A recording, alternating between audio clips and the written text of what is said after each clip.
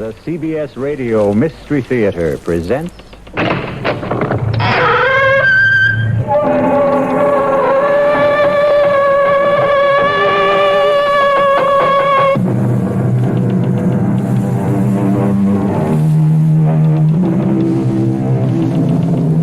Come in. Welcome. I am E.G. Marshall, and I have a ghost story to tell you. But a most unusual ghost story, since it violates all the established rules. You know the rules for a ghost story. It must be set on some desolate, windswept moor, or perhaps in a ruined, isolated mansion, or a lonely, deserted castle. However, this spine-tingling tale actually takes place in a modern, luxury, high-rise apartment building, and in broad daylight. I don't want to die, George, please. I don't want to die. Margaret, darling, listen to me. No. Margaret, it would be better. Better for who? For you, dear, for you. I have very little left, George. Please, just let me live a little longer. Margaret, life means nothing to you now. I know, but just let me live a little bit longer. I can't, Margaret. I can't.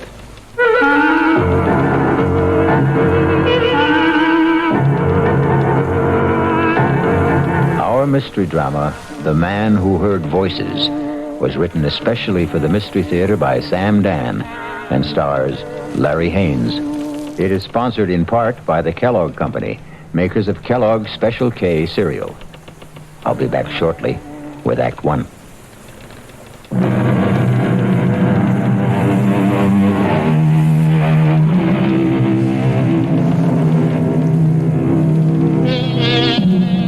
At 42, George Wesley Sanderson is handsome, intelligent, and wealthy. He is married to a most beautiful woman. He is a partner in a prestigious law firm. He has a host of friends because he is gracious, considerate, sensitive, and obliging. And so, you look at him sipping his morning coffee in his luxurious apartment in New York City, and you say to yourself, here indeed is one of fortune's favorites. How wonderful life must be for George Wesley Sanderson. But we have invaded his privacy. We have caught him alone and off guard. And so we see a look of terror in his eyes. And no wonder, because George Wesley Sanderson hears a voice. A woman's voice. It's time for my pills, George. The voice is clear and distinct. May I have my pills, George? But George is alone in the room. My pills! George? Not only is George Wesley Sanderson alone in the room, but the voice belongs to a woman 10 years dead. Margaret. George, you must give me my pills. Oh, no. George. George, I understand. I forgive you. George, I forgive you.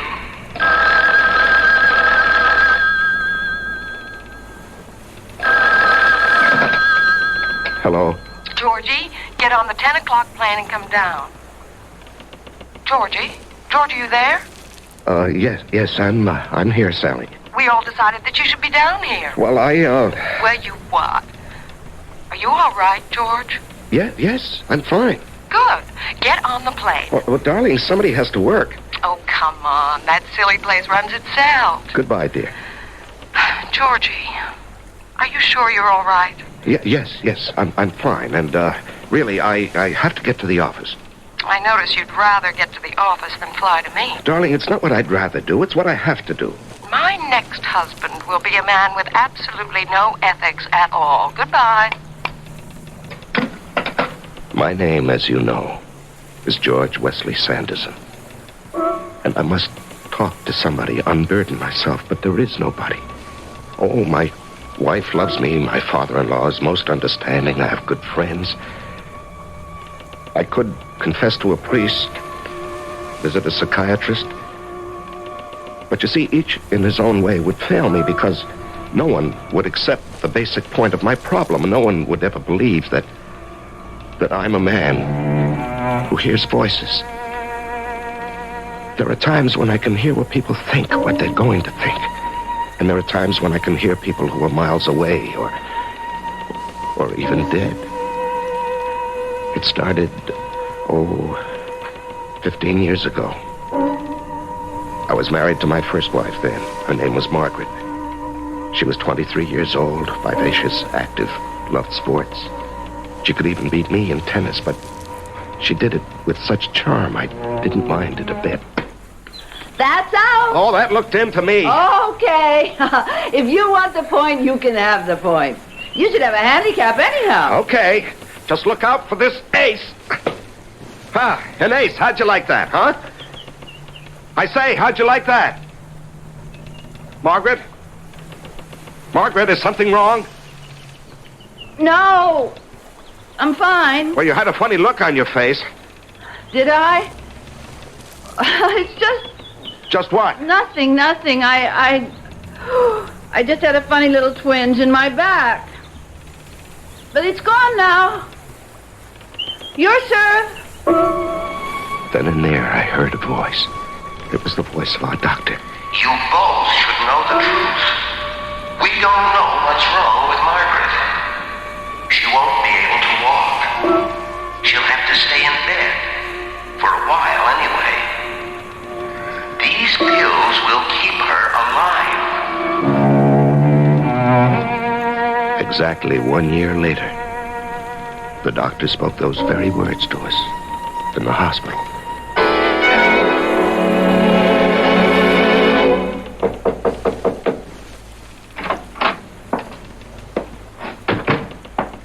You, sent for me, Mr. Cartwright? Yes, George, sit down. Thank you, sir. George, I read your brief on the Hollingsworth case. Brilliant. Is that what you'd like to specialize in? Criminal law? Yes, sir. Good. This firm could use a crackerjack trial lawyer. Let's have dinner one night this week and start making some plans for you. Well, sir, I, really can't go out much at night. You know? No, you see, my wife is, bedridden. Oh, well, I'm sorry to hear that. We don't even know what it is. One of those, mysterious ailments. Anyhow, she has to have constant attention. I have a woman who stays with her during the day, but at night, I can't leave her alone. Well, that's too bad. We'll arrange for lunch, perhaps. Then I heard his voice. His silent voice, but to me, it was crystal clear. Too bad. We may have to forget about George. It's a tragedy. But if he wants to be an 8-hour-a-day man, he'll remain in an 8-hour-a-day job.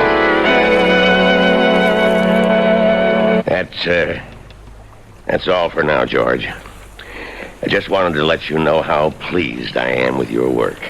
And the other partners are, too. Well, thank you, sir. Hi, Dad. Your secretary said you were busy, but I'll only be a minute. Well, hello. Who is this? This is one of our new young attorneys, George Wesley Sanderson, and my daughter, Sally. How do you do? George Wesley Sanderson. Even sounds like a great lawyer. Now, dear, save that ravishing smile for where it'll do you some good. George Sanderson is a married man. And once again, I heard a voice. Sally's voice. I don't care if he is married. I want him. I never believed it, but now I know it's absolutely true. There is such a thing as love at first sight. I love him.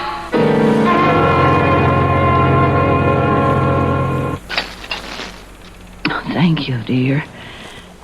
But I don't want any more. It's time for my pill. Oh, yes, so it is. I'll get it for you. Those pills, they're like a lifeline. Well, let's be thankful they work. Poor George. You've become a full-time nurse. And in addition, you've got a full-time job. You really don't get much sleep, darling. You have to set an alarm every 2 hours to give me my pill. Darling, we stood up together and we took a vow, for richer, for poorer, for better, for worse, in sickness and health. Till death do us part. Let's change the subject, huh? Okay. Well, how'd it go at work today? Oh, everybody flipped for the way I handled the Hollingsworth case. Oh, will it mean a promotion? Well, maybe, but more important is the additional money. Oh, George. Now what?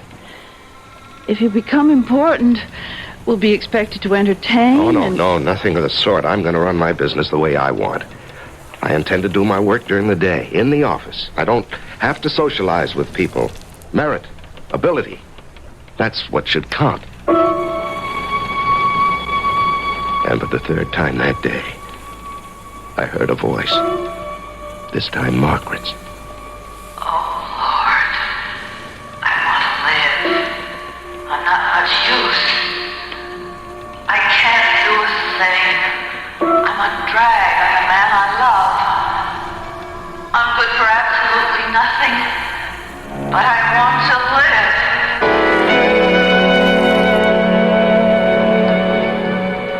And we have a clear precedent here. When Theodore Roosevelt was police commissioner of the city of New York, the question of injury incurred while making a citizen's arrest... Do you always talk to yourself? Oh, I happen to be dictating into this recorder. How did you get in here? Being the boss's daughter ought to give a girl certain privileges. I came by hoping you might have pity on me. Pity? I'm famished. You might take me to lunch. Well, Well, what? It wouldn't hurt you with the chief. Might even pave the way to a promotion. Well, on the other hand, it might backfire. How? Well, how does your father regard married male employees who take his daughter to lunch? I don't know. It's never happened before. As you legal types might say, there are no precedents. Come on. Take a chance. Live dangerously. I'll give my hat.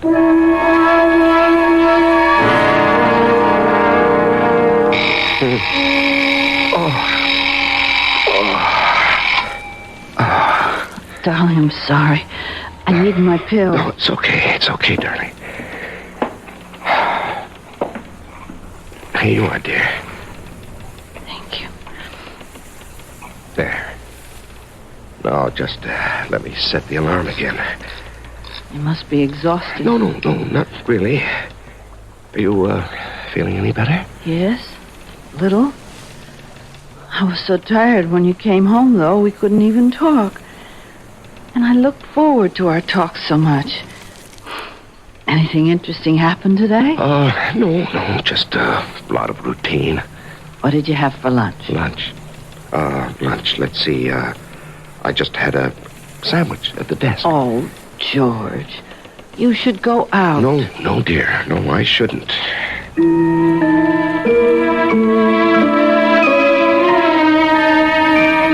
But I did. She would drop by 2-3 times a week. And it just became, well, a thing we did. We were friends, that's all. I knew she was in love with me, but I was discovering something else.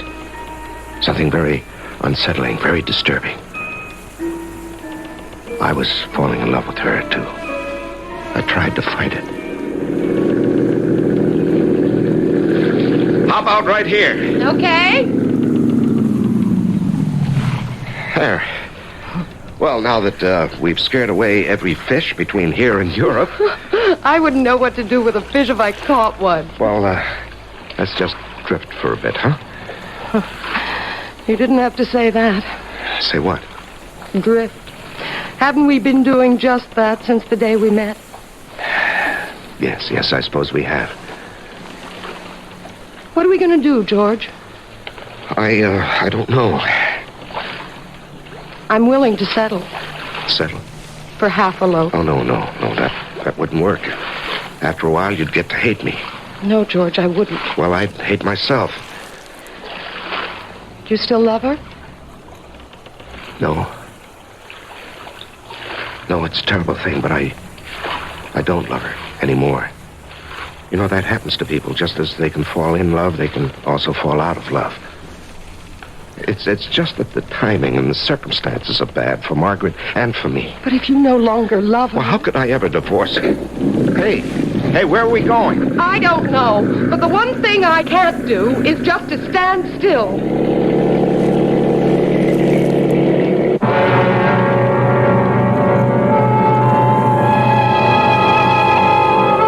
Nothing and no one in this world ever really stands still. Wheels are always turning. Gears are shifting. Minds are changing. Perhaps slowly, imperceptibly, subtly. Even a marriage vow contains the seeds of its own dissolution, for it says, "Until death do us part." We'll be back shortly with Act 2. Thank you, thank you. More than 75,000 letters, and they're still coming in. I am High Brown, producer of Radio Mystery Theater. You've said such beautiful things, like bravo, bravo, bravo, a breath of fresh air, and superb production. I love you, but there's one problem. So many of you ask questions, it's going to take weeks sorting through all that mail to give you an answer. So if you need a quick reply to a specific question, please write again, and we'll try to answer promptly. Write Mystery Theater, Box 5152, Radio City Station, New York 10019. That's Mystery Theater, Box 5152, Radio City Station, New York 10019.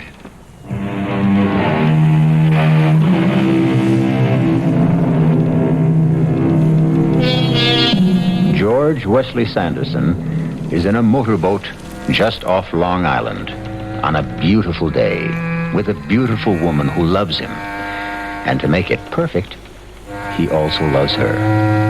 However, there's a complication. George Wesley Sanderson is married, and he takes his vow seriously.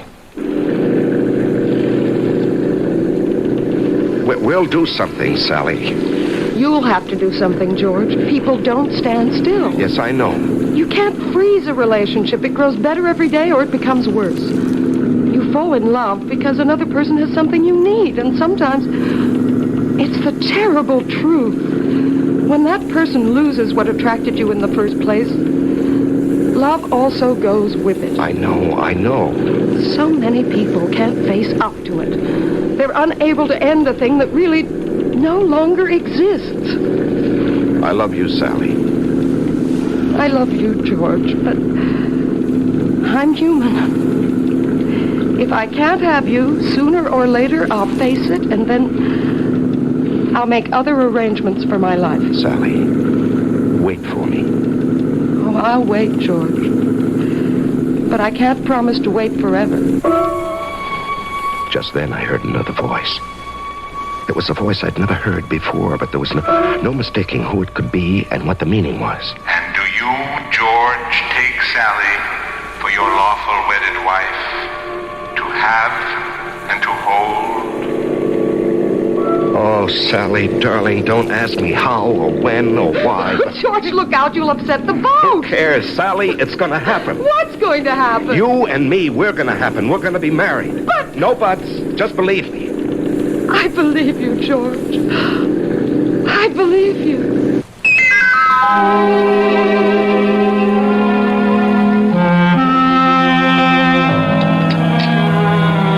That was good. I was so hungry. Oh, Margaret, that's a good sign. Oh, I don't know. Sometimes I just wish... What? What do you wish? Oh, nothing. I don't want to talk about it. Well, now, you must have had an interesting morning. Oh, just so-so. Well, what was it? What did you have to do with the office? You never did tell me. No, I didn't. Well, we had to take a deposition. Oh? And we just spent the morning listening to witnesses. And, Margaret? What? Oh, dear, what is it, George? Don't close your eyes yet. It's time for your pill. Here, take it down with some juice. Oh. You know, that's all we'd have to do, just forget one pill. Oh, George, darling, maybe we'd both be better off.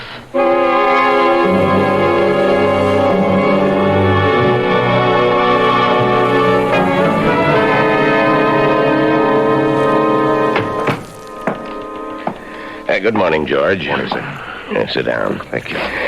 Now, George, I want you to go to Washington. I know you have personal problems. Yes, sir. I want you to argue the Stillwell case before the Court of Appeals. Well, sir, You can win this case for us. You're a natural. Lawyers like you come along once in a generation. Yes, but Mr. Cartwright... The trial date is in 6 weeks. Now, I'm sure you can find a way to resolve your problem. You can buy nursing care while you're gone. Sir, it's more than that. I'm sure it is. Now, I don't want to intrude in your personal affairs. Although I understand I'm indirectly affected. My daughter, evidently, is quite taken with you. Well, that's between the two of you. I assure you... Of what? The two of you are in love. It's a very difficult situation. But it's your situation. For my part, I need you for the Stillwell trial in Washington. Now, don't give me your answer right now. And then I heard a voice. And this voice I knew very well because it was my own voice.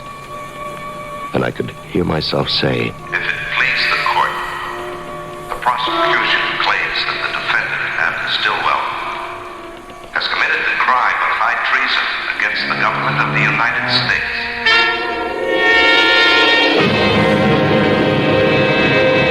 George?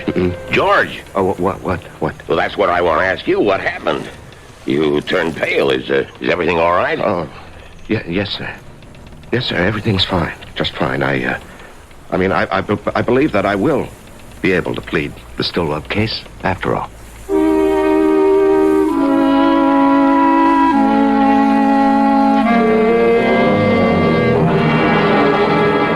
Has she been taking these pills regularly? Oh, religiously, Doctor. The woman we have here in the daytime is absolutely trustworthy, and of course I'm here all night. And he's a tyrant about it, Doctor. Well, he should be. Doctor, what about Margaret? Well, for the first time since this thing struck, I have good news. Good news? I say good. These words, good and bad, are relative. Yes, but what do you mean by good? Well, for the first time, I can detect no further signs of deterioration. I see. Unless some other complication occurs. Margaret can live on indefinitely, provided she takes her pills on a regular basis. Oh, well, we'll see to that, Doctor. We'll see to that. Well, keep in touch if anything unusual happens, and I'll be here again next week. Yes, I'll see you to the door, Doctor. Goodbye, Margaret. Goodbye, Doctor. Oh, a lovely day, isn't it, George? Yes. Oh, about those pills, George. Make sure you never run out. And she must have one every 2 hours. That's what his speaking voice was saying to me. The little amenities, the weather, don't forget her pills, and so on. But there was another voice. His inner voice. And I could hear it so clearly, so plainly. Poor kids. I'm glad I don't have to decide. She's in such terrible pain. Constantly. Well, that's between the two of them. Or maybe it's up to him. I only know I wouldn't want to be in his shoes for all the money in the world.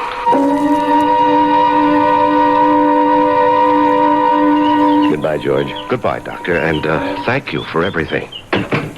George? George? Yes, dear. I'd like a pillow. Yes, dear, I'm coming. Here we are. Now, does that feel more comfortable? I think so. Margaret, look at me. I'm looking at you, darling.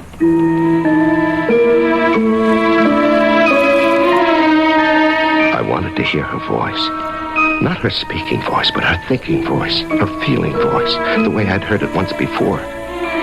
But this ability, this gift, this talent, call it what you will, doesn't work at my command. It comes and goes of its own accord. I wanted to know how she felt, what she really wished for. If a certain decision was to be made, I wanted her to share in it, but try as I might, I simply couldn't hear her inner voice, and I knew that the decision, one way or another, would have to be mine. All mine, mine alone. I'm looking at you, darling. Margaret, are you in pain? Oh, doesn't matter, really. The pill takes care of it. Oh, it's such a miraculous pill. It takes care of everything. Oh, I think I'd better sleep for a while, George. I just want to sleep. Margaret, what do you mean? Please tell me, what do you mean by sleep? Margaret? Oh, I'll get that. Hello? George? Oh, yes, Mr. Cartwright. Can you arrange to fly to Washington a week from Friday? A week from Friday? Yes, for a pre-trial on the Stillwell case. Well, sir, I hadn't expected Well, you told me just yesterday in the office that you'd handle it. Well, yes, sir, but that was because I thought I had 6 more weeks. Well, you do. This'll just involve you down there for a day or two this time. I understand. I'll have Miss Gordon book your flight. Well, a week from Friday, that's about 10 days, isn't it? Yeah, well, we'll have all the papers for you at the office tomorrow. And I'm taking you off everything else. Just remember, we want this case. Yes, sir. Goodbye, George. Goodbye, sir. George? Oh, darling, I thought you were asleep. The ringing of the phone woke me. I thought it was the alarm for my pill. Oh, no, we still have another hour for that. Now, what's supposed to happen a week from Friday? Just a lunch date with Mr. Cartwright and a client. He must like you a lot, doesn't he? Well, I'm not really a bad lawyer. Oh, George. I wish I could be of help to you. I wish there was something I could do.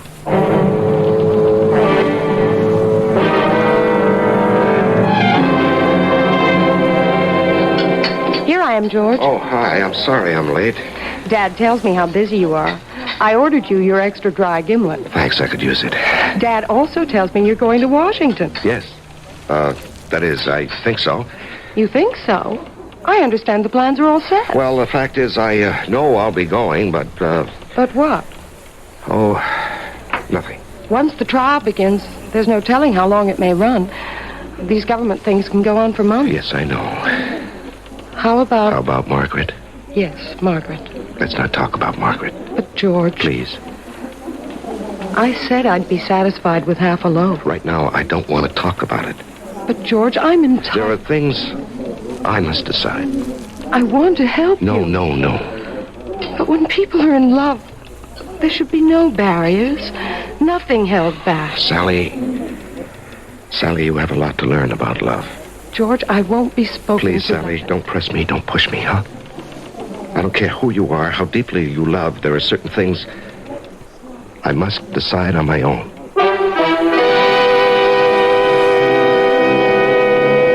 George Wesley Sanderson is faced with a decision. And it's a decision a man doesn't make lightly, nor does he make it every day. Because what George must decide is whether or not to kill his wife.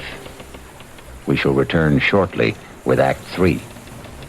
This is WBBM Chicago, News Radio 78.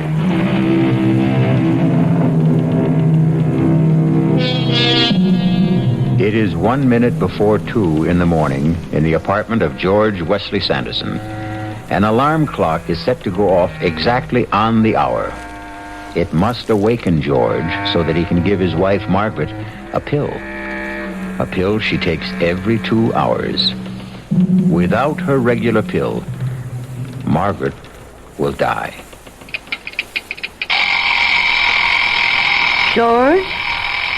George, wake up. George?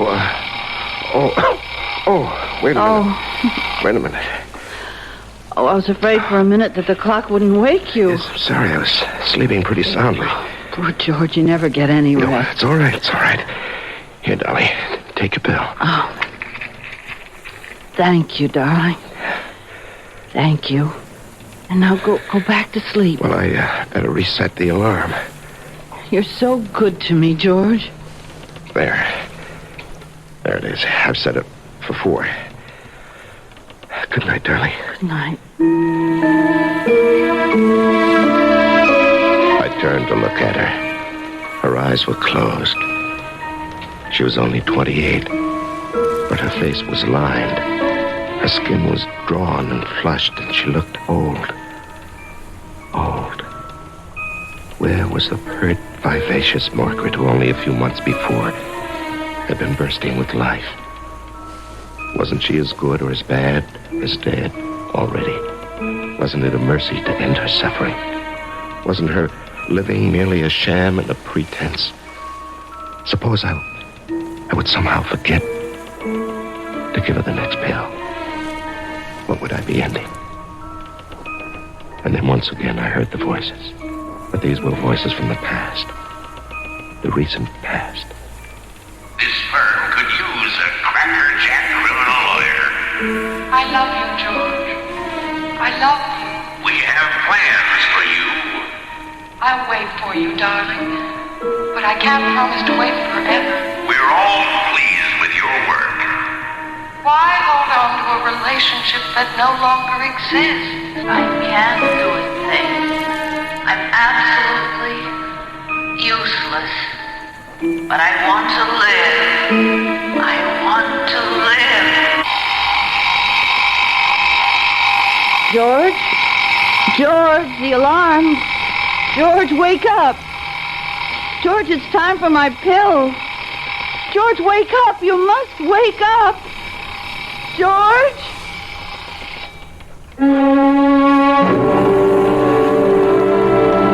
I heard the alarm, Margaret. I heard it. George, you must wake up. Believe me, Margaret, I'm doing it for you. George. George, I must have my pills. George, wake up. Oh, believe me, Margaret. Please believe me, it isn't Sally or the job. I admit they both tempt me, but I don't want to see you suffer anymore. Aren't you going to give me my pills? George, let me live. Just a little longer, please. I'm so tired, Margaret. So tired.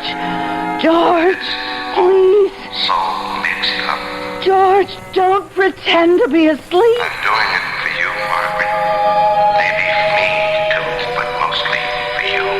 Oh, George. Darling. I forgive you. I forgive you.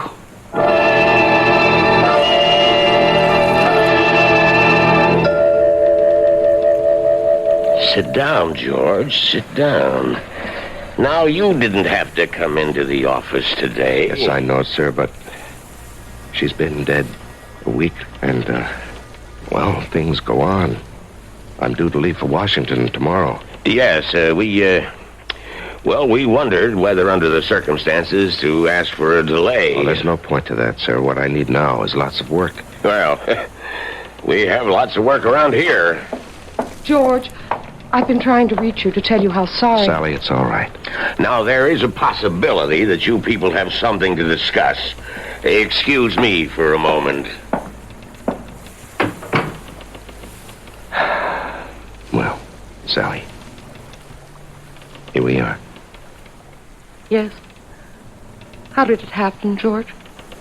Oh, it's something that could have happened at any time. She just, fell asleep and she didn't wake up. And now what, George? And now, we can be married.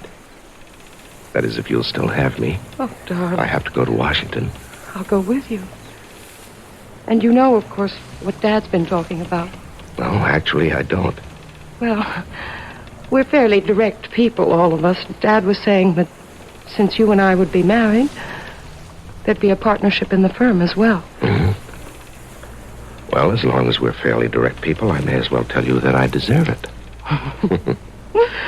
Darling, do you know that this is the first time I've ever seen you smile? Oh, I smile all the time. You listen to me, George Wesley Sanderson. You're going to live. You're going to travel. You're going to mingle with all the people worth knowing in government, politics, the theater, art. Wait. Now, when do I work? Oh, you can work as hard as you like. As long as you remember you have to play hard, too. When do we start? Right now. That was, 15 years ago. I was 30, she was 25. And the years haven't changed either of us. Well, not very much, anyhow. Life has been full of excitement, zest, and, of course, satisfaction. Because I've won some very well-publicized cases in this talk of a judgeship, but that's all for the future. The important thing is that for almost 15 years since she died, I haven't heard voices. You know, those voices. Until last week. And it happened when I was alone in the morning at breakfast. May I have my pills, George? My pills. I want to live. Please, George. My pills.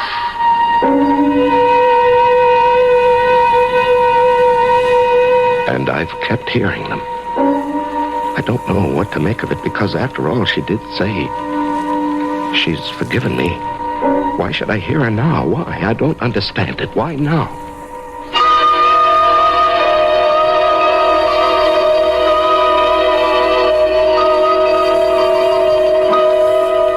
In the case of delay versus international power, the precedent is clearly stated.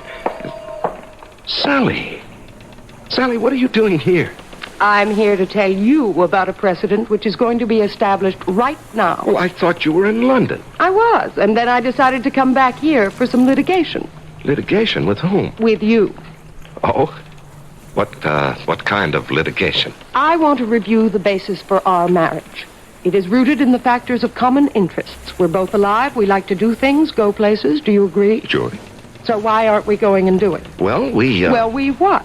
Do you realize that for the past year you've been working day and night? Well, darling, it so happens we have some crucial cases. Do you want our relationship to change permanently? Do you want us to drift apart? Do you know you're a nut? Darling, a long time ago we talked about this. Nothing, no one ever stands still. People change, and if they do, so does the basis of their relationship. All right. We'll go skiing. Turn your work over to the bright young eager beavers and let's you and I start having fun again.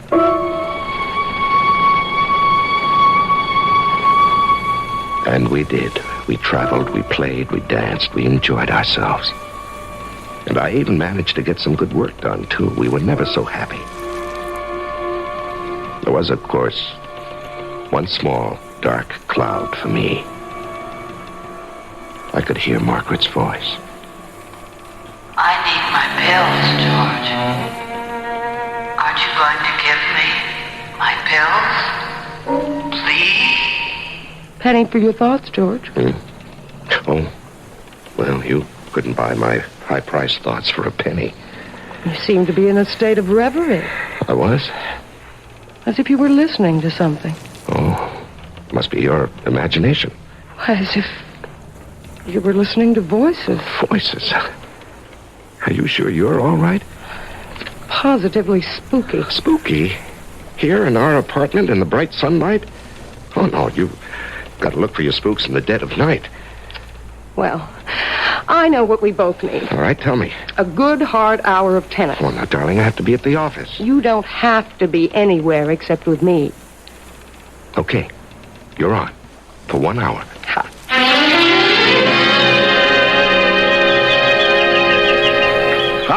That's out. This set has one more game. Your luck won't hold forever. Oh, no, I don't need luck. I happen to be good. Oh, that was definitely out. I think I'm going to break your service. Well? George, what's the matter? It's nothing, dear. Well, I'm waiting. Serve. What is it, George? Is something wrong? No, I'm fine. You have a funny look on your face. Have I? Are you sure you're all right, dear? Yes, I'm sure. It's just... Just what? Oh, it's nothing. I just had this little twinge in my back. But it's gone now.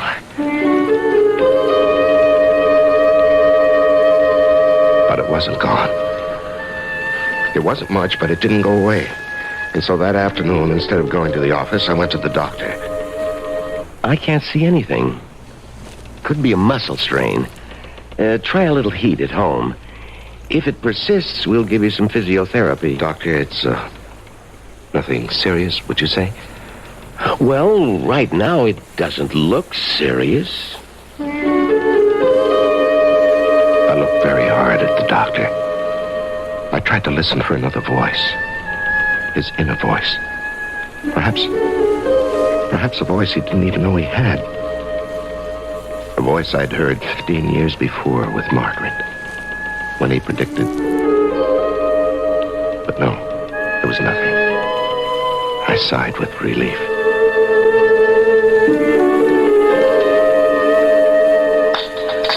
Pour me a cup of black coffee. Yeah, sure thing. How's the back this morning? Oh, fine, just fine. How about some tennis? If you'd like. Sure your back's okay? I said so, honey. I found out you'd seen the doctor the other day. Oh, well, it was just a checkup. And the back? Oh, a twinge now and then. Everybody gets a twinge now and then. Dinner tonight at the Caswells. I better call her. And then we'll try a few sets. Do you love me? I think so. I think I love you, too. She left the room. I was all alone. For a week now, I've been hearing Margaret's voice. But now there wasn't a sound. I listened, but as mysteriously as it had begun. Perhaps it was coming to an end. Maybe I was losing this ear I had for voices. And then I heard it. A voice. It was very indistinct at first, but I recognized it. It was my own voice. But I couldn't believe what it was saying. I didn't want to believe what it was saying. Sally. Oh, please, Sally. Sally, give me my pills. Please. Sally, I must have my pills. Sally, aren't you going to give me my pills? Sally, don't kill me. I don't want to die. Sally, my pills. George, what's wrong? Sally, it's my back. I'll call the doctor. Yes, Sally, quickly. The pain is terrible. Sally, please. You won't kill me, will you? What are you talking about? When the time comes, you won't kill me. You won't, Sally. Or will you? Will you?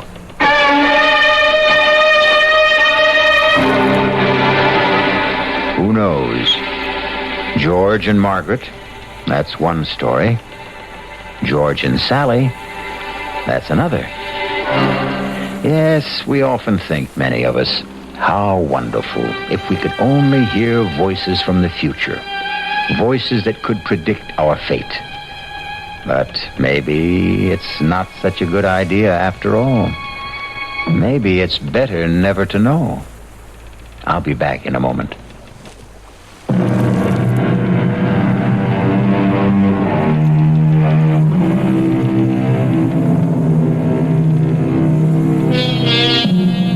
Voices. What are the voices we think we hear in the night? Are they merely dreams, fantasies, or our own wishes? Or are they real? And why shouldn't they be real? After all, reality is what we think it is, and ever so often, what we want it to be. One reality that you can count on is the absolute fact that we will be back here again with other voices to tell you another tale that will excite and amaze and perhaps cause just a tiny, delicious tingle of terror. Our cast included Larry Haynes, Augusta Dabney, Leon Janney, and Suzanne Grossman. The entire production was under the direction of Hyman Brown. And now, a preview of our next tale.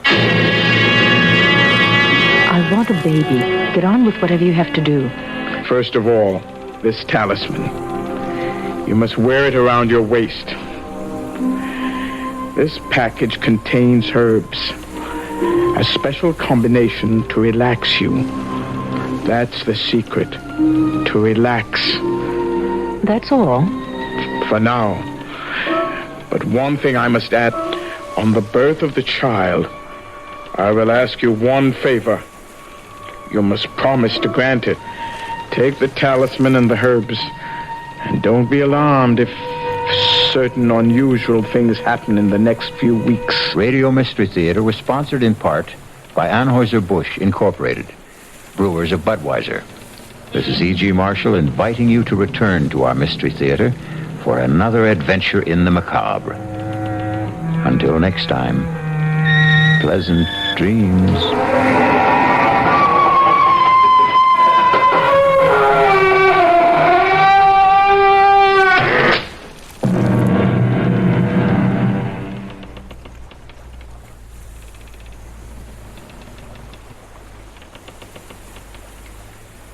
The CBS Radio Mystery Theater presents...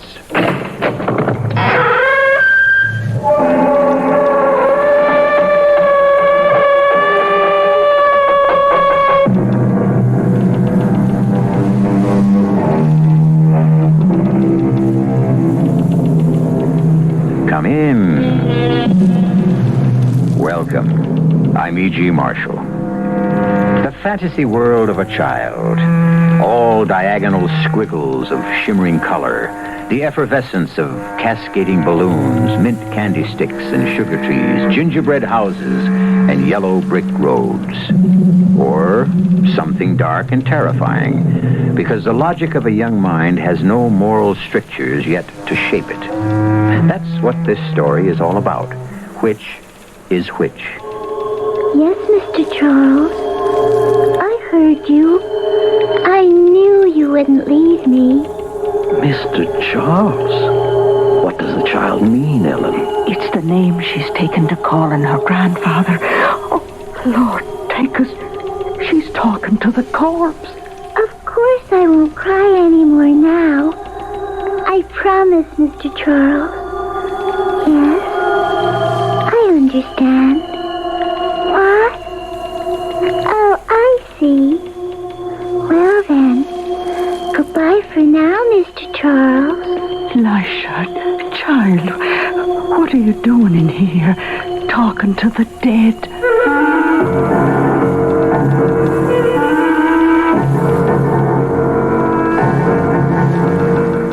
Our mystery drama, The Providential Ghost, was written especially for the Mystery Theater by Ian Martin and stars Beatrice Straight.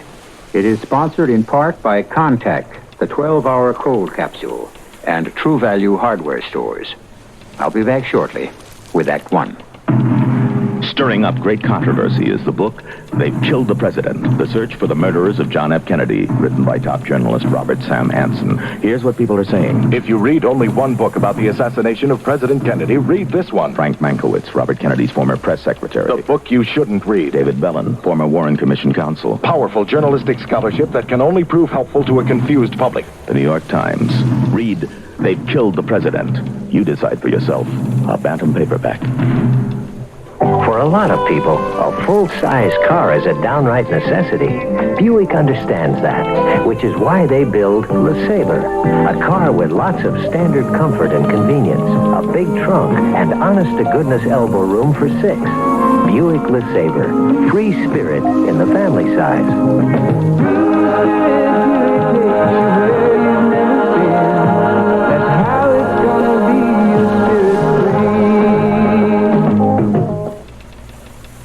This is a message to some very special people. They're special people because even though they may feel fine, they're dying. They're people who have high blood pressure and aren't treating it seriously. If you are one of these people, take a few seconds to listen to some statistics. They may help you add years to your life. Insurance companies have found the higher your blood pressure is, the more years you can subtract from your life. For example, if your blood pressure is 140/95, subtract 9 years from your life. And if it's 150/100, you could die 16 years too early. Here are a few more numbers to think about. If you don't treat your high blood pressure, chances are 3 times greater that you'll have a stroke, and almost 5 times greater that you'll suffer from congestive heart failure. But you can lead a longer and healthier life if you treat your high blood pressure seriously. See your doctor. Get back on your treatment. Treat your high blood pressure and live. A public service message of this station and the Advertising Council.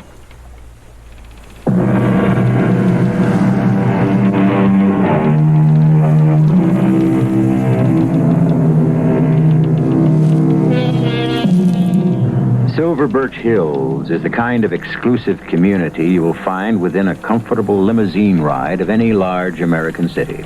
Very private people who want to be hermetically sealed in a private world.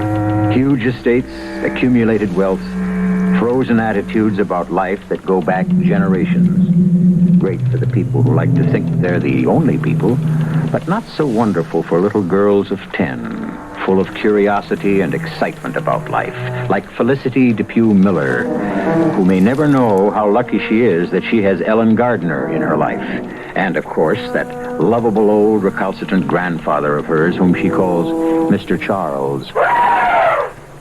What's he saying, Mr. Charles? I should think he's saying thank you for the peanuts. And isn't it a lovely day since you came along, Felicity? There you go again. Don't call me that. It's your name. And I hate it. It's a nice name. It means happiness, joy, good luck.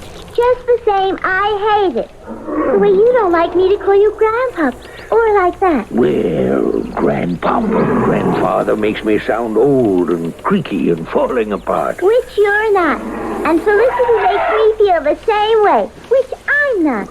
So you promised to call me Misha. Yes, I'm your Mr. Charles. Right on.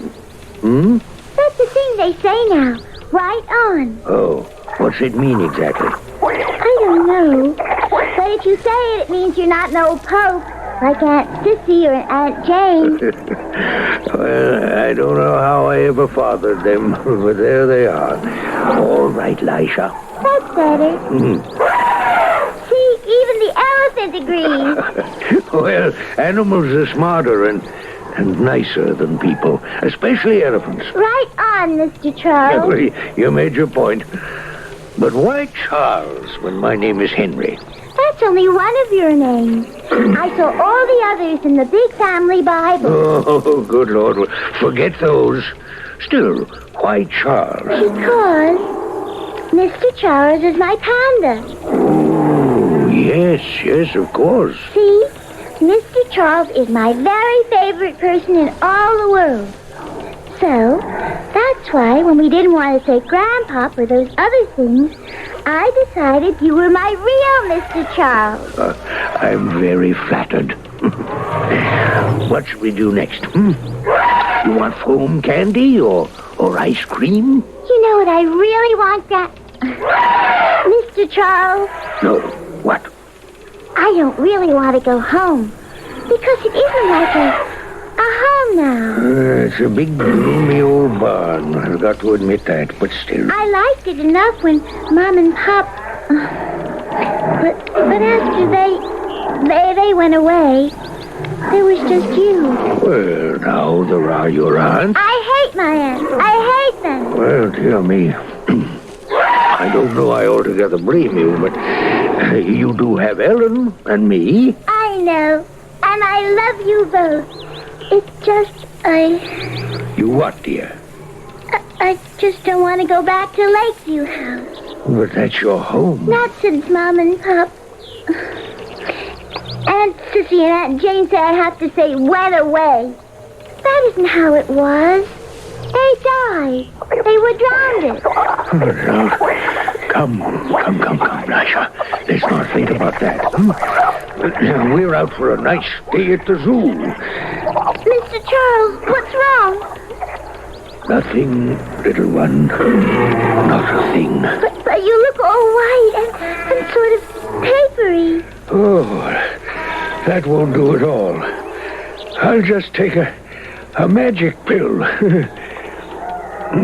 You'll see. I'll look all ruddy again. I'm scared, Mr. Charles. Oh, whatever for? If you ever went away like Mom and Pop, I don't know what I'd do to be safe. Safe? Just you and Ellen. That's all that keeps me safe. And if you weren't here, maybe Ellen wouldn't. Wouldn't what? Wouldn't be here. So you see, you just can't leave me. I promise you, I never will.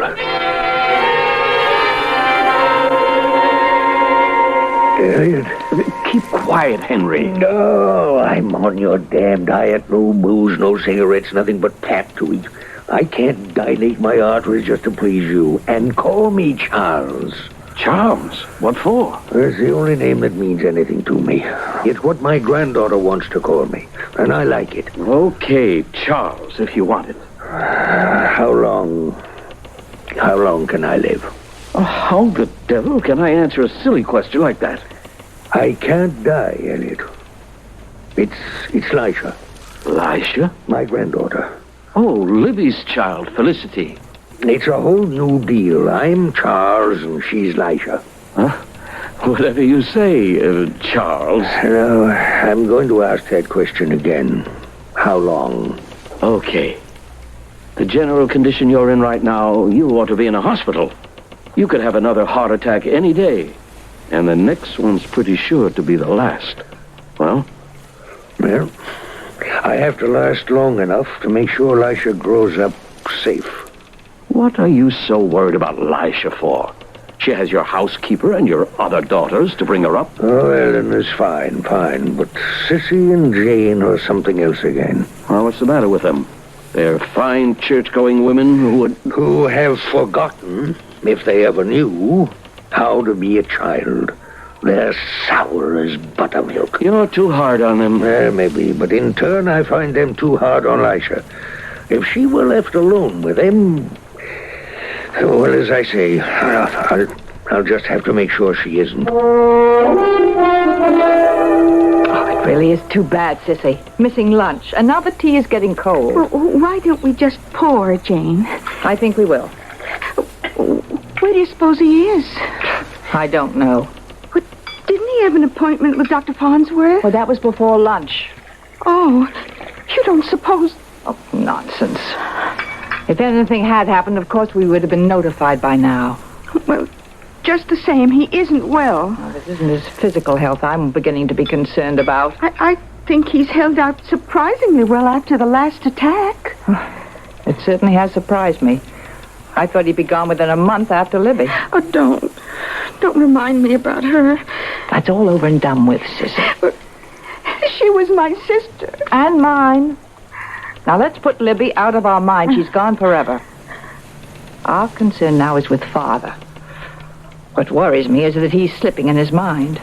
Papa? Yes. All those silly things like changing Felicity's name and allowing her to call him by the name of one of her animals, Mr. Charles, indeed. Well, you know how he is about her. Yes, indeed. The child can wind him about her little finger, just like her mother. Well, Ellen spoils her, too. Yes. Believe me, when Father dies, she will be the next one to go. Felicity needs a firm hand and plenty of control, which I intend to see that she gets, for everyone's sake. Oh, you intend to see gets what, Jane?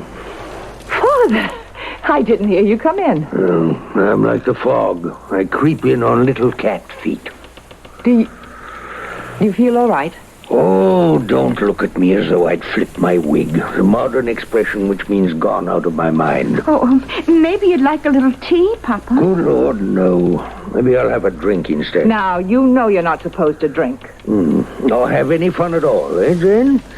Well, you know my philosophy. Eat, drink, and be merry, for tomorrow we may die. At least I can be merry anyway. Where's Lisha? She's been sent to her room and told to go to bed without supper. Why? Now, you know how often I've spoken to her about tracking mud into the house. Well, she did it again today, and when I scolded her, she was unruly and impolite.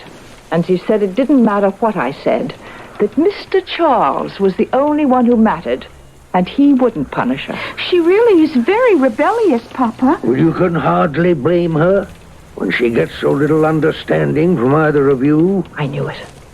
Taking her part immediately. It's just like Libby all over again. Now, that'll be enough. I don't want to hear any more. I'm going upstairs to Lisha. I suppose you're going to countermand my orders. She has to get a little love from somebody in the family.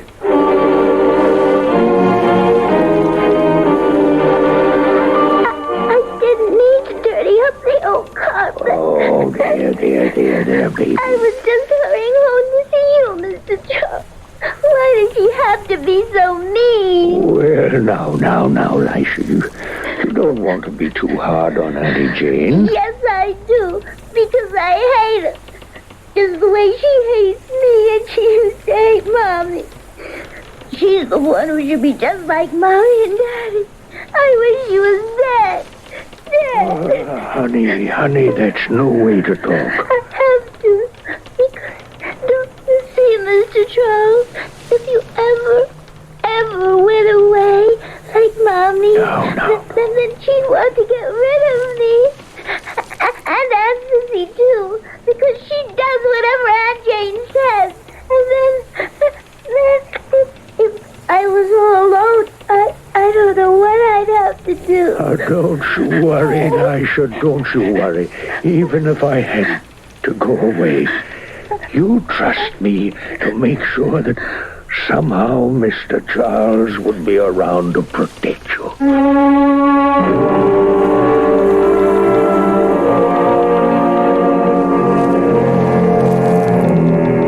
How can he promise to be around to protect her?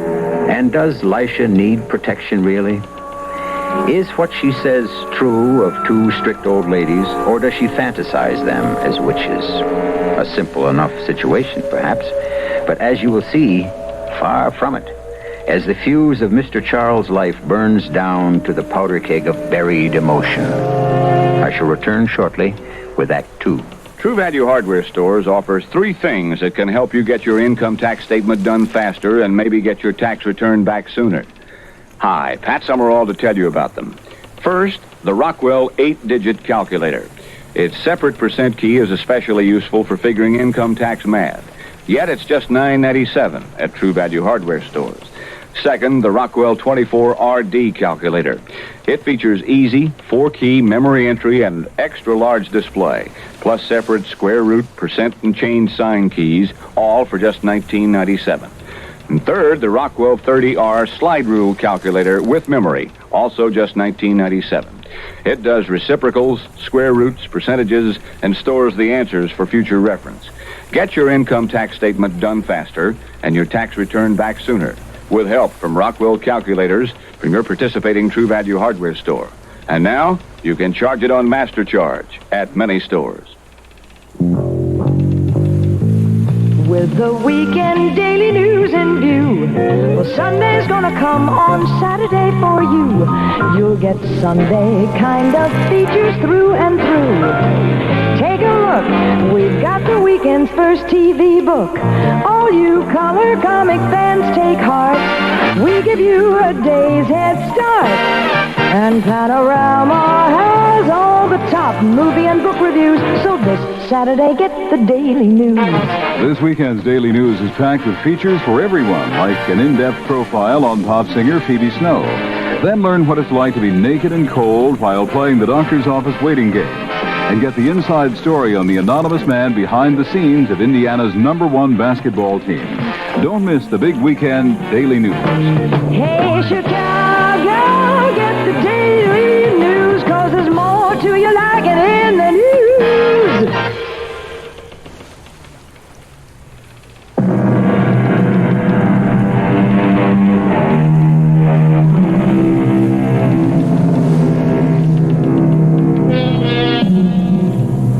Lisha has been left temporarily to the comforting arms of Ellen, the housekeeper.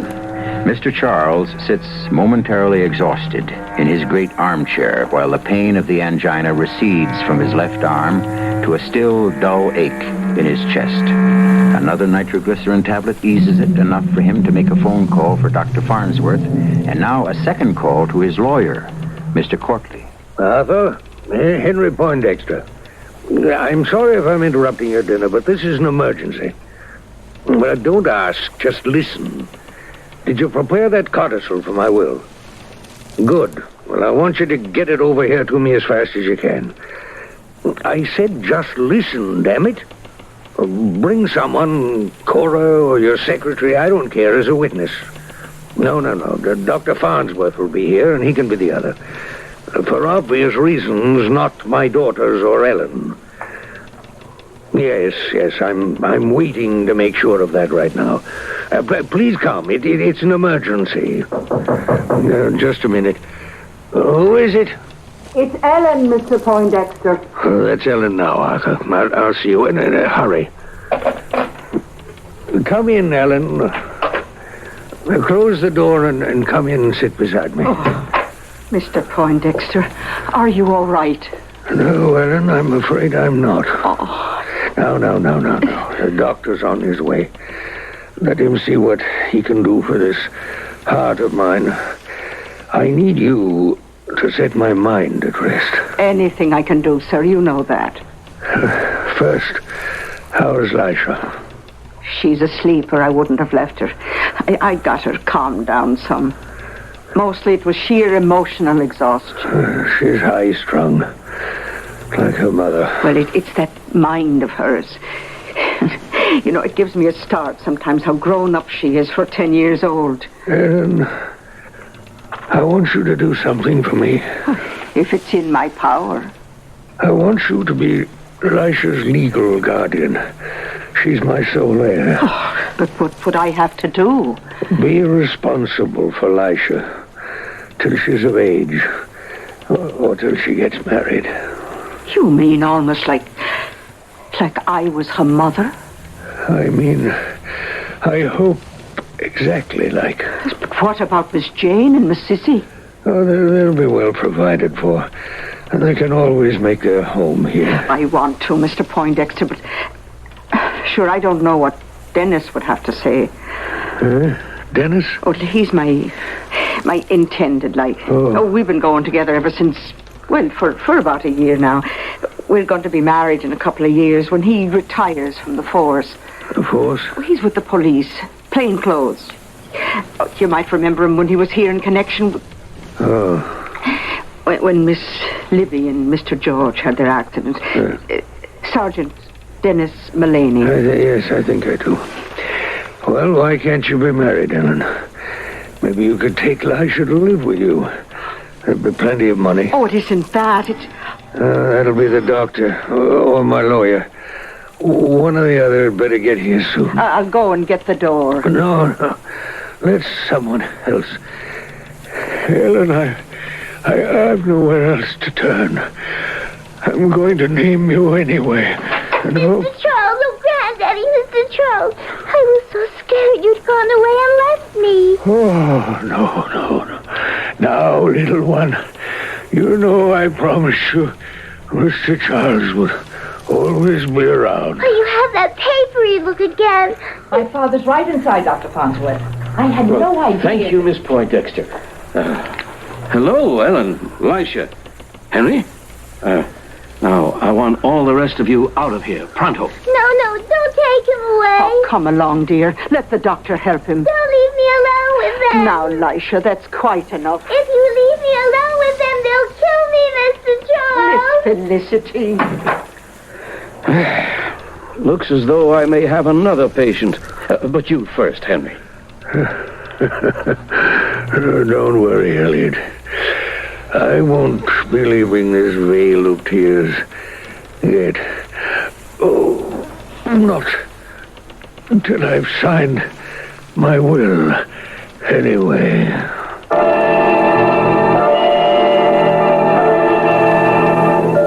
Good night. Thank you all for coming to pay your respects. Thank you. The funeral will be tomorrow morning, 11 o'clock, at St. Andrew's Cathedral. Thank heavens. I hope that's the last of them, Helen. Oh, Mr. Poindexter had so many friends. Yes. My father was somebody. But what are you doing downstairs? Why aren't you up with Miss Felicity? Well, I was looking for her. I was out of the room a moment and she disappeared on me. Now, look, you were told to stay with her. Mr. Courtley is waiting in the library for the reading of the will. Go and ask Miss Sissy to come down there. And then find Felicity. And see she stays put. Yes, ma'am. I'll take care of it. And I'll take care of you, Ellen.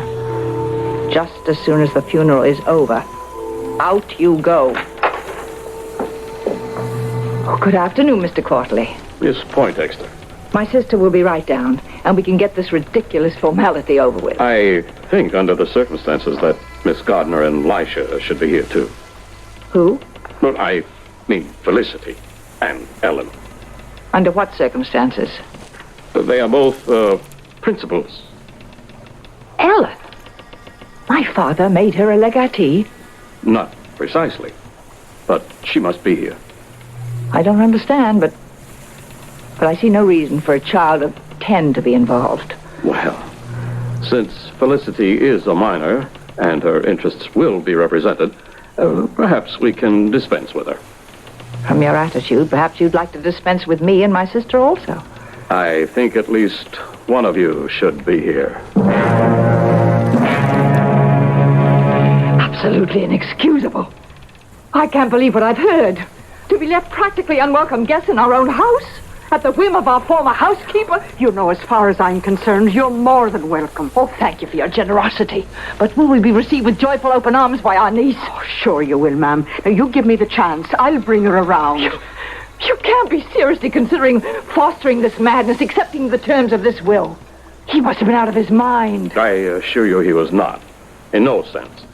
I have affidavits from Dr. Farnsworth and 2 psychiatrists your father insisted on having examined him the day before this will was signed and witnessed. You mean there's nothing I can do about this? In my legal and personal opinion, not a thing. That's something which we shall see about. Well, Ellen, it looks as though you're going to have a rocky time. If there's any way I can help... Oh, I'll manage. And I'll have to talk to you later, Mr. Courtley. Right at the moment, if you'll excuse me. It's Lisha I'm worried about. I don't know where she's got to, and she's that upset I've got to find her. I'll walk out with you. You know, this is a tremendous responsibility that's been thrust on you. I think if you have a lawyer or some friend that's close, perhaps you ought to talk it over with... I will, but wait a minute. Yes, Mr. Charles. I hear you. I knew you wouldn't leave me. Mr. Charles. It's what she's taken to calling her grandfather. Oh, the Lord take us. She's in talking to the corpse. Of course I won't cry anymore. Now I promise. Yes. I understand. What? Oh, I see. Well, goodbye for now. Lisha, child, what are you doing in here? Just talking to Mr. Charles. Oh, now, come away, dear. This is no place for a little girl. It's all right. I don't have to cry anymore now. What do you mean, now? I mean now that I know Mr. Charles hasn't really gone away. He just talked to me and told me I shouldn't be afraid. Would you excuse me, please? I have to go upstairs to my room and think about all the things he told me. Is that child all right? I don't know. The 3 people she loved most in the world, taken away from her in less than a year. I'm not wise enough to know what that might do to the mind of a child, especially one as sensitive as her.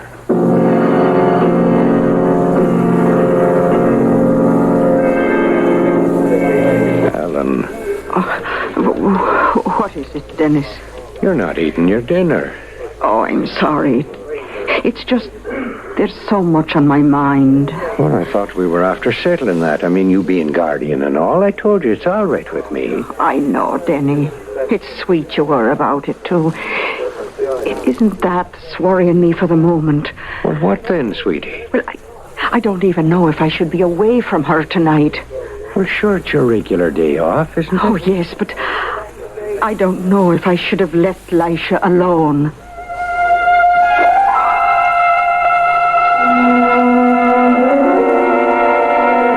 Yes, Mr. Charles. I understand. No, I'm not scared. I'll do just what you tell me. Yes? I know just where to get it. And do what? Oh, sure, that's easy. Just like magicians do. But what about Auntie Jane?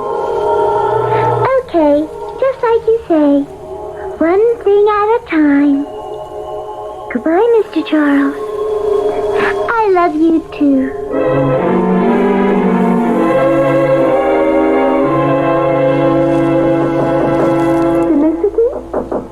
Felicity, dear. You can come in. I'm not asleep.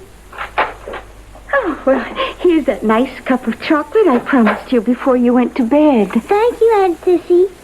Did you bring one for yourself, too? Oh, yes. We can have a little party. There, now, that's yours. And I'll put mine on the table beside it. I don't really like chocolate all that much. Oh, now, you have to drink it. Could you get Mr. Charles for me? Mr. Charles? Oh, I didn't mean grandfather. He's passed on now. I mean the other Mr. Charles. I left him in the bathroom. Oh, of course, dear. Your big woolly panda. I'll get him right away. Only he's not. I'm talking to you, Mr. Charles. My real Mr. Charles. I'm doing what you said now. There we are. Mr. Charles in person. You suppose he'd like some nice hot chocolate, too? He doesn't like it much either. Oh, well then, let's just show him how good it is. Hey, you drink it all down, dear. I made it especially for you. You drink all yours, and I'll drink all mine. It's a deal.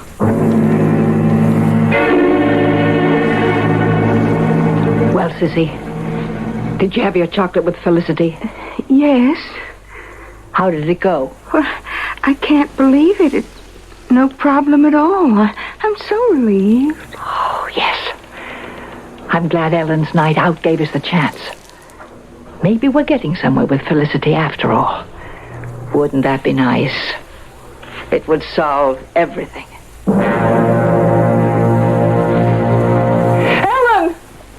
Ellen, for God's sake, Ellen! Yes. Well, what is it, Miss Jane? It's Sissy. It's my sister. Call Dr. Farnsworth. At 6 in the morning. I don't care if it's the middle of the night. Get him here. Get the hospital. Get someone. I think she's dead.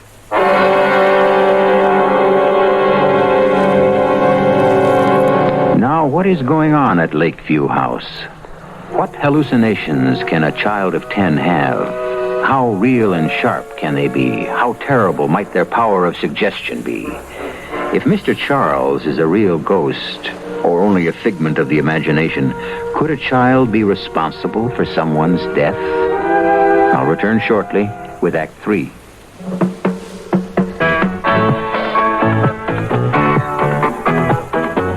Give your hand to a friend. Give your heart to your love. But give your cold to contact. The sooner the better. The most successful selling cold medicine in the world is a little capsule. It's Contact. It contains no ingredients for aches and fever, no cough medicine. It gives you longer relief per dose than any pill, any liquid. Full-time 24-hour relief of your sneezing, drips, and congestion. Contact. Its tiny time pills contain ingredients to work up to 12 hours. That's longer relief per dose from those symptoms than any pill, any liquid. So, give your cold to Contact. All day, all night. Full time. Give your cold to Contact. Give your cold to Contact. Give your cold. Use only as directed. Take the advice of True Value hardware stores, and you'll only need to use half as many light bulbs as you did last year. Get GE Soft White Plus bulbs. These 75 or 100-watt bulbs offer softer, more flattering light and last twice as long as standard bulbs. You actually save money when you buy Soft White Plus bulbs because they don't need to be replaced as often as regular bulbs. The secret? Their exclusive power coil filament that's much stronger than regular filaments. True Value hardware stores offer a complete selection of General Electric bulbs, too, like three-way bulbs, fluorescent tubes, and appliance bulbs, or incandescent plant lights, yellow bug lights, night lights, high-intensity bulbs, and more. If you want to use just half as many light bulbs as you did last year, get GE Soft White Plus bulbs, or choose from the complete selection of GE bulbs at your participating True Value hardware store. And now you can charge it on Master Charge at many True Value hardware stores. This is WBBM Chicago.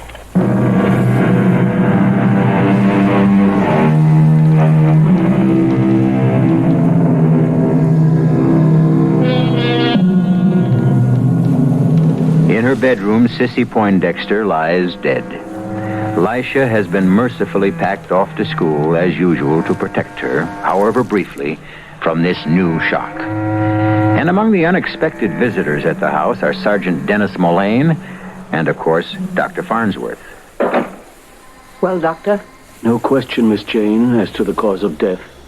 Cardiac failure. But that's impossible. It's been a long time since I examined either of you.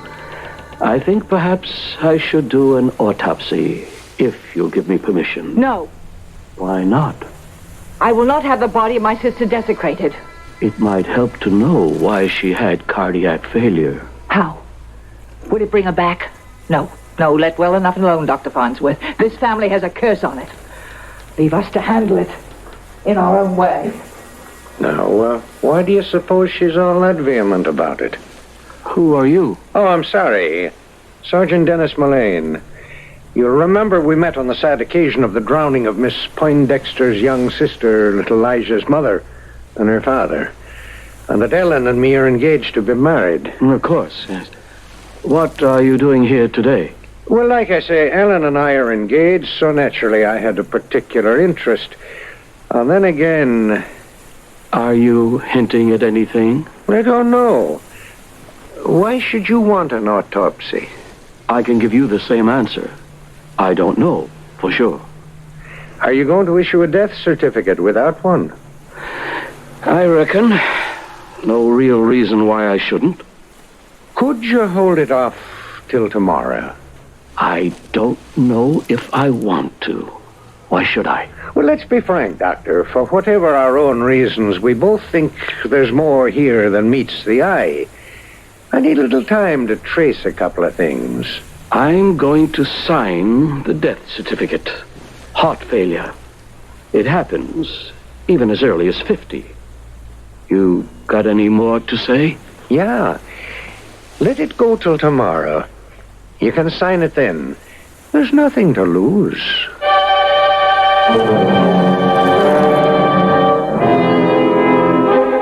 But you're not like yourself at all, Denny. I don't know why you have to ask all these questions. Sure, it's only to protect us all. So what about that bottle? Well, it was only a prescription the doctor gave to be filled for Mr. Poindexter. Was it digitalis? Something like that. Just before he died, he'd gotten a whole new bottle of pills? Yes, I picked them up myself. And after he died, was the bottle still there? Of course. When I cleaned up his room, I put it in the drawer by the bed. Is it there now? I suppose. Well, it's not. It's here. You took it from the drawer. I did not. I found it in the pocket of Miss Cicely Poindexter's dressing gown. What would it be doing there? Well, now, that's what I asked myself, since it's empty. Did you know that digitalis in an overdose is a fatal poison for anyone, heart case or no? No. And didn't you tell me that Miss Sissy and the little girl had chocolate together last night? Didn't she tell you that? Yes. The pills would dissolve very easily in a hot drink, and they'd have no taste. Not in chocolate, anyway. But sweet Mary herself, what are you trying to say? That Lisha might have had something to do with it? A child of 10? I'll not believe such a thing of my little Lisha. Well, I don't want to either, Ellen. Miss Sissy didn't die of natural causes. And before any of us can be really happy and free again, we're going to have to pin down just how she did die. Well, what are you going to do? I'm going to go right out on a limb the way I should have a year ago. I'm going to get enough equipment to drag the lake.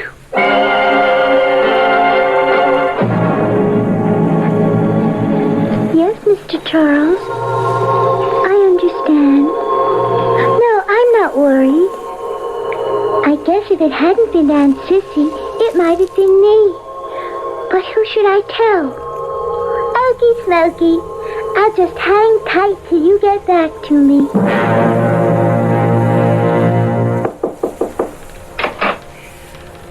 Oh, there you are, Felicity, dear. I was looking for you. What for? Why, Ellen has to drive in and do some shopping, and she thought perhaps you'd like to ride with her. That's honey. What is, dear? Ellen just told me she was going to have a bit of a lie down. A what? A lie down. That's what she says when she means a nap. Oh, well, she's changed her mind. She's down in the car in the small garage.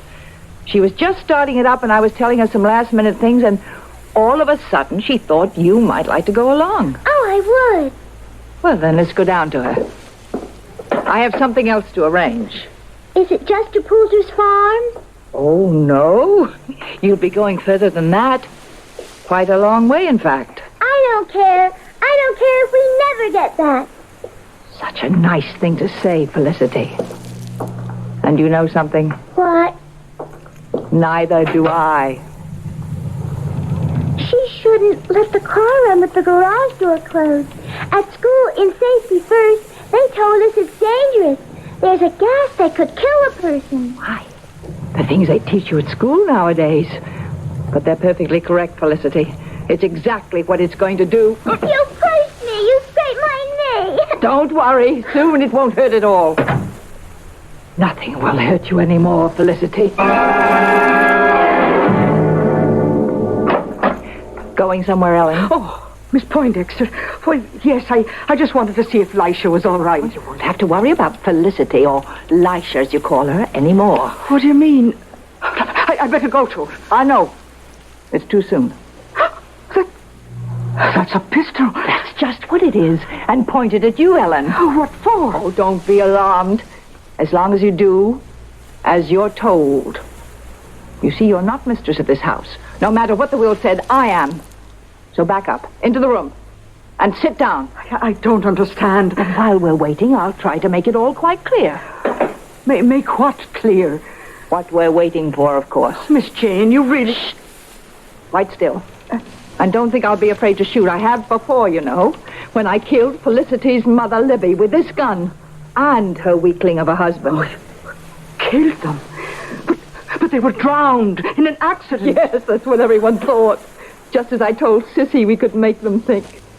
You remember that day, don't you? Oh, I'll never forget it. I was away with Lisha at dancing school when we heard. Quite right. Father was in bed with his first heart attack. And I just found out about his will. Oh, it didn't surprise me that Libby was to get almost everything. She was always the favorite.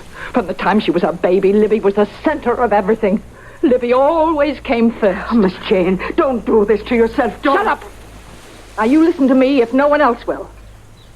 When it came to the point, I couldn't stand it anymore. It was all so easy. 2 shots. George and Libby even had the sails up. 2 shots. 2 shots was all I needed. It was to help stay off, and the wind was blowing offshore, away from the house. I locked them in the cabin. I lashed the tiller and shoved them off. There was a nice quartering wind to carry them on a reach straight out to the middle of the lake, where they sank without a trace. Because before I shoved them off, I'd taken care to remove the bilge drain plug. Her gunnels were awash within a quarter of a mile, and she went down like a stone to bury boat and them under 30 feet of mud and silt on the bottom of the lake.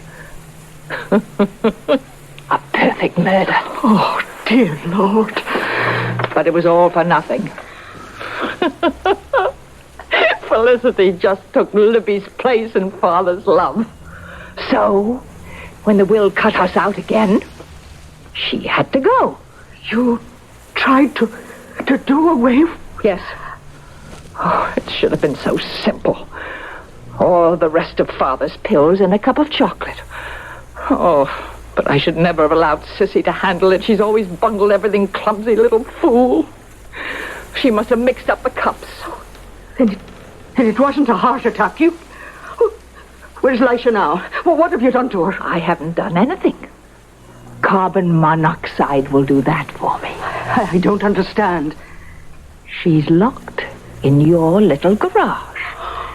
The connecting door to the house needs a key. The overhead door is far too heavy for her to lift. And the car is running. Oh, Mother of God. Don't look so stricken, Ellen. It's a very gentle way to die.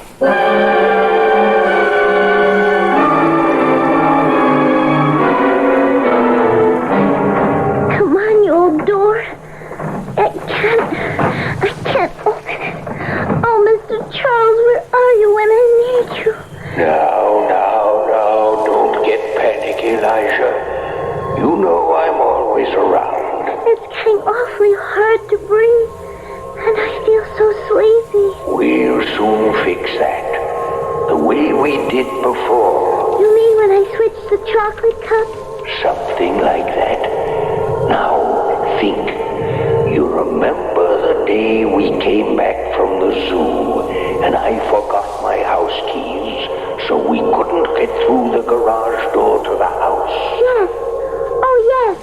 The extra key under the doormat. That's right. Take that and open the door, and then be sure to close it tight behind you. I will, Mr. Charles. You're going to hide till Aunt Jane comes down here. And as soon as she does, you go let Ellen out of her bedroom, and the two of you take my car and run for your lives.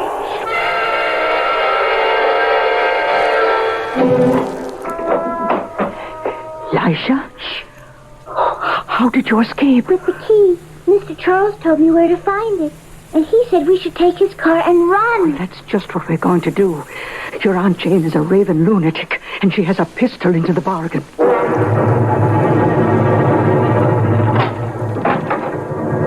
Felicity. Felicity. If she could hear me. But where is she?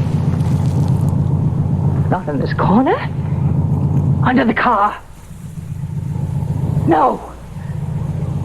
She couldn't have escaped. What's that? Who shut the door? Got to get the key. Open the door. No! It isn't there.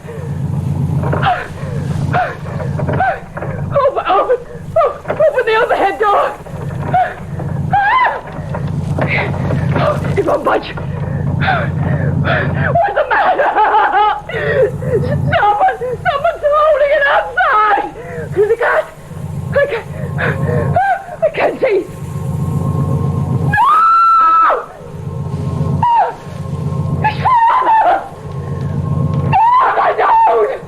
Don't.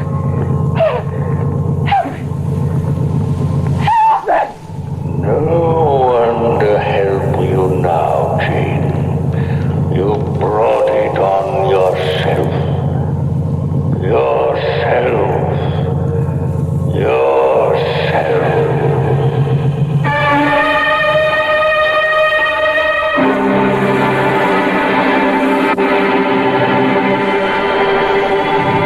Poetic justice?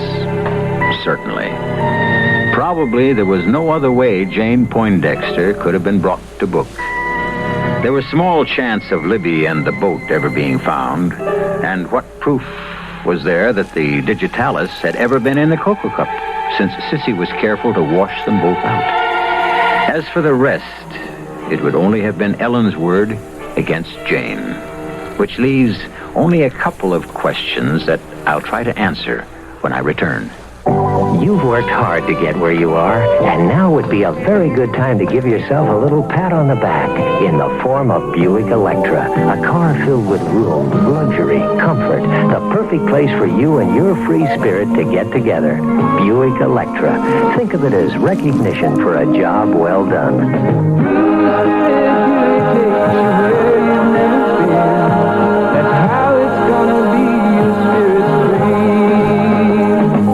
Son, you're a credit to your father. Oh, you never said that about him before. What'd he do now? Not him, the Internal Revenue Service. The new tax reduction law now lets us take a $30 credit off our federal income tax for each person we can claim as a dependent. Oh, I thought we got a $750 exemption. We still do, but for every such personal exemption for you, me, and the kids, we can deduct $30 right off the tax we owe, up to the amount of the tax, but no more. My dad's over 65. He gets a double exemption. Does he get a double credit?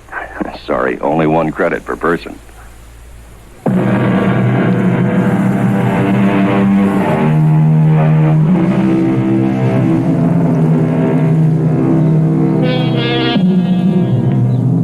What happens to you at 10 can color your life.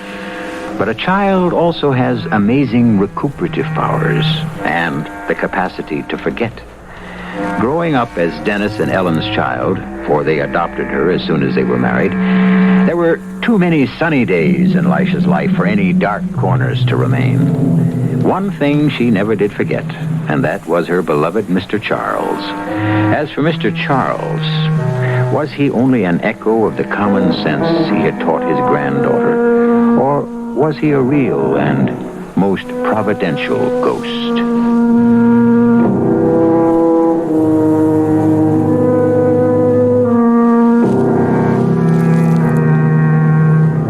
Our cast included Beatrice Straight, Hetty Galen, Bryna Rayburn, Court Benson, and Gilbert Mack.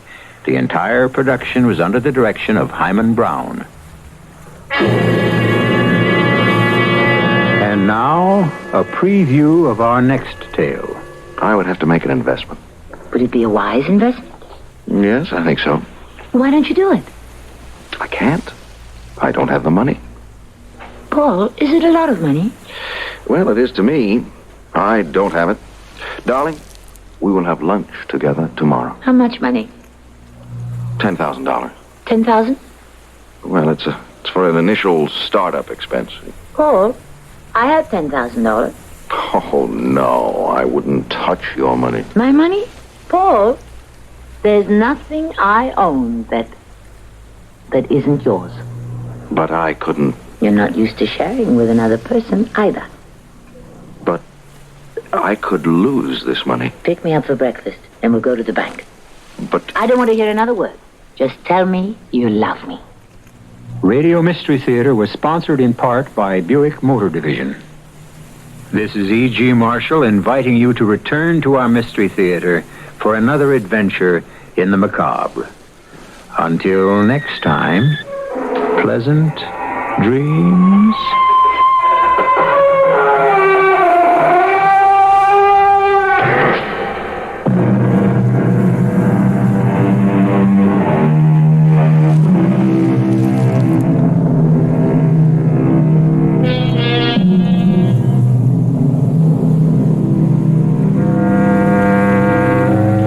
CBS News follows on WBBM Chicago. CBS Radio Mystery Theater presents...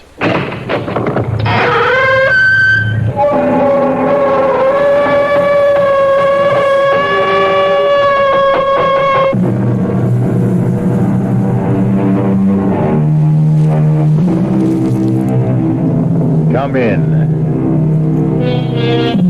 Welcome. I'm E.G. Marshall. Fear, it may be said, is a malignancy which, once the seed is sown in the human soul, spreads like a voracious and all-consuming fungus throughout the psyche, smothering it at last in death. No one knew this better than the justly celebrated author Robert Louis Stevenson. No one has ever expressed it more vividly, more frighteningly than he in his story, The Suicide Club. The next card to Iris. The Ace of Hearts. Oh. Next card to Mr. Malthus. A spade, Mr. Malthus. But only the Jack of Spades. This card to Mr. Victor Harris. Why, it's another spade, Mr. Harris. The Ace of Spades. Tonight, you are the lucky one, Mr. Harris. Tonight, you die.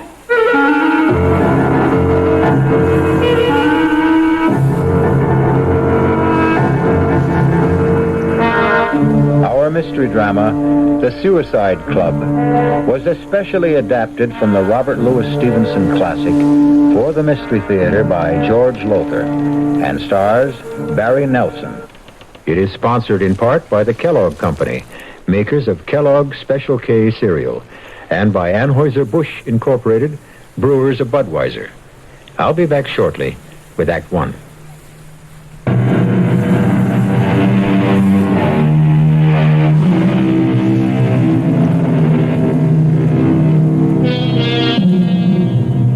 Compulsion. What is it? What is it within most of us, perhaps all of us, that compels us to do this or that? What drives the alcoholic to take that first drink he knows will lead to drunkenness and almost certainly eventual death?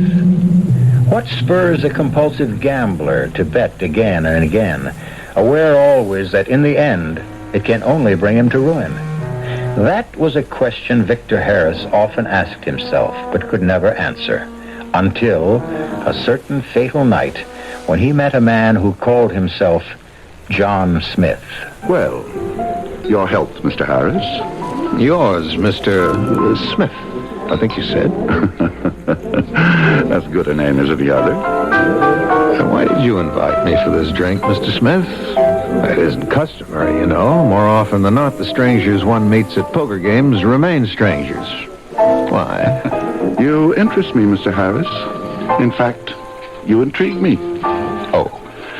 The last hand we played, everyone else had dropped out, leaving just you and me. I admired the way you played. I admired your nerve. More than anything else, I admired your coolness, your indifference when you lost. $37,000, Mr. Harris. $37,000. Your admiration is misplaced. Cool, indifferent, why not? $37,000 is nothing to me.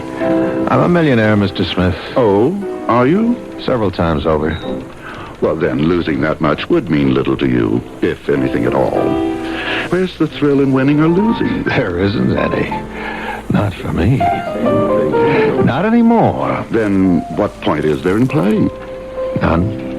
None whatever. Gambling of any kind bores me. But I go on because, well, Mr. Smith, I'm what is called a compulsive gambler. I see. What would you say if I were to tell you that I can change your boredom into a thrill, the like of which you have never experienced before? There's a price tag, of course. What is the nature of this thrill that you're talking about? I'm talking about what might be called the supreme gamble, Mr. Harris. The supreme gamble? Yes. That sounds like a matter of life and death. It does, doesn't it? Is it? You're a gambler, Mr. Harris, and a compulsive gambler at that. I think you'll be willing to gamble an hour or two of your time to find out. Here's my card. I'll be expecting you at this address tomorrow night. 7:30 sharp. Suppose I don't show. Why, then, you'll never know what the supreme gamble is. And you'll go on being bored.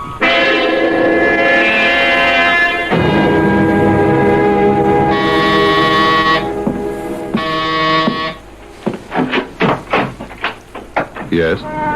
My name's Harris. Victor Harris. I believe Mr. Smith is expecting me. Yes, he is. Come in. This way, Mr. Harris. Mr. Victor Harris, sir. Thank you, Lucas. Good to see you again, Mr. Harris. We'll join you in a few moments, Lucas. This, Mr. Harris, is the game room. In this room, every night, Saturday and Sunday excepted, the supreme gamble takes place. But what is the supreme gamble? First, tell me what you see. Why, a room. Large room, tastefully and expensively decorated in 18th century style. And that large round table covered with a green cloth looks like a card table. That's what it is. And the people in evening dress, men in black tie, women in gown, all drinking champagne. Their faces. Look at their faces. Look closely. Well, what do you see? Why, their faces, they're all of them excited about something I can see. Yes, they all look as if, well, as if they're expecting something very exciting to happen at any moment. They are. But not at any moment. Not until 8 sharp. What happens at 8 sharp? That you'll find out at 8 sharp. In the meantime, let me introduce you to one or two members of our club. Oh? It's a club? Yes. A very select club, Mr. Harris. Oh, Mr. Malthus. May I introduce Mr. Harris, a new member? How do you do? How do you do? Correction, though. I'm not a new member yet. He will be, Mr. Mouthless. He will be. See you a minute, Director. Of course, Lucas. Excuse me, gentlemen. Lucas called Mr. Smith director. Yes, we all do. He's the director of our little club. I see. Mr. Malthus, what kind of club is this? You don't know? No. Then why are you here? To tell you the truth, I'm not exactly sure, except... Well, Mr. Smith, your director, promises I'll experience the thrill of my life, the supreme gamble, he calls it. It is that, Mr. Harris. These people, you're here because you like to gamble? Oh, no. No, not at all. I don't in the least like to gamble. No, I'm here because I'm a coward. A coward? What do you mean? Just that. I'm a coward. I'm afraid of... Well, I see you two have become acquainted. But I'll take our new guest away from you now, Malthus. I see Iris Lorne sitting all by herself as usual. Come along, Harris. I'll introduce you. Wish me luck tonight, Director. I do indeed, Malthus. I do indeed. Iris, let me introduce our latest member, Mr. Victor Harris. I'm not a member, Mr. Smith. Director. Call me Director from now on. No offense, but I'll call you what I please until I am a member. If I am... I doubt that you will be, Mr. Harris. Why, Iris, what do you mean? Just what I say. He doesn't look like one of us. Oh, but he is. In a different way, for a different reason. I'll leave you two together. I've got to prepare a fresh deck of cards. I don't think I got your last name, Miss, or Mrs. Miss Iris Lorne. Well, you said that I don't look like one of you. You don't. Where's the difference? Your eyes. In your eyes. That seems to puzzle you, Mr. Harris. Look into my eyes. Look deep. What do you see? Sadness. Yes. Great sadness. The sadness of death. Death? I'm dead, Mr. Harris. I've been dead for years. Oh, I'm afraid I don't understand. Ladies and gentlemen, your attention. It is time. Gather around the table, please. Our director will now deal the cards. To Mr. Cranes, the two of hearts. To Mr. Shaw, the eight of diamonds. Mrs. Harper receives the four of clubs. Next card to Mr. Burke, the nine of spades. Miss Russell this time.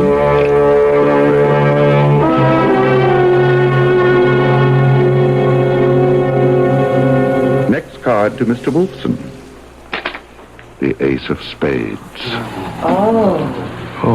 Yeah. Since Mr. Morley has already drawn the ace of clubs, the game is ended. Mr. Wolfson, Mr. Morley, I will see you both in my office as soon as I've completed my business with Mr. Harris. This way, Mr. Harris. Oh, Lucas, champagne all around as usual. Yes, Director. Well, sit down, Mr. Harris. Drink? Thanks, no. Just tell me, what's this all about? Have you ever thought of committing suicide? No, I've never thought seriously of suicide. Well, many do, you know. Think of it seriously, that is. And some of these, quite a few, do take their own lives. But you'd be amazed, Mr. Harris, at how many people there are in the world who want to kill themselves. In fact, yearn to kill themselves. but haven't the nerve to do it. So? We do it for them. You... To put it more aptly, we arrange it for them once they become members of the club. The Suicide Club, we call it. Think of the gamble, Mr. Harris. The supreme gamble of your life. Think of the thrill of each night, staking your life on the turn of a card. Not a momentary thrill, but one that will make each day worth living because it may be your last. The ace of spades. The ace of clubs. Simple. Whoever in each nightly deal receives the ace of spades is killed. Everything, of course, is arranged to make his or her death appear accidental. The ace of spades, the person killed. The ace of clubs, the one who does the killing. Then one is the victim, the other is murderer. Huh. You spoke of a fee. Unnecessary evil, I'm afraid. The club's overhead is high, extremely high. Accordingly, so is the fee. Which is? Half your estate. Half of what you own. Half? That may sound unreasonable to you at first, but it all balances out, you see. What I mean is, there are members of the Suicide Club who have large estates, vast wealth. But at the other extreme, there are some who have virtually no estate, no money at all. Miss Lorne, for example. Iris, you met her. Practically penniless. She was quite well-to-do when she joined some time ago, but luck, the cards, has been against her. And in the meantime, she has spent everything she had on her habit. Drugs. She's a drug addict. Which is why she wants to die. It's the only solution to her problem. What a shame. She's so lovely. Her life could be so worth living. But isn't. Not anymore. Well, now, Mr. Harris, I promised you the greatest thrill you've ever had. I promised to cure your boredom with life for the remainder of your life. I'm ready to keep that promise with, as I said last night, the supreme gamble. Sign here. Yes? I'd like to think it over. You know what your decision will be. You're a compulsive gambler, Mr. Harris. Whether you join the Suicide Club now or later, you will join. I know it. You know it. To be bored is to be dead. As you so well know. Why not live a little? Why not sign? Now? Why not? Yes. Why not?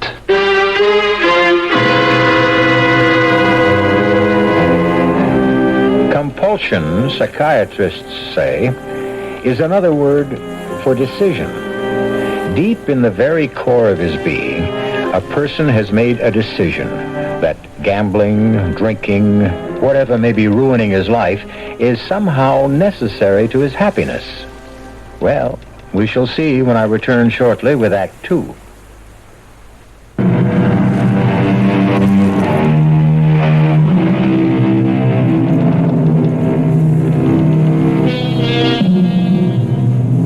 Bored, weary of a life of compulsive gambling which has lost its stimulation, Victor Harris, wealthy man about town, has joined the Suicide Club. Other members have joined because they want to end their jaded lives, but cannot bring themselves to do so, and so it must be done for them. Victor's reason is different. A gambler who cannot stop himself from gambling, he has decided to take the supreme gamble. His life on the turn of a card. Your first night, Harris. Bon chance. Good luck. I'm not quite sure how to take that, Mr.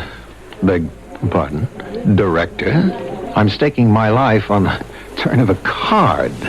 I grant you I'm a compulsive gambler, but my life... I wasn't quite prepared for anything like that when I came here for the first time last night. I hope you're prepared now. We play in less than 5 minutes. Why not wander about, become better acquainted with your fellow members? I'll do that. Oh, and by the way, it's customary for new members to order champagne for everyone. Oh? Well, I'll be more than glad to. Lucas, champagne all around. On Mr. Harris. Yes, Director. See you at the table, Harris. Yes.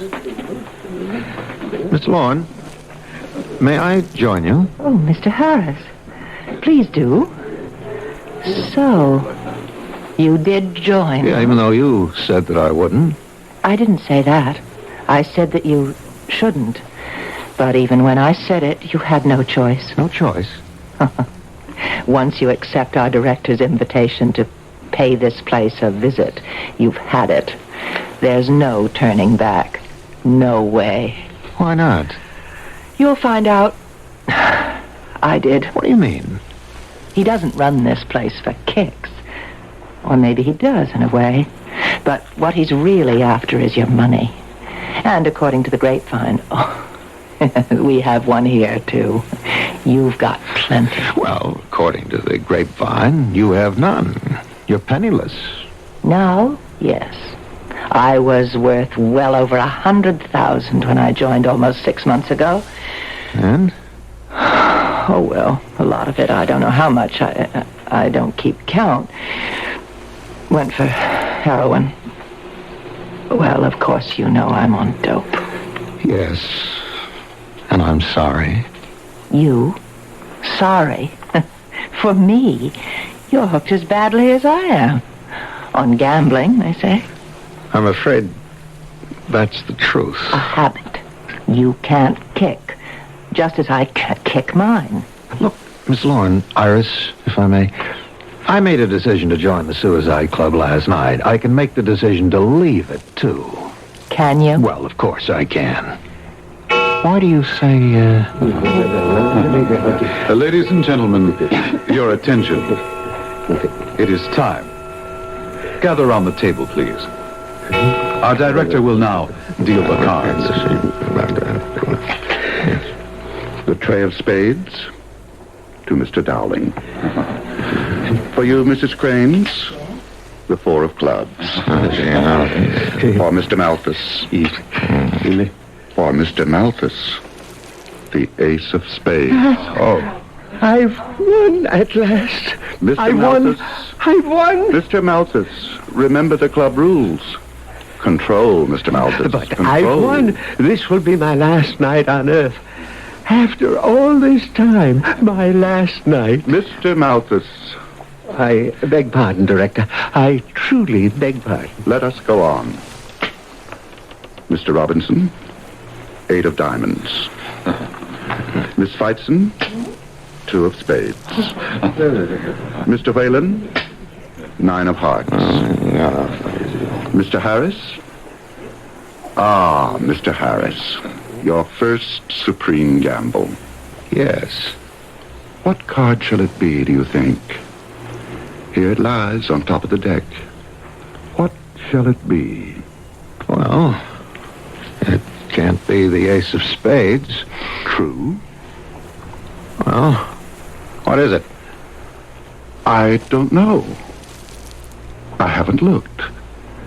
Enjoy yourself, Mr. Harris. Feel the excitement of not knowing. Live the supreme thrill of wondering. What is this next card? Turn it. Why don't I put it aside and draw the others? Turn that card. As you wish. It's a club, Mr. Harris. The ace of clubs. Oh, Mr. Malthus, Mr. Harris, you will join me in my office in 5 minutes? I'm no murderer. You wanted a thrill you're about to find, I'm afraid.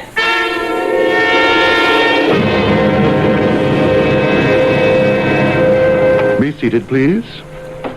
You there, Mr. Malthus. Mr. Harris, here. When shall it be, Director? When is my moment come? How shall it be done? And where? Patience, Mr. Malthus. Patience. Your suicide will take place tonight at approximately 10:30. Is that satisfactory? Oh, yes. Yes, indeed. Good. Now, here are your instructions and a map to go along with them. This straight line represents the Uptown Express platform of the IRT subway at 42nd Street. Yes. This arrow indicates the direction from which the Uptown Express train will come into the station. At 10:30 tonight, you are to stand at precisely this spot that I've marked with an X. X marks the spot. Yes. Now, the platform will be filled with the after-theater crowd. You will take up your position at this spot and stand at the very edge of the platform. Clear? Very. Goodbye, Mr. Malthus. And Godspeed. Goodbye. And thank you for all you've done.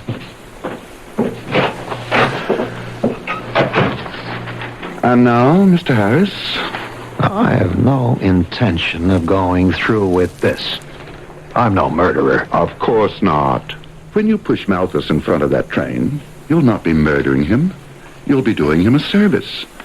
Like all our members, he wants to die, but he hasn't the nerve to kill himself. You will simply be doing it for him. And that, as I see it, is not murder. I see it differently. That's too bad, Mr. Harris. I'm sorry, but frankly, there's nothing you can do about it. Oh, I think there is. I'm resigning from your club right now. Goodbye. Mr. Harris, no one resigns from the Suicide Club. No one ever has. No one ever will. I couldn't possibly run that risk. You have my assurance that I'd never say a word about... Assurances. What are assurances to me? No, Mr. Harris, there's only one assurance you can give me that I can possibly accept. Your death. Or, more properly, your suicide. This is madness. Perhaps. But if it is, it's only another form of madness, Mr. Harris. Like, say, compulsive gambling. I won't argue with you further. No, you won't. I've had enough of your argument. You know what you have to do tonight. You know where and when. Do it. Do it, Mr. Harris. For if you don't, I promise you'll wish you had. And as you already know, I keep the promises I make.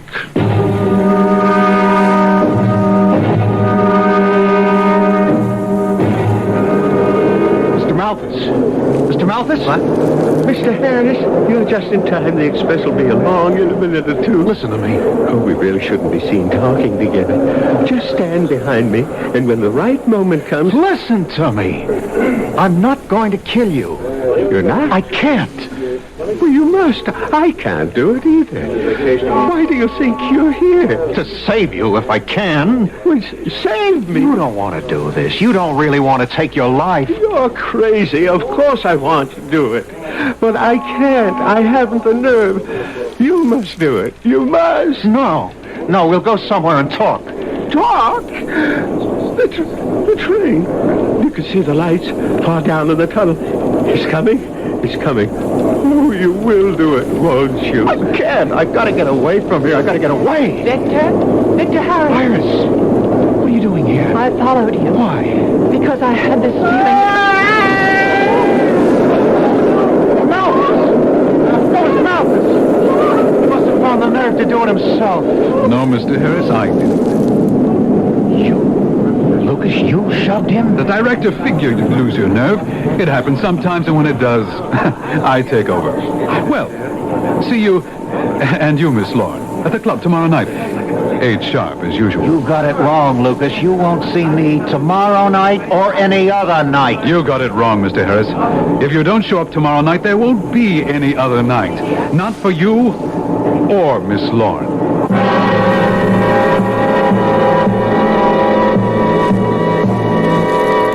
As Victor Harris watches Lucas vanish quickly into the crowd, surely he begins to realize what his compulsion to gamble has brought him to.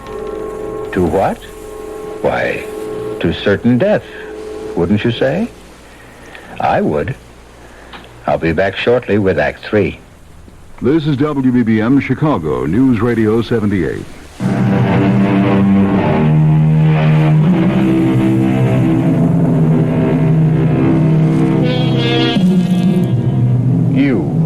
Yes, you, listening to my voice, are Victor Harris, or, depending on gender, Iris Lorne. If you are Victor, you join the Suicide Club for a thrill. If you are Iris, You joined because you were sick of life and wanted someone to do for you what you could not do for yourself. Commit suicide. Kill you. But whether you are Victor or Iris, you begin to wonder if you've made a mistake. A fatal mistake. Now that it's too late.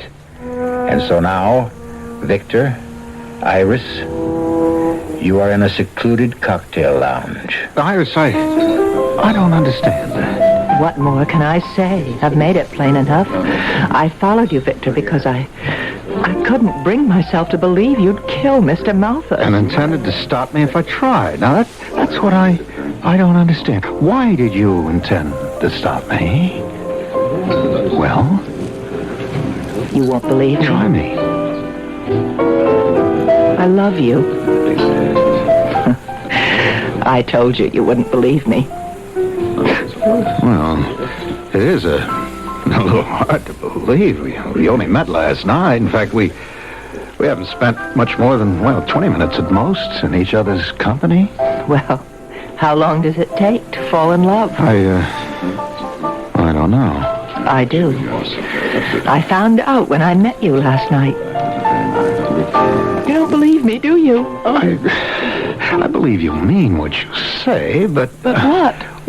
Look, we're both compulsive personalities. With me, it's gambling. With you, drugs. That means neither of us is totally in control of ourselves. I love you, Victor Harris. It's as simple as that. And that's all there is. I love you. Well, I'm honored. And flattered. Iris, I mean that.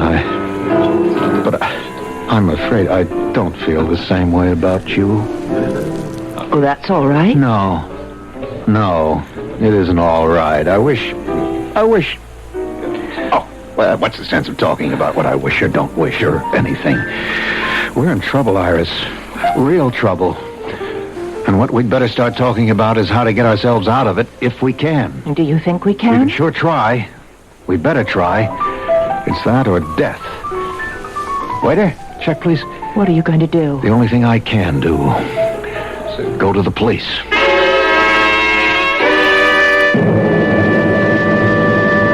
Lieutenant, that's the whole story. Mm-hmm.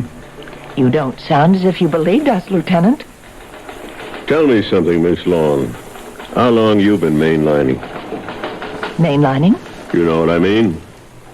It's written all over you. Your eyes, the nose twitching, the long-sleeve dress. Pull up that sleeve and let's have a look. It's no need. It's true. Okay. What about you? Me? What are you on? Uppers, downers, mescaline? I'm not on anything. I'm no drug addict. Look, Lieutenant. Sounds like a pipe dream. A suicide club. Now, Mr. Harris, I've heard some far-out stories, but yours it's outer space. I see. In other words, you don't intend to do anything. We'll check it out, but word of advice? Yes? You and her. Kick the habit and try to get your feet back down on earth. Huh?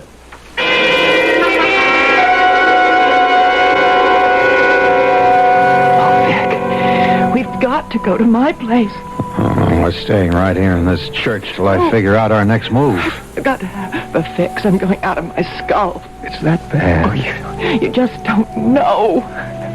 Vic, I've been almost 24 hours without one. We've been running all day. Central Park, Radio City Music Hall, now this church. We couldn't go to my place or yours. The director, Lucas, they're sure to be looking for us. I can't stand it. I can't. You don't have to, Miss Long. What? Lucas? Right here in the pew behind you, Mr. Harris. Here, Miss Long. It's just a skin pop, but it'll hold you to eat. Oh, give it to me. Give it to me. Oh. No. Something wrong? Not in a church. I won't. Not in a church. Suit yourself. Let's go. The director is waiting. You heard me, you two. Come on, Iris. And Iris. Yes. Good girl.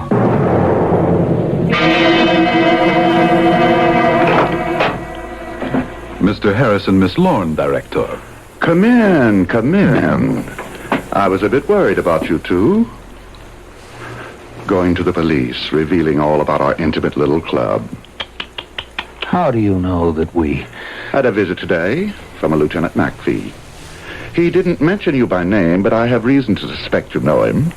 Big fellow, 6'2", shoulders like an ox. And not very bright, I'm afraid.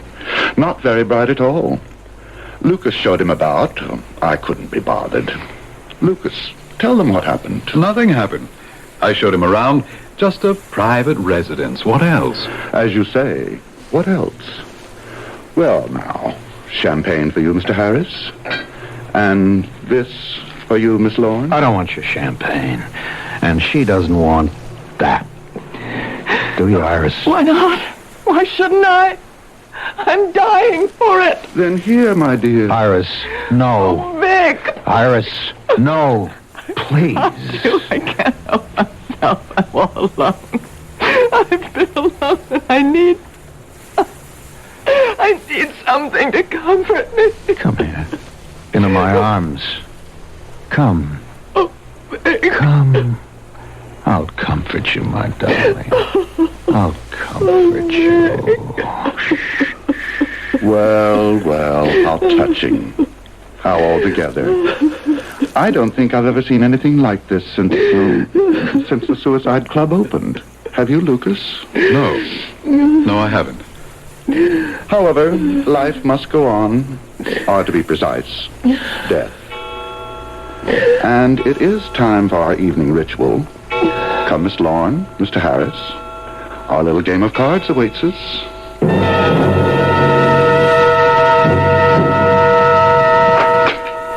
For Mr. Dowling, the 5 of diamonds. Mr. Whalen, the 9 of hearts. Mrs. Lawton, the ace of diamonds. Mr. Whalen, the deuce of spades. For Miss Lorne, Iris, the ace of clubs. Oh, Victor. Steady. For Miss Feitzen, the 8 of hearts. Mr. Hanson, the 10 of hearts. For Mr. Harris, the ace of spades. That ends the play for this evening. Miss Lorne and Mr. Harris will join me in my office, please. Victor, I feel sick. I think I'm going to say... Miss Lorne, wait. Where are you going? To the powder room, you fool. She's sick. Mrs. Lawton, do what you can for her. In my office, Mr. Harris.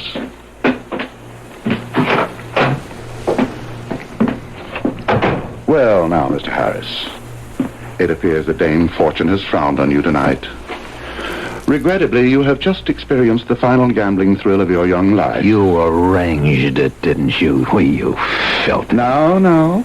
Manners, Mr. Harris. No name-calling, please. Smith, you're not going through with this. Oh, yes? I don't intend to die tonight or any other night for a long, long time. I'm resigning from this insanity you call a club.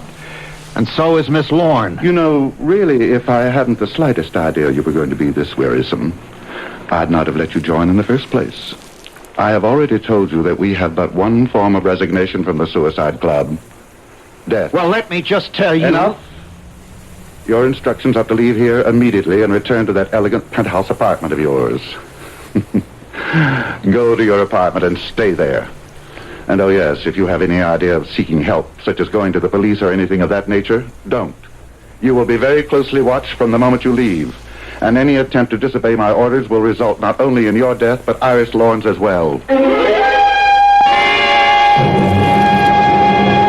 Oh, Victor, what can we do? Your instructions. Just how are you to kill me? Kill you?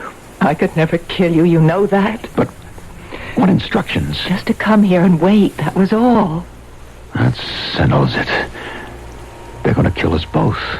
What makes you think? I was followed until I got here. The first thing I did was to call the police, or try to. The phone's dead. I had a gun in my desk drawer. It's gone. They'd been here, and they didn't miss a trick. And now, just telling you to wait. No, Iris, we're trapped. Oh, dear Lord. Hang on now. We're going to the police.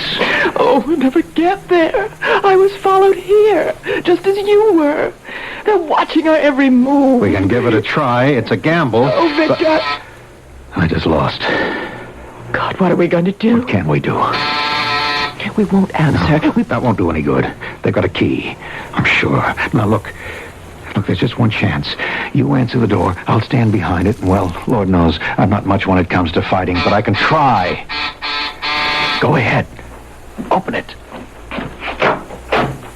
Thank you, Miss Lorne. I was just about to use my key. Okay, I come in? I can't stop you, Lucas. No, you can't. And how about you coming out from behind the door, Mr. Harris? It wouldn't have done you any good anyhow. You're no match for me. It might have been worth a try. The director has given me his orders, and I'm here to carry them out. Everything can be done fast and easy if you cooperate. And if we don't? Don't give me a hard time, Mr. Harris, please. You got the ace of spades tonight. Miss Lorne got the ace of clubs. Following the club rules, Miss Lorne kills you. And this time we make sure it looks like suicide. I won't do it. I won't do it. You'll do it. Oh, there's going to be one little change, one little difference tonight. After you kill Mr. Harris, after he commits suicide, you might say, you're going to commit suicide too. What do you mean? Let's all go into the kitchen and find out. Why the kitchen? That's where the stove is.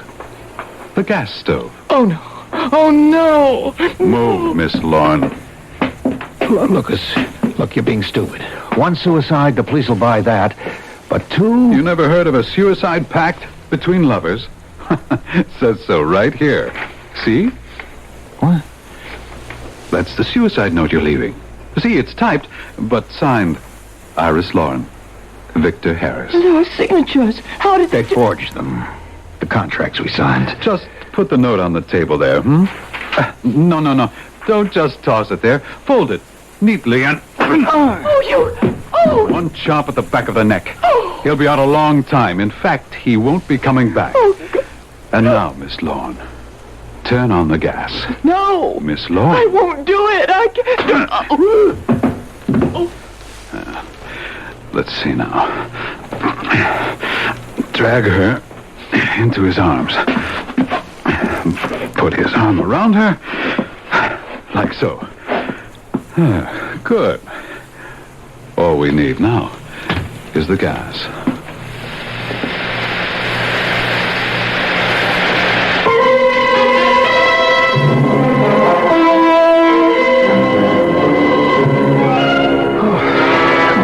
Okay, Eddie, he's coming around. Feed her again with the oxygen. Okay, Mr. Harris, snap out of it. Come on now. Where? Breathe deep. Come on now. Deep. Attaboy. That's the way. Iris. She's coming around fine. Gonna be okay, just like you. Lieutenant McPhee, isn't it? Yeah. Well, how did you? I'm not as dumb as I look or act, Mr. Harris. I kind of put it on, you know, an act. Throw a lot of characters off their guard that way. Smith didn't fool you. No, I fooled him. When that guy Lucas took me on a tour of the house, I saw a lot more than he thought I saw. What could you have seen? That big round table in the middle of the room. Oh, there was a vase of flowers on it and like that, but there's a circle worn on the rug around the table, and nobody admires flowers that much, Mr. Harris. Oh, and I checked the sanitation boys and heard about the dozens and dozens of empty champagne bottles they picked up 3 times a week. All that, plus the accidental death of Mr. Malthus, as you described it. Oh, sure, I checked on that, of course. Well, it all added up. So you had us followed? You and the lady have been tailed practically since you left headquarters. Okay, Eddie, she's had enough. Come on, little lady. Come on. Come on now. What? Oh, Victor. Iris. Oh. Iris. You're going to be okay. Oh, by the way, Mr. Harris, you'll be glad to know we got a confession out of Lucas and Smith. And that's the end of the Suicide Club. It's the end of something else, too. Yeah? What? My compulsive gambling.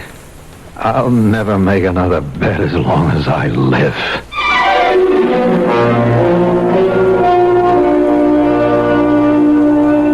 Victor Harris never did gamble again. The Suicide Club cured him of that. And, oh yes, it cured Iris Lorne of drug addiction. Although I'm not so sure it wasn't having someone to live for, someone to love. They're married now. Victor never had a chance. Comes to that, what man has? I'll be back shortly.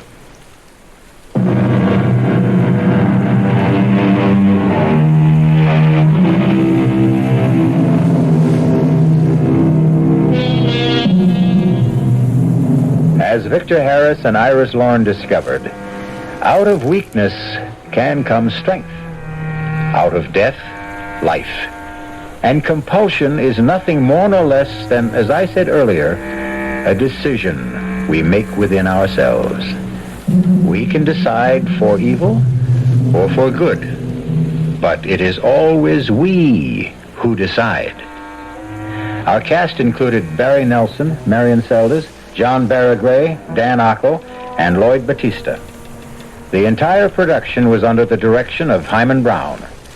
And now, a preview of our next tale. He stood by the door of the study, one hand holding the brass gong by its silk braid. I sensed he was prepared if Helen failed to respond to the gong. He would strike the gun out of her hand. I resumed the experiment. Pick up the gun. Come into the study, Helen. The study, Helen.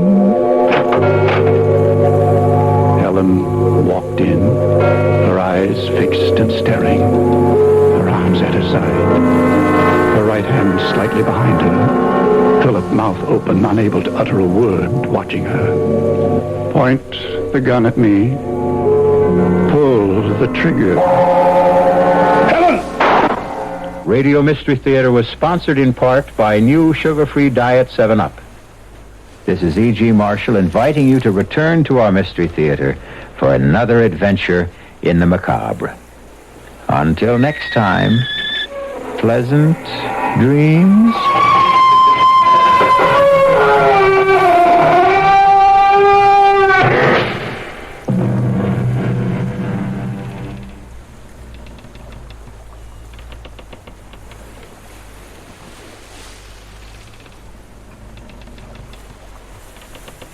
The CBS Radio Mystery Theater presents...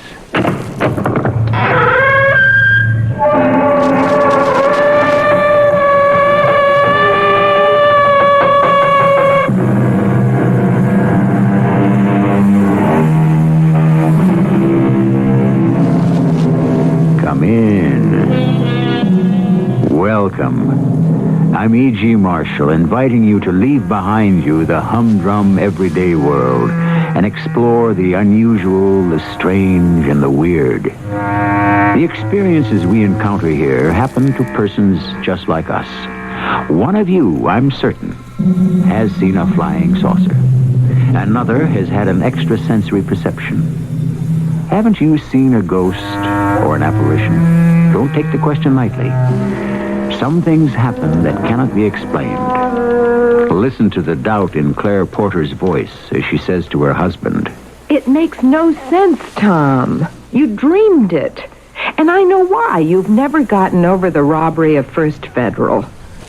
Darling, you have to forget it. You were questioned and freed. And lost my job. This is retribution. Look at all this money. Old John Sutter sent it to me. Impossible. He's been dead for years, Tom. Then you explain where the money came from.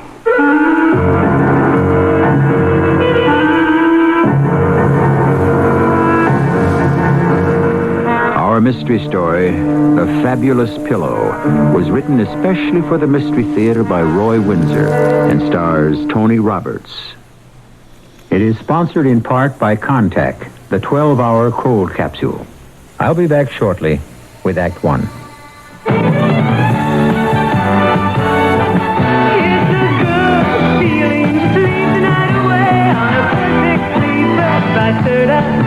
Be a perfect sleeper. Buy a perfect sleeper. Perfect sleeper. By Serta. I'm Susan Anton, and there is a better way to sleep. The Perfect Sleeper by Serta. Every perfect sleeper, from the signature one to the Avanti with pillow soft top, gives you firmness that feels good. Firm, deep support for your back and luxurious comfort on top for you. See your Serta dealer soon. It's a good feeling to sleep the night away on a perfect sleeper by Serta. Be a perfect sleeper. Buy a perfect sleeper. Perfect sleeper by Serta. It's a good feeling to sleep the night away on a perfect sleeper by Serta. Be a perfect sleeper. Buy a perfect sleeper. Perfect sleeper by Serta. It's Northwest Federal Savings Time. We've got more time for you. Northwest Federal has more for you. More hours, more convenience, and right now, more gifts for savers. Choose from a terrific selection of quality Samsonite luggage at special low prices, or pick a genuine leather Buxton accessory free or at greatly reduced prices. Just deposit $100 or more at any Northwest Federal location. You can choose Samsonite hard side or soft side luggage. Cordova soft side flexes for easy packing. Montbello 2 hard side keeps its tough molded shape. Or take a beautifully crafted Buxton leather accessory. But hurry, offer ends June 9th, 1979, one gift per family. Stop by any Northwest Federal Savings Center and see the selection. It's just one more example of how Northwest Federal does more for you.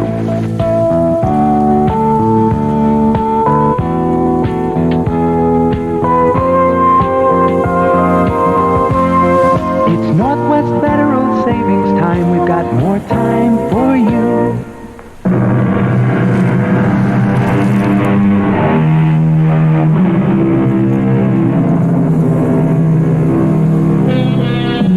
There's an old proverb that goes, the mills of the gods grind slowly, but they grind exceedingly fine. What that means, of course, is that justice may be postponed, but seldom is it denied. What's cruel about injustice is the suffering a person endures from false accusation. Once accused, he is tainted, even though innocent of the charges made against him. And that, as we will hear, is a burden that Tom Porter has borne for many years. He and his wife, Claire, are driving home from a dinner party at a friend's home in the country outside Hartford. Did you have a good time, Claire? Oh, yes. What a beautiful estate. Nice people, good food. Rich, rich, rich. Mike has done very well at the bank. What's his salary? Any idea? Plenty. He's a vice president now. He runs their investments. If I still worked there... Big word. If... Water over the dam, darling. Yeah, but some of it spilled on me. We are doing all right. If you think so, I'm content. But I did have a rosy future planned for us. Money isn't everything. You tell him. I mean it. Then you're not only pretty, you're silly. Pretty silly. Who wouldn't like to have Mike's money? I would. Instead, we're always squeezing just to meet the bills. You have the summers off, Tom. Yeah, but on a teacher's salary, where can we afford to go? Assuming you give up your job. No. It's subsistence, baby. It's not living.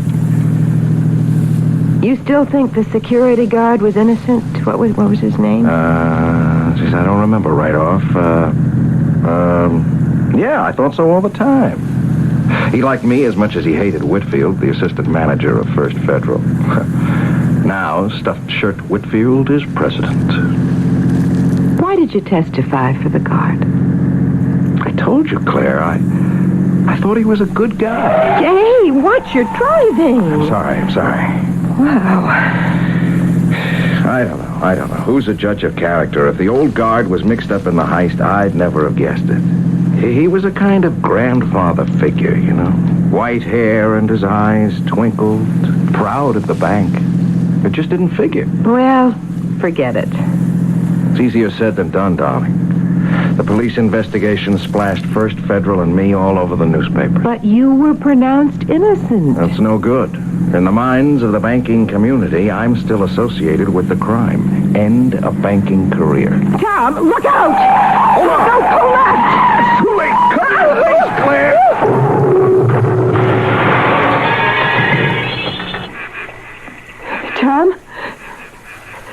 Tom. Oh, he's bleeding. He's unconscious. Battery went dead. What? Lock it up. Lock yourself in, Huck. I'm going for help. Lock up. Be back soon. Tom, stop it! Stop it!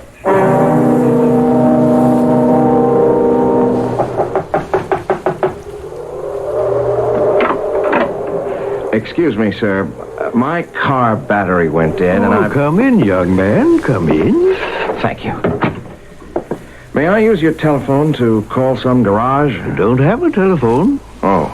Well, I'd better try another house. Yeah, closest one's a mile down the road. A mile? I don't know what to do. My wife... She's all right? Oh, yes. I told her to lock up the car. Where am I? Martinsville. Nothing's open this late at night. State police might come along. If they don't, the two of you are welcome to stay with me and Amy. She's gone up to bed, but she said to expect you. She did? I don't understand that. You don't recognize me, do you, son? No, I can't say that I do. The hair's gone on top, and I grew this mustache and beard. Look close. There's something familiar about you, Miss... Sutter. Sutter? John Sutter? Yeah, the same. The man you stood by after the Hartford heist. We never forgot Amy and me. The Hartford heist. That's what they called it. 10 years ago. Well, I'm glad you're both alive, John. What have you been doing with yourself all these years? The bank pensioned me off, and Amy's made a good thing of her needlepoint and quilt making. Look around you. Yes, I've been admiring them.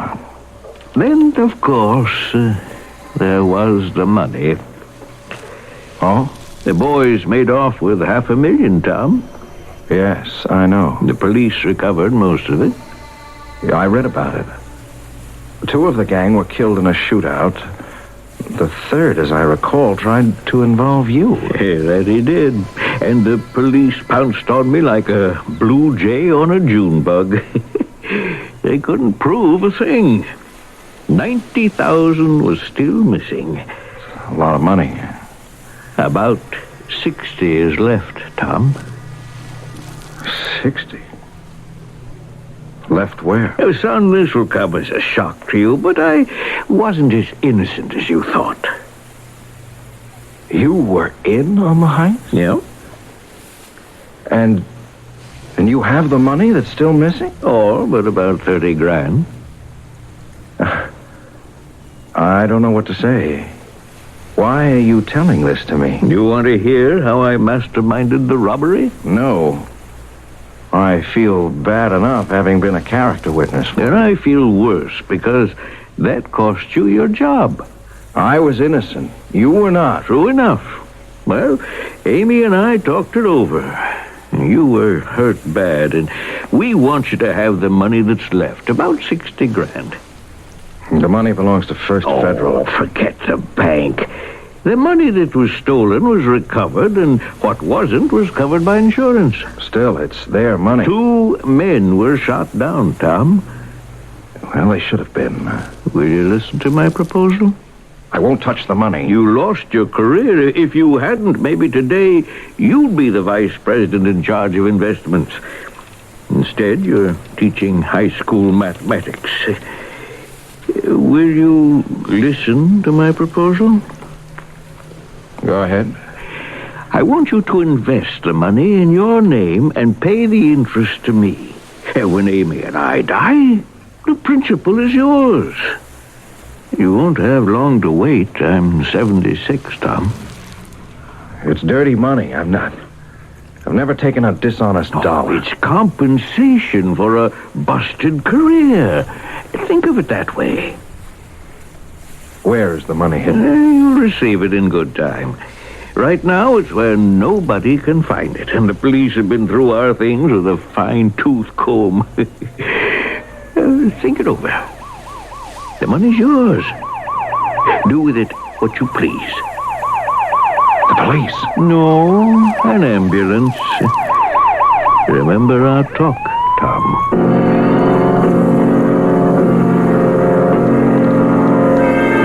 They'll have your husband out of there in minutes, Mrs. Porter, and don't worry, he's all right. I still don't know what really happened, officer. Oh, car skidded, went off the road. Your husband was sober, wasn't he? Oh, yes. I thought he was dead. Concussion. I'm no doctor, but that's my guess. He cracked his head against the steering wheel or the windshield. He'll be all right. He said the battery went dead. What? I was to lock myself in the car and he'd go for help. Your husband said that? And then he slumped and passed out. Well, I guess his mind was wandering. There it is. Oh, get over that foot. Hi. Can you help me start my car, officer? Tom, the car's a wreck. How are you? I don't know. I don't understand. Put it over here. You ran off the road and cracked up, Mr. Porter. I did? That's right. Yes, I'd better give the ambulance boys a hand. We're taking you to the hospital. What for? Yeah. I heard the siren when I was talking to John Sutter up at the farmhouse. The car battery... Tom, there was nothing wrong with the battery. We went off the road. Now, you're talking funny. A concussion can do that. But I was in his farmhouse, and we talked about the robbery at First Federal. Tom, you imagined it.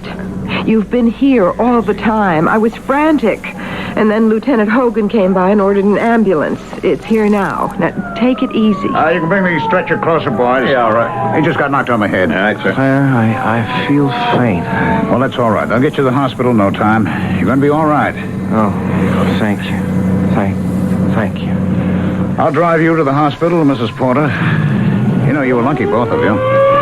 How did it happen? Oh, it was my fault. I got to talking about something that happened years ago, and it must have distracted Tom. Sutter. That was the man's name. Sutter? Who's Sutter? The security guard who was arrested after the First Federal Bank was robbed back in 1969. Remember that? Oh, vaguely. But how does this Sutter come into this? Say, you sure you're all right? Tom said he went up to the farmhouse on the hill and had a talk with John Sutter. Well, now, you know better than that, Mrs. Porter. You said he never left the car. He didn't. He couldn't. But why should he talk about Sutter and the robbery? Well, you got me. Your husband's wussy from the crack on his head. There was a farmhouse up there, but 5 years ago it burned down. And Mr. Sutter? Well, as far as we know, Sutter and his wife died in the fire. They died in their farmhouse when it burned down? That's what the medical examiner said. I can't believe it. Darling, don't brood about it. We're alive, luckily. It's not that, Claire. I'm thinking about Sutter and his wife, Amy. And that comfortable living room filled with needlepoint pillows and beautiful quilts. Tom, you imagined all that. Believe me, you were unconscious. You never left the car. It was tilted half on its side. Yes, but I talked with him, Claire. Really, I did. Concussion can do that. The doctor said you had a concussion.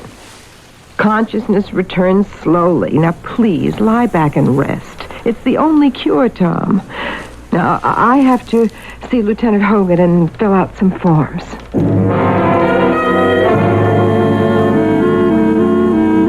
That should do it, Mrs. Porter. Can I give you a ride into Hartford? Oh, no, thank you, Lieutenant. I'll spend the night with Tom. So you asleep now? I hope so. Was he still muttering about Sutter and the robbery? Yes, he was. Why is he so hipped on Sutter and that old robbery? Well, Tom worked at the bank at the time. Oh, I see. He was a witness for Sutter's defense, kind of a character witness. Sutter was freed. Oh, yes, I remember that vaguely, too. The bank didn't like Tom testifying, so he was eased out. Why? Oh, guilt by association. Well, that's not justice. And now this, huh? He's still dwelling on the injustice. The accident brought it all out. Now he's fantasizing about visiting with the dead man. Ah. I'm sorry for him. Well, somehow he'll have to put it behind him. If he doesn't, he could go over the edge. Have you ever brooded over a wrong done to you? Of course you have. Has it ever been righted? No? Sometimes? Well, here we have a young man whose banking career was terminated because he testified for the defense of a robbery suspect. Although innocent himself, he still suffers from guilt by association. And I ask you, a conversation with a dead man? I'll be back shortly with Act 2. Maxwell House is coffee you can count on. Maxwell House, good to the last drop. Maxwell House is Good morning. Maxwell House is Good company. good to the last drop. Maxwell House. Maxwell House. Coffee you can count on. Always smells good. Always tastes good. Always good to the last drop. Maxwell House is Good coffee. good to the last drop. Maxwell House. Take your contact, take it now. Give your cold to contact. Before you choose a cold medicine, you should know that no cold tablet, no cold liquid has found the way to give you Contact's continuous relief. One Contact works up to 12 hours. Helps relieve all your congestive symptoms. All day, all night. That's the wonder of Contact. Give your cold to contact. Take only as directed. Come on and dream of California. Supercars and taco stands. Movie stars behind dark glasses. Hanging tents and getting tan. When I meet someone who's from Milwaukee, I think of beer. And when I think of beer, the one I buy is old Milwaukee beer. People expect quality taste from a beer named after Milwaukee, the city that means beer. And they get it from Old Milwaukee, because Old Milwaukee beer tastes as great as its name. And when I think of the town of Milwaukee, I think of beer. And when I think of beer, the one I buy is old Milwaukee beer. Old Milwaukee. Old Milwaukee. Bottled by the Joseph Slits Brewing Company, Milwaukee.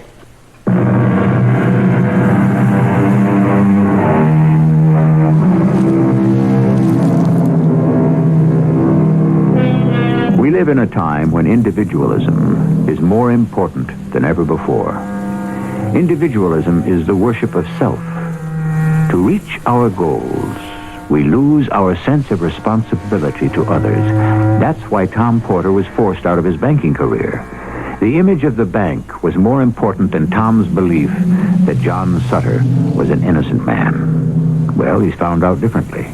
It's still on his mind as he is about to leave the hospital. Hey. Hey, wake up, wife. Oh, I can hardly move. I told you to go home. What, and leave you here dying? Oh, I'm fine. Let's get out of here. Oh, that chair was no place to fall asleep. Oh, Tom, you talked pretty crazy last night. No, I didn't, darling. I know what happened to me. I'm not talking about the accident. I mean about John Sutter. Tom, dear Tom, darling Tom, for the last time, will you please forget John Sutter? His farmhouse burned down and he's dead years ago. Lieutenant Hogan said so. But I talked with Sutter. Sure you did. Darling, you had a concussion. You were knocked out.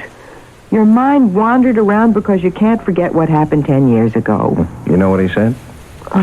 He was the inside man who worked with the gang that robbed the bank. Which makes you some great judge of character. Yeah, that hurts. Well, that's ancient history. Sutter knew what happened to me, so he wants to compensate me for losing my job. Uh-huh. He still has $60,000. He wants me to invest it and pay him the interest.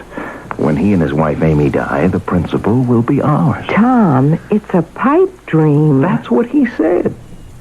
Tell you what we're going to do. I'm going to prove you're crazy. I will telephone for a rented car. This time I'll do the driving. We'll return to where we had the accident, and you'll see for yourself that you are wrong.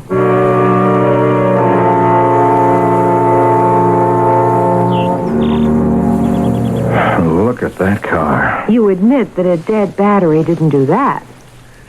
We weren't going fast, Claire. Fast enough to plow up the side of the culvert and smash the fence. It's hard to believe. When you pulled left, the car half overturned, you hanging in the driver's seat, me lying against the right-hand door. I could hardly get out. Have you seen enough? Yep.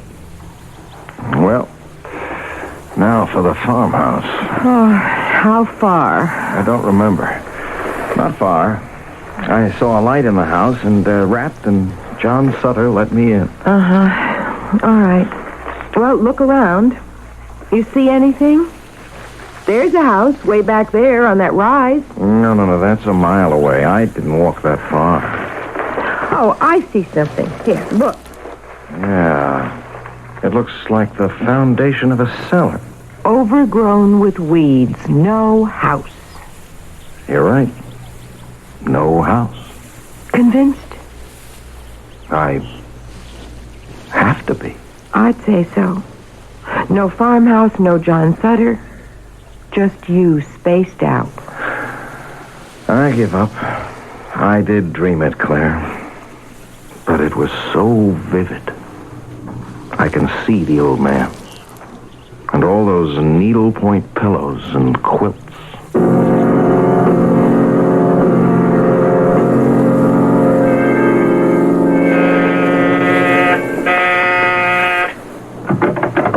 Good evening, Mrs. Porter. Hello, Lieutenant. Am I interrupting anything? No. Come in. I just took a chance. That's all right. Come in. Tom? Lieutenant Hogan. I'll be right there. Oh, please sit down. Thank you. It's a very nice room. I didn't expect to see you again, but I'm glad you dropped in. I want to thank you for your help last night. Yes, and my thanks, too, Lieutenant. Oh, you're welcome. It's just routine. Thank heaven you came along when you did. What can we do for you, Lieutenant?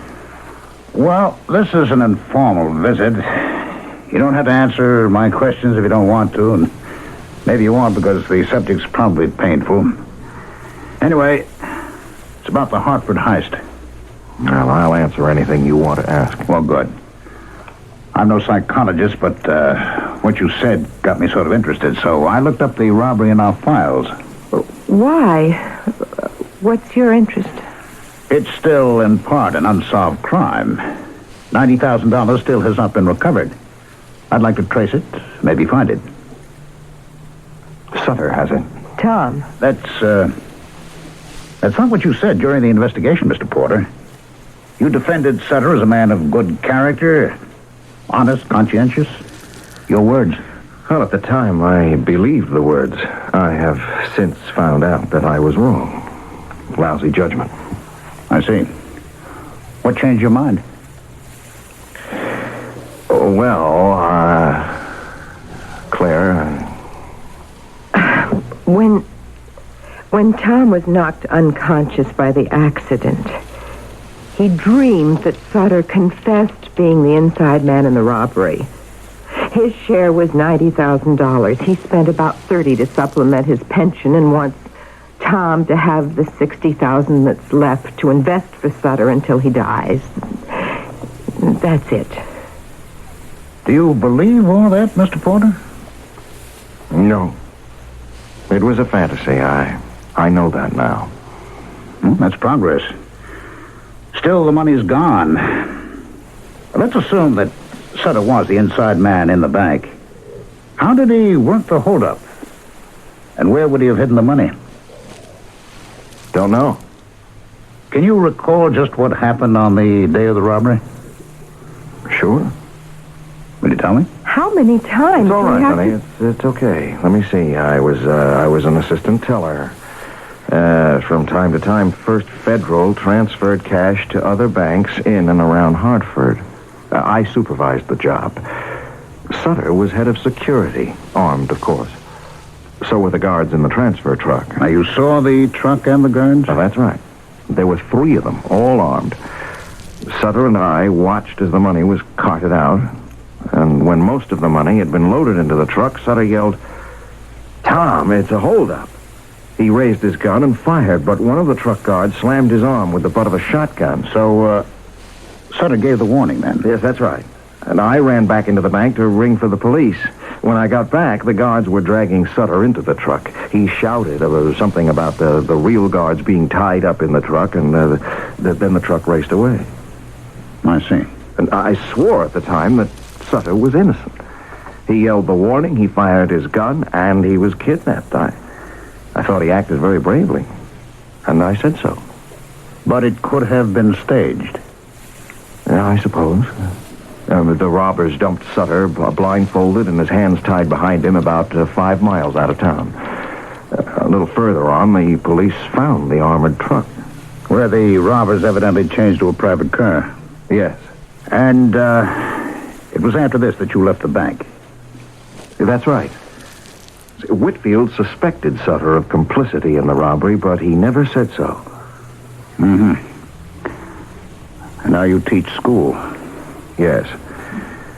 After the robbery, no other bank was interested in my services, so I teach school. Of course, Whitfield, and it kills me to admit it, was right. Sutter was part of the gang. Because he said so to you? Tom? I retract that, Lieutenant. That's something I dreamed.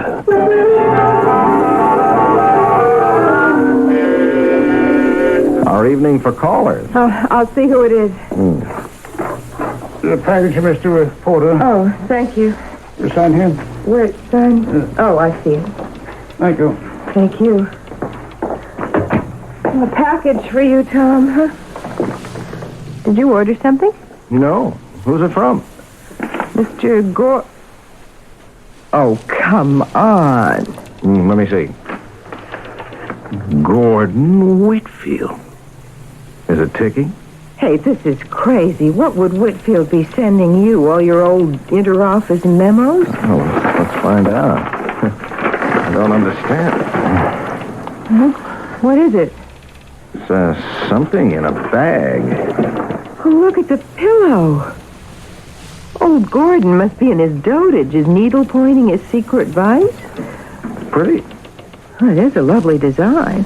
Hey, wait a minute. Here. Hold the pillow, Claire. But hey, there's something feels crinkly inside. It can't be.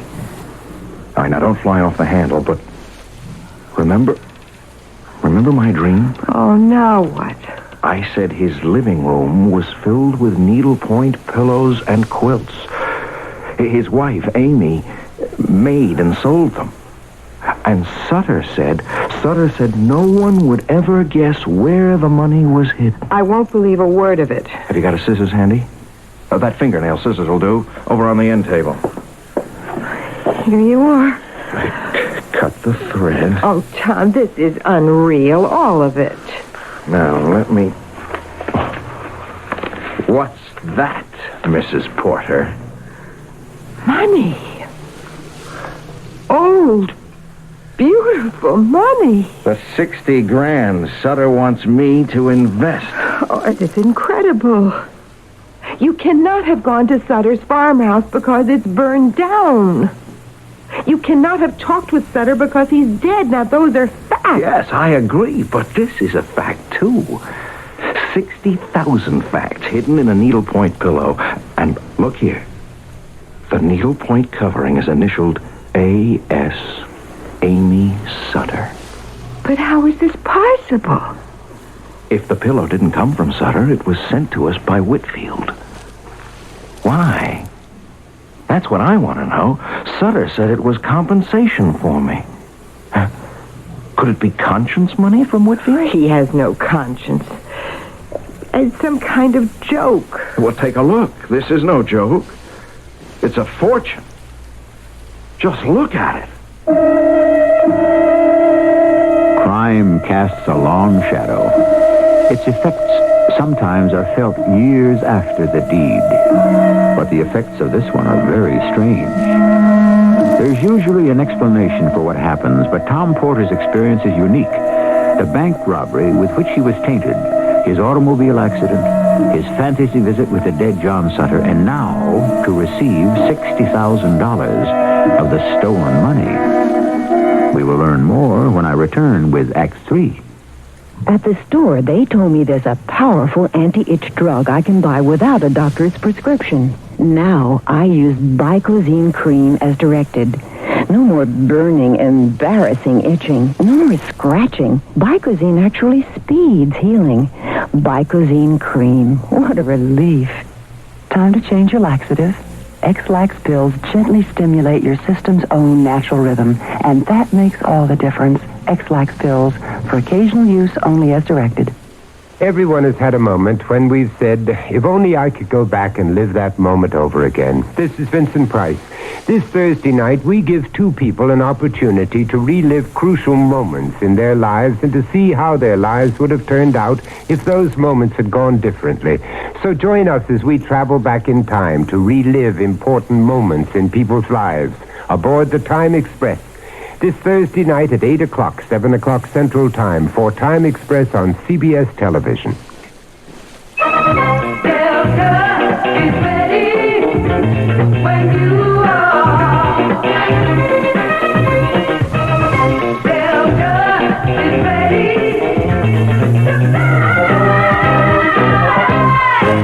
When you can't wait to get to the South, get moving with Delta. Delta keeps time to your beat with 3 non-stops to Nashville, 8 to Atlanta, including 2 wide-ride tri-stars. If you're in a hurry for Carolina, Delta can hustle you non-stop to Raleigh-Durham, Greensboro, High Point, and Columbia, all at super saver fares. For example, Atlanta is as little as $80 round trip.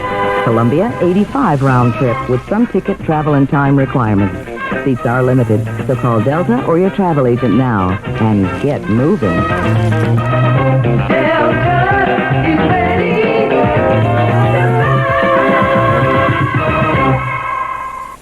This is WBBM Chicago.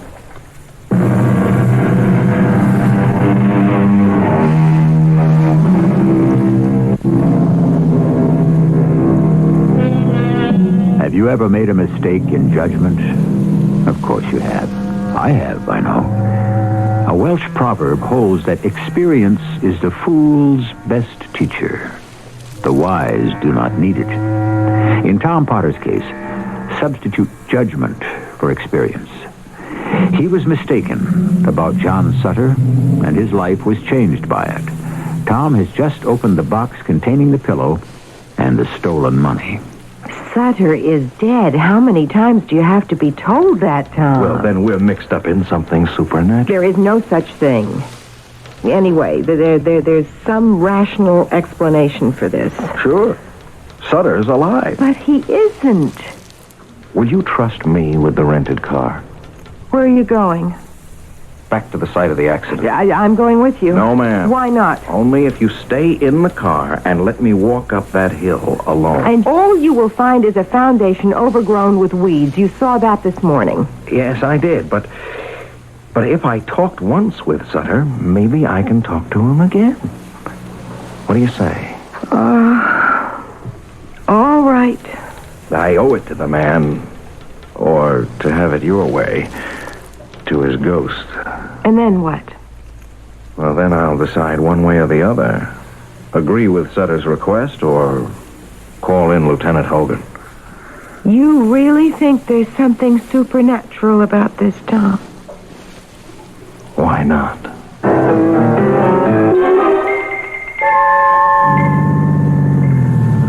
Remember now, you promised. I won't cheat unless you're gone too long. Lock the door after me. Tom, I'm scared. Relax, I'll be back soon. I don't believe I'm doing this. Returning to a ghost house, looking for a dead man, no one would believe it. No one should. But last night... Good Lord. There it is. What's on now? Light burning. Well, come in, son. John Sutter. There's something devilish about all this. Amy said you'd think so.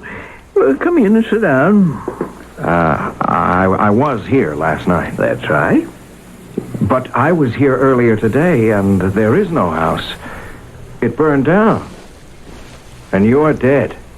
That's right. It can't be right. What's the matter with me? Not a thing. But last night I never left the car. Not physically, perhaps, but you were here. You remember what we agreed to? Not physically?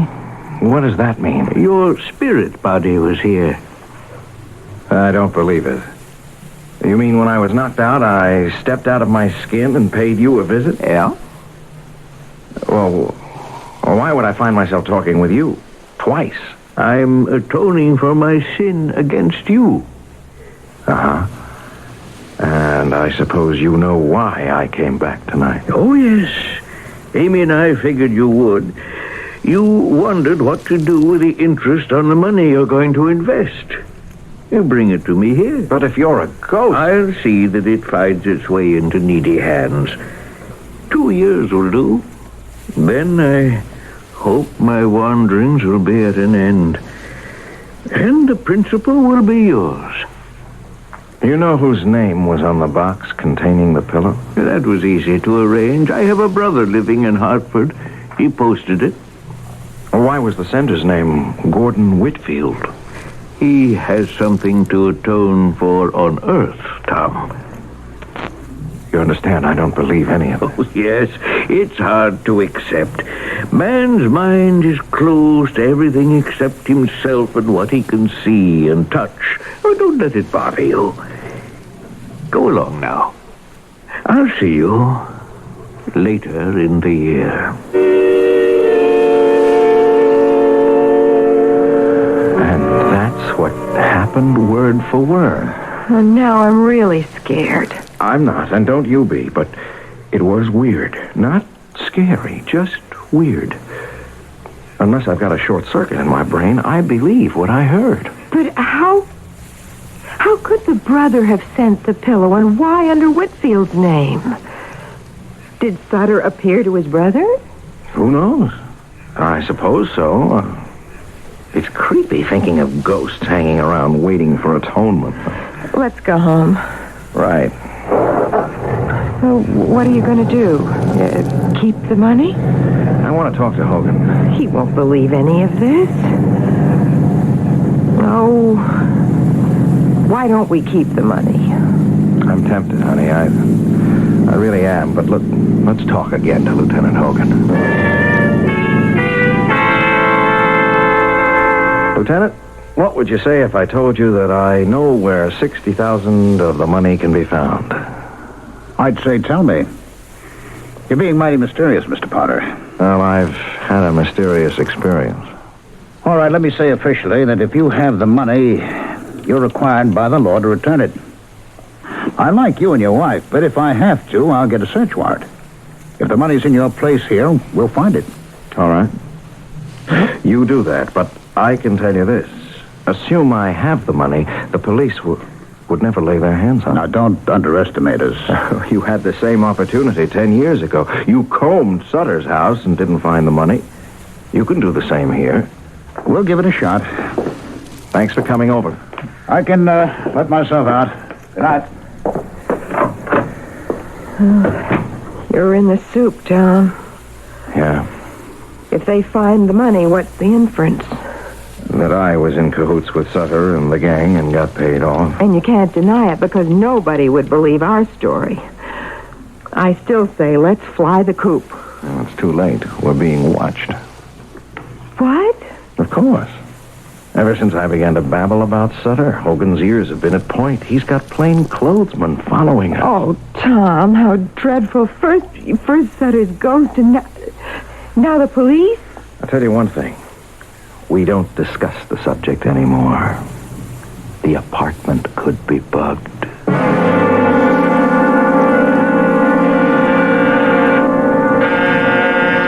That's Whitfield, Claire. I'll go. Do you want me to stay? Of course. Hello, Mr. Whitfield. Just what is this about, may I ask? Come in, you'll find out.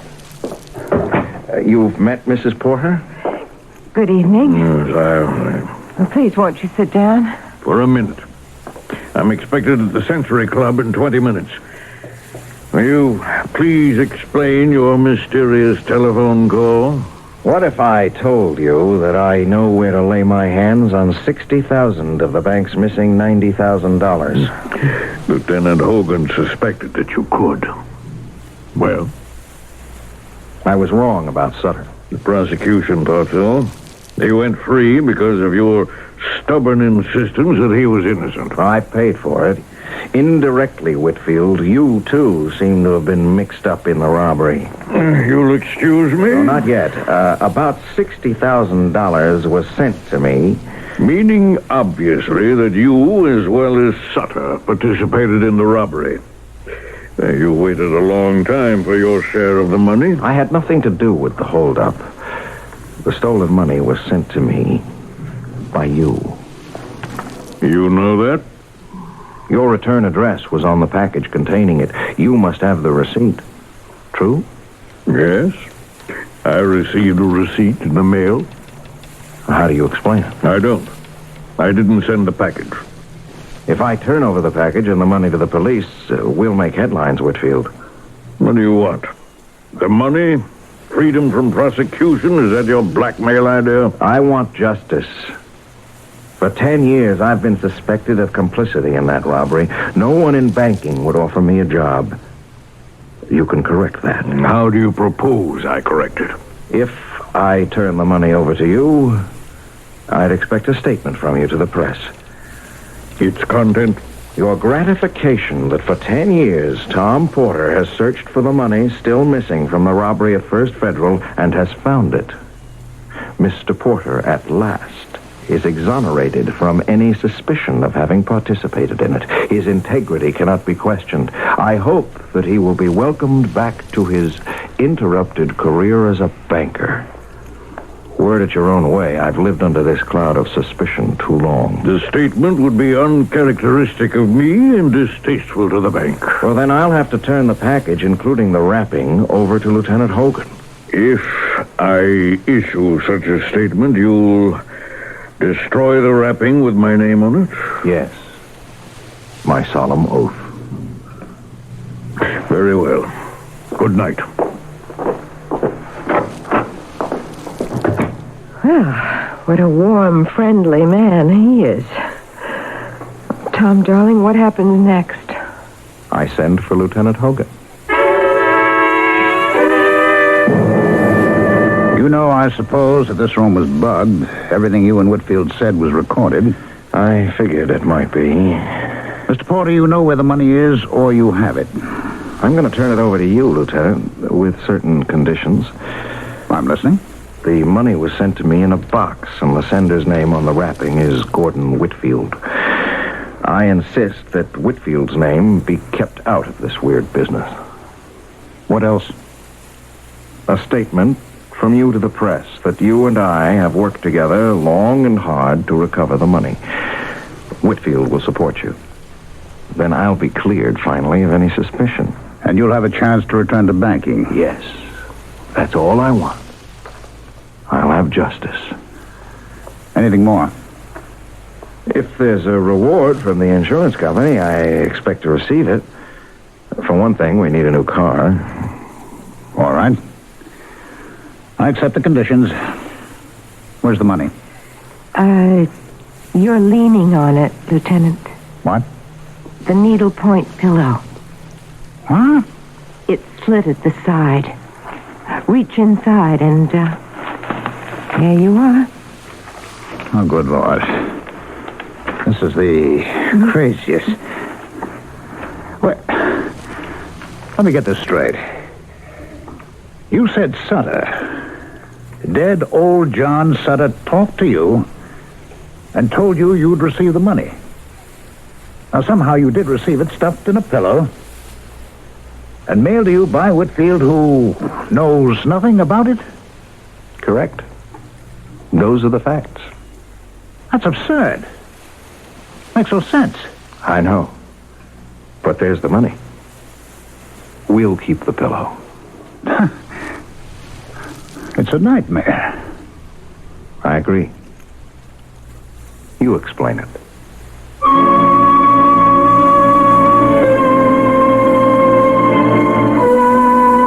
Can you? An injustice was corrected, but realistically, the events are hard to explain. Perhaps, as the saying goes, wishing can make it so. Tom Porter lived for many years wishing that he could be free of the suspicion that he participated somehow in the big holdup. And John Sutter's conscience bothered him even after death because Tom suffered unfairly. Combine the two wills and wishes, and a solution followed. Strange? Yes, indeed. I'll return shortly. I changed laxatives. Nidalax tablets are different than the leading brands. Laxative users are switching to Nidalax, the predictable nighttime laxative. I take Nidalax before bed. Like most people, I normally get an uninterrupted sleep and the results I want in the morning. For most people like me, Nidalax usually doesn't cause cramps at night or diarrhea in the morning. Try Nidalax, the nighttime laxative worth switching to. Use only as directed when needed.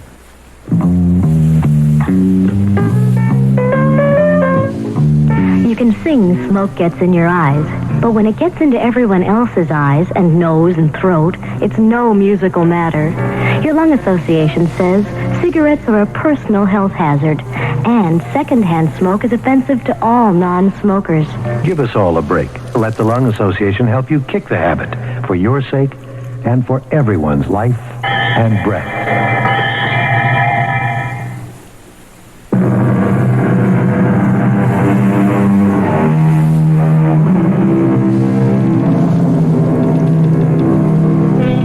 The stories I bring you, as I always say, are tales of the macabre. Unusual because in each of them there's a peculiar twist in a person's fate. The odd thing in the story we've just heard was Tom Porter's two encounters with the ghost of John Sutter. You may doubt it. If so, ask yourself how that stolen money came into his possession. Our cast included Tony Roberts, Terry Keane, Ralph Bell, and William Griffiths. The entire production was under the direction of Hyman Brown. And now, a preview of our next tale. Them glassy blue eyes don't fool me, or that pink skin, or those red lips, or those dandy clothes neither. I know all about you, old man. All you need is one good push and it's all over. Just one hefty shove, that's all. Cassandra! Yes, Mr. Dryer? What were you doing? I gotta collect these glasses and wash them up. You were doing something else. Did you put your hands on it? Oh, the picture, you mean? You know that's what I mean. You told me not to. Well, did you? No, I was only talking to it. Why would... What? Talking to it? Do you like the picture? Change of question, do I like it? I like to talk to it. One of these days, maybe he'll talk back. This is E.G. Marshall inviting you to return to our Mystery Theater for another adventure in the macabre. Until next time, pleasant dreams.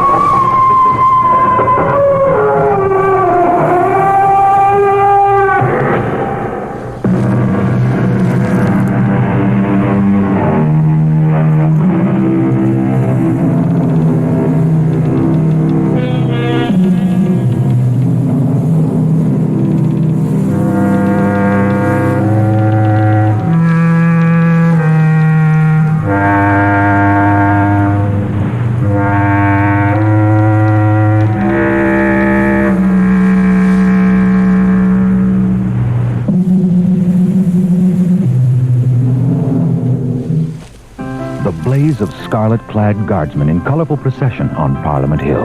The inland canals that wind through wide green parks. The massive stone buildings, their soaring Gothic spires and turrets in solemn salute to times long past.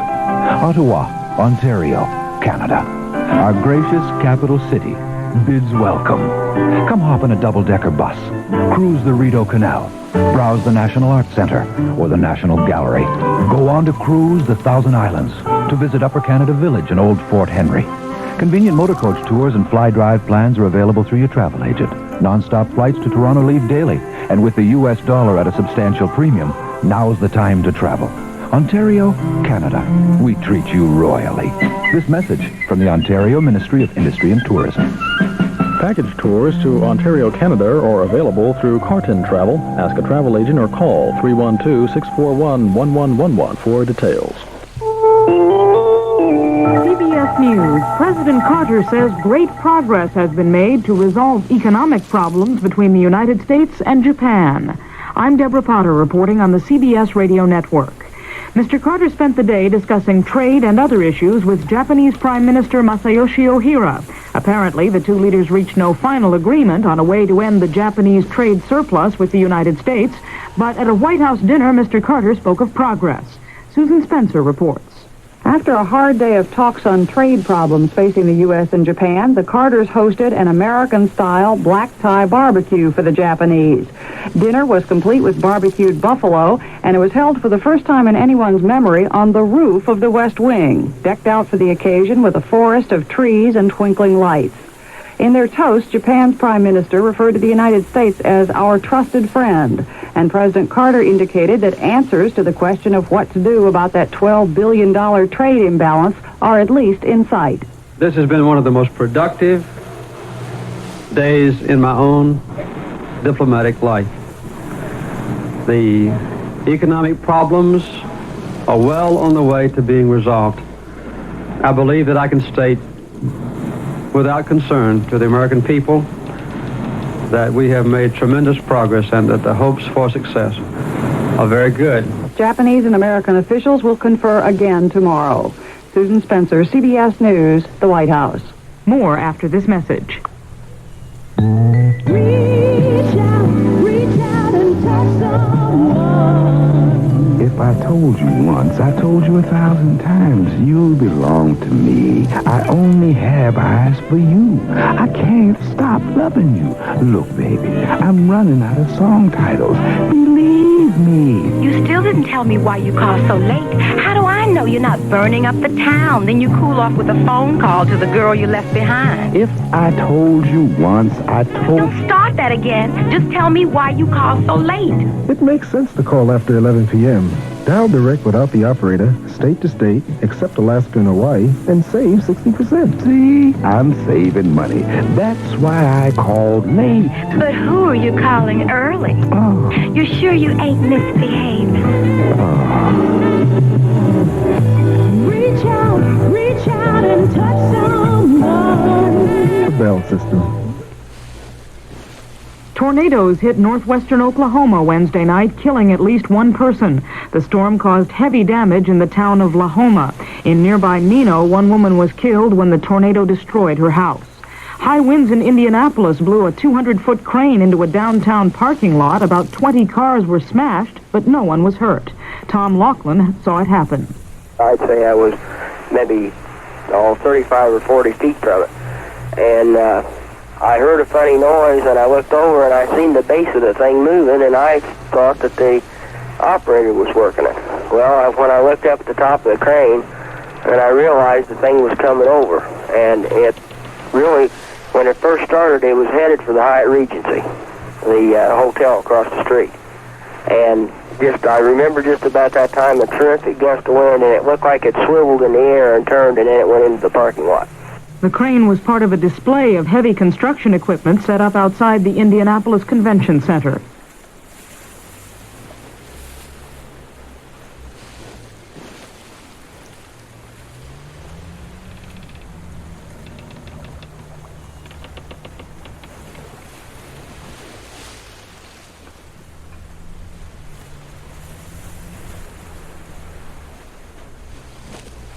WBBM News Time, exactly 10:31. The CBS Radio Mystery Theater presents...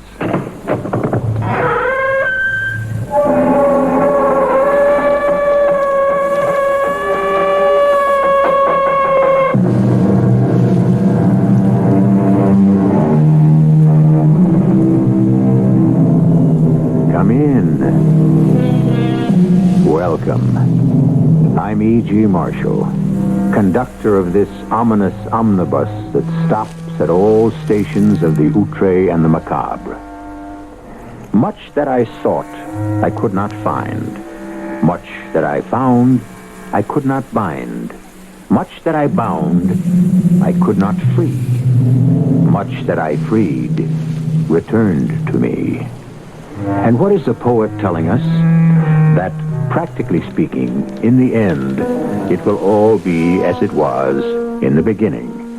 And so, therefore, it's not what you think you accomplished, but how good a run you got for your money. Some folks get a better run than others, don't they? I'm sorry, Doctor, I can't trust you. If you can't trust me, Mr. Bell, I cannot treat you. I have a great many enemies, powerful, wealthy enemies. How do I know you won't sell them my secrets? Because I am a doctor, and I have my code of ethics. Yeah, suppose someone were to say to you, let me look at Harry Bell's file. I'm willing to pay you very well. What would you say? I would refuse. And if he said, I'll give you $1 million? I would still refuse. Has anybody ever actually offered you $1 million? No. Well, then don't be so quick to answer.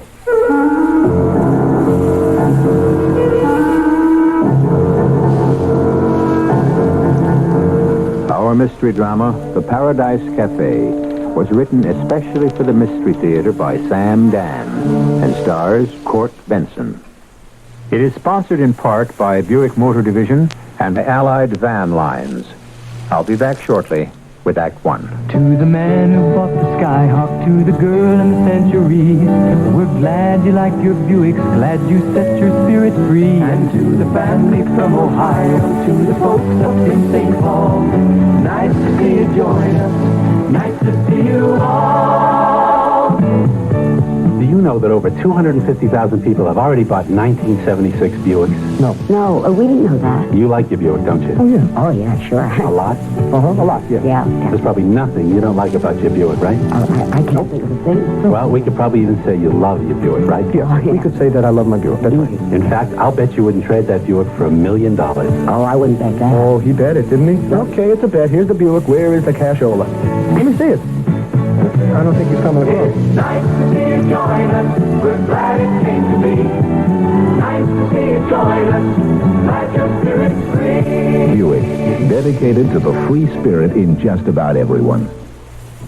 If I could leave one thing with you when I leave this earth behind, I'd like to leave a bright blue sky as my gift to all mankind. If I could choose just one small thing for the children I'd bequeath, a life forever healthy, something nice to breathe. Yes, this is my legacy, this is my prayer. Most of all, I'd leave you all with a breath of your fresh air. Air pollution is a man-made product that grew up in a machine age, the result of a means to an end. But the end must change if we're to continue breathing. We can clean up the air, perhaps even in your time, but we need your help. Won't you? Join with your lung association in the fight against air pollution. It's a matter of life and breath.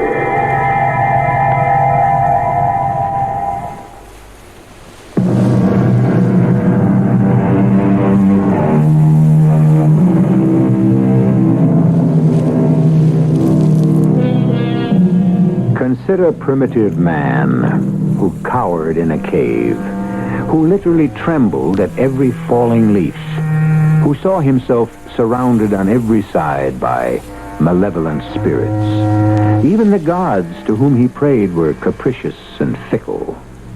That was primitive, ignorant, undeveloped man. But why do we have similar problems? We sophisticated, modern, civilized beings. Primitive man went to a priest who would read his fate in the entrails of a goat. We go to a priest who tries to read our destiny by probing into, beneath, and beyond our mind. Of course, we don't call him a priest. We call him Doctor. I don't know how to explain this. Maybe it can't be explained, but... Yes? It's 1:30. I gotta use your phone to call my office. I am sorry. I don't think you should make a telephone call. Now, look, Doctor, you don't understand. A multi-million-dollar deal is involved here. Some people from Chicago are arriving You have asked me for 1 hour of my time to discuss a certain very serious problem, Mr. Bell. But I have to leave instructions for You my... have already wasted half of it. It's crazy. Yes? I mean, what's happening to me? It's crazy. How do you define crazy? Look, I went to the library. You know why? Oh, how could you know? I went to look up what they had to say about possession. Do you know what possession is? In what sense? Well, I wanted to see if it was possible, if it was possible for something or someone to take possession of another person. Okay, now I've told you. And that's a tape recorder playing, isn't it? Yes. You can ruin me. Ruin you? How? How? You could make that tape public. You could play it for the board of directors of my corporation, to some of the banks I have to deal with, to certain other parties. All they'd have to do is hear that. As a physician, I am prohibited by both law and ethics from revealing... Don't hand me that. Every man, every woman has his price. I don't care who or what you think you are. You can be had. Do you know how much money's involved here? Money? Yes, money. What do you know about money? Give me that tape recorder. For what purpose? I want to erase that tape. If you don't trust me, I can't be your doctor. Oh, I trust you. But you're going to erase the tape. Now, we press this erase button. Mr. Bell, I'm afraid our session is over. Look, I trust you, understand, but you see, I know I'm being watched. Why do you say that? Well, a man in my position would take my word for it. So it's discovered I'm seeing a shrink. No offense intended by the usage of the expression. So they figure... They? Who is they? I'll take my word for it. I got more theys than I can handle. So they figure, what's he telling the shrink? We ought to know. And so they offer you $1 million. I told you, my records are not for sale. What are you giving me slogans? Did anybody ever offer you $1 million? Why did you come here? Well, it's on account of this possession thing. Yes. Well, it's that simply somebody, something is taking possession of me, taking over. Is it happening now? No, because right now I'm fighting it. When I think about it, I can fight it off. But I can't keep thinking all the time, so it sneaks in and takes over, and even when I do think, it gets harder and harder because this thing gets stronger and stronger. How does this possession manifest itself? It makes me different. In what way? Well, it makes me feel different, think different, act different. Last night, all of a sudden, I take a cab down to the opera house and I go to the opera.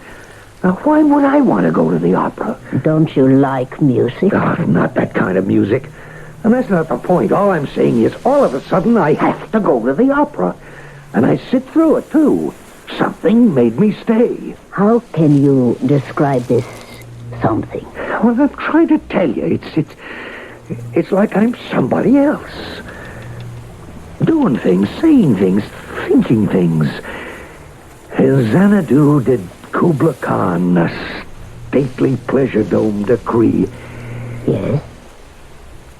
Why did I say that?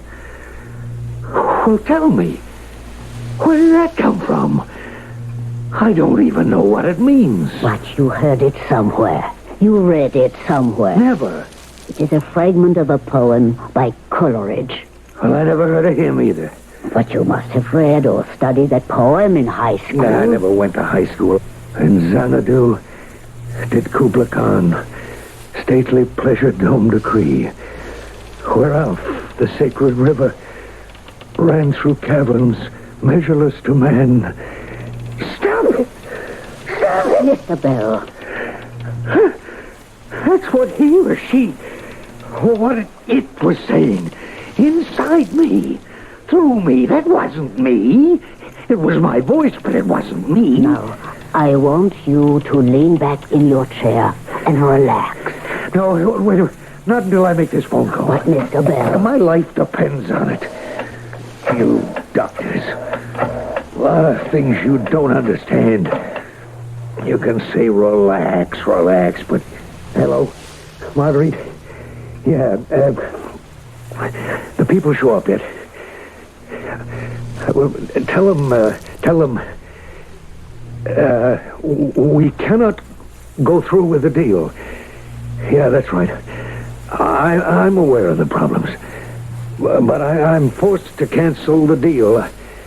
I'm afraid they'll have to do their worst. Did you hear what I just said? It wasn't me saying that. It wasn't? Because you know what I just did? I just signed my own death warrant. When I said cancel that deal, I asked for it. You mean you will die because of a business deal? Doctor, people like you know very little about the world. I mean the real world. Money. That's what it's about, money. Money, the winding sheet of the human race. There! He's talking again. That isn't me. And the cancellation of this deal will result in your death? Why? Because certain people won't go for it. Please, Doctor, get rid of this thing for me. Get rid of it? Don't you turn me down. I'll pay you whatever you ask. Look, I'm a hard guy, sure. I'm considered a legit businessman, but the rumors are true. I got the rackets behind me, and I use the rackets, too. But you have to save me. My life is on the line. But if it is as simple as telling your secretary that the deal is still on, just tell her. I can't. He won't let me. Whoever he is, he won't let me. How is he stopping you? There is the phone. Reach for it. It's more than that. It has to do with space. Space? Yeah, kind of open space and fresh air and kids. You know what I mean? No. Kids playing. You see, the deal's going to kill that. The deal's going to have a lot of factories. We bought up all that land because we knew they were going to build a turnpike alongside. What are you saying? We own the chairman of the State Committee on Highways. What am I talking about? We practically own the whole legislature. Look, it's 12 o'clock noon. The Chicago guys will be in at 1 sharp. I have to be able to tell them the deal is on. Do you understand? Mr. Bell, I would advise a period of complete rest. You're doing it again. You're talking to me as if I'm a nut. Somebody's inside me. Get him out. Get him out by 1 o'clock. Relax. Don't resist anyone or anything. Whoever it is inside you, let him or it take over. Just yield. But I have to fight. Later, when we find out who. Now, relax. Let your mind feel free. Weave a circle around him thrice, and close thine eyes in holy dread. For he on honeydew hath fed, and drunk the milk of paradise. That isn't me. I never heard that before in my life. Think of those words that have just come out of your mouth. Do any of them mean anything to you? No. weave a circle? Anything about weaving circles? No. Thrice. The number 3. Close your eyes. Are you afraid of blindness? No. Holy dread. Are you afraid? Sure, I'm afraid. I'm scared stiff. Honeydew hath fed. Honeydew is a melon that don't mean a thing. And drunk the milk of paradise?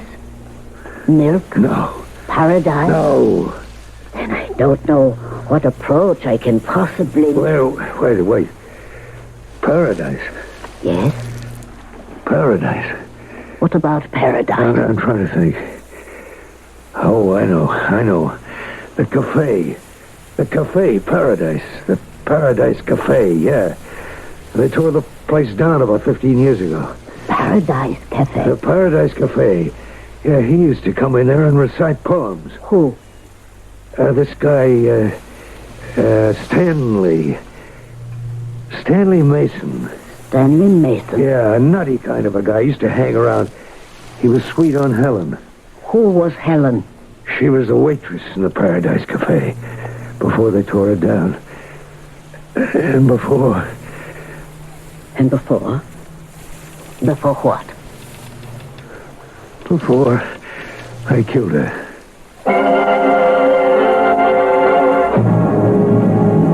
At this point, you know as much as we do. Harry Bell, a wealthy, if notorious, operator, is in the office of psychiatrist Maria Kluger, and he claims that he is being possessed. Someone is inside him, making him do things alien to his nature, and preventing him from doing something that could be a matter of life and death.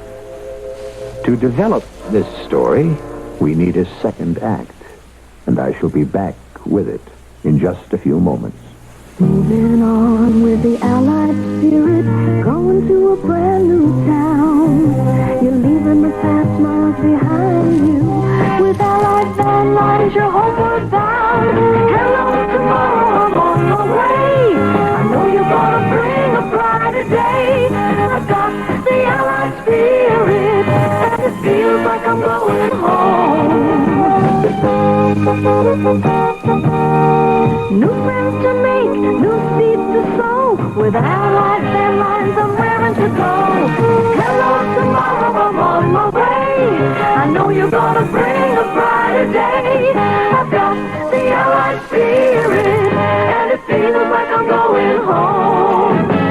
Hello, tomorrow, I'm on my way. I know you're gonna bring a brighter day. I've got the Allied spirit. Let the Allied spirit move you. See the yellow pages for the nearest Allied Van Lines agent. You want to watch some TV tonight? Oh, sure. Okay. Let's see here. At 8 o'clock, they've got that new police adventure series, Mayhem and Muck. The Tribune's Gary Deep says it's trash. Oh, well, there's that comedy series, The Bigot Takes a Bride. Deep says that's an insult to a gorilla's intelligence. Oh, okay then. Here, Wide World of Empty-Headed Pastimes is telecasting the National Chicken Heckling Championships live. Deep says the sportscaster on that is a wishy-washy dope. Hey, is there anybody that this Deeb likes or respects? Sure. Yeah, well, who? Us. TV critic Gary Deeb is a hard man. But when you're sorting out the good TV from the bad, a hard man is good to find. And you can find Gary Deeb hitting you where you live in the Chicago Tribune. Come on now, change to the Tribune and see how much the Tribune's changed. Call our home delivery number at 222-4100 collect and let the Tribune hit you where you live.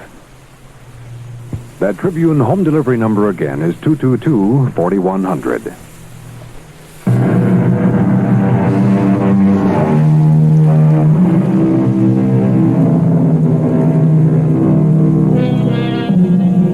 The best-known line in the hit play of the London stage in the year 1697 was, "Possession is worth 11 points in the law." Possession. Well, when you own the body of another person, that's called slavery. When you own his soul, what name can we give that? But can you own the soul of another human being and speak for him, think for him, act for him? It seems to be happening to Mr. Harry Bell. Well, We have you and a man named Stanley and the waitress Helen in the Paradise Cafe. Yeah, I remember. And you murdered Helen? That doesn't go past this office. Why did you murder her? Because I didn't murder her. But you said that I killed her. There is a difference. Oh, yeah, sure. Tell me how it happened. Well, Helen, she was kind of, built. Everybody wanted to take her out. But she was a smart little dame. Well, anyhow, we were sitting around one night and... Helen, thy beauty is to me like those Nicean barks of yore, that gently o'er a perfumed sea, the weary, wayworn wanderer bore to his own native shore. You don't say. That's by Edgar Allan Poe. Well, is that a fact? Whatever happened to this other guy, Kubla Khan? He give him the night off? Coleridge. I may be in a minority, but I place Coleridge with the major poets. No kidding. You hear that, Helen? I don't know when I've ever been so thrilled in all my life. Although his time was during the highly romantic period, he was curiously modern. This is news to me. Well, he was very much concerned with pollution. For example, in his poem Cologne, about the highly industrial German city, he says, "The river Rhine, it is well known, doth wash your city of Cologne. But tell me, nymphs, what power divine shall henceforth wash the river Rhine?" Stanley, do you ever figure a way to make a buck out of all these poems? True, poets have always been involved with the beauties of nature, but Coleridge is the first to be concerned with man's attacks on the basic environment. Oh, Helen, there's a concert tomorrow night. A free concert, I'll bet. In the park. Are you kidding? It's more than a concert, it's an opera. Oh, that lets me out. But it's really a very funny opera. I'd rather see the Marx Brothers. This is called The Barber of Seville. The Barber of Seville, Doctor. The Barber of Seville. That was the opera I went to see last night. Yes? Why did I go? Why did I sit through it? Tell me more about the Paradise Cafe and why you murdered Helen. I didn't murder her. It was an accident. Tell me. Well, Stanley would always try to make time with Helen, but he was going about it all wrong. He was throwing this crazy poetry at her. Yet each man kills the thing he loves. By each let this be heard. Some do it with a bitter look, some with a flattering word. The coward does it with a kiss, the brave man with a sword. Put another nickel in the jukebox, Stanley, and give us a rest, will you? Helen. You gonna order something, Stanley? Well, then, beat it. But Helen... Get lost, creep. All that'd roll off his back. He'd come back for more, night after night, you know what I mean? Some guys, they never learn. One night we're in the place where Helen's busy with some other customers. So I said to Stanley, "Hey, Stanley, that's not the way to score with a dame." Score? Huh. I don't think you understand, Harry. Huh? What don't I understand? I'm in love with Helen. Oh, sure, that's what I'm talking about. Love. Not your kind of love, Harry. Get wise, Stanley. There are guys taking Helen out, guys who spend a couple of bucks. You want to make time? Takes dough. I don't believe it. What do you believe, Stanley? Can't answer, can you? You know why? Because you're not money. Only money talks today. Everything else is just idle chatter. You really believe that, don't you? Oh, indeed, I do. I really and truly and honestly do. Oh, money. The winding sheet of the human race. Well, whatever it is, without it, you're dead. Guess who Helen's going out with tomorrow night? Me. You? I don't believe it. Why not? Because you're... Harry, you're quite ordinary, and Helen is an unusual, a most unusual human being. Yeah. You think so? Well, here she comes now, Stanley. Just watch this. Observe the old master in action. Well, here's the two freeloaders. She walks in beauty, like the night. Helen, what are you doing tomorrow night? Why, what'd you have in mind? Well, for starters, dinner at Lauricio's. Mauricio's? Oh, you know what it costs to even tip the hat chick girl at Mauricio's? Yeah, I do. Afterwards, we'll go to the Trotters, lay a few bucks on several nags. We'll wind up with some supper and dancing at the Chesterfield Club. You must be nuttier than Stanley. Well, that may be or not. Meanwhile, I have to make my arrangements for the evening, so what's the answer? No, where would you get the kind of dough for a night like that? Well, in my pocket. Here, take a look. Hey. Yeah, it's not a 20 covering a roll of ones either. This is solid all the way, baby. Oh, where'd you get it? Well, I developed a green thumb. No. Tell him no. Hey, Stanley. Listen, please. Tell him no. Don't go out with him. He doesn't love you. He doesn't even Now respect get you. out of here before I have you thrown out. If you go with him, you'll regret it. Take off. You'll pay for it. Stanley, I think you heard me, young lady. I'm warning you. Stanley, you're making a scene. There are people in the place. You'll be sorry for the rest of your life. Well, he finally ran out of there. People looked at him as if he was a nut, which he was. Several questions. First, where did you get the money? Well, that was the year I learned. You see, I knew you had to have money. But how did you get it? Carry a gun and steal ass for chumps. You can say I learned how to put certain people together with certain other people, or with things they needed, or both. That was the year I began. I learned that if people think you have money, they come to you. And they've been coming ever since. And when did you murder Helen? It wasn't murder. Whatever it was. When did it happen? That night. That night we made the rounds. Dinner, the races, dancing, supper. Yeah, we kept going. And finally I took her home. It was a great evening, Harry. Yeah, sure was. I really enjoyed Yeah, it. so did I. Well, good night. Good night. What's with this good night? Oh, no, just a minute, Harry. I'm coming in. No, Harry. Good night. What do you think this Harry, is? please, I'm really very tired. And Well, if you're tired, you can drink a cup of coffee. Harry, I'm just going to have to ask you to leave. What do you think you got here? A sucker like Stanley? You know how much dough I went for tonight? $280. But, Harry, we can go out again? And all I'm going to get for my $280 is good night at the door? Harry, I like you. I like you very much. It's just that... Oh, no, Harry, baby, no. Please, Harry, please. You don't make a chump out of Harry, not you. Keep away from me, please. Old Harry doesn't mind going for the dough, but that's got to be a payoff. Keep away from me. Come on over here, Harry, baby. I no. said come over here. Put that knife down. You'll hurt yourself. Keep away. I say keep away. All right.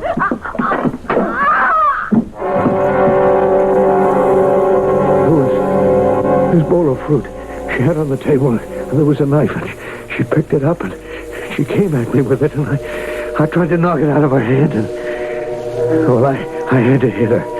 I mean, it was self-defense, and I hit her, but I hit her very hard, and she fell over kind of hard, too, and she hit her head against the table.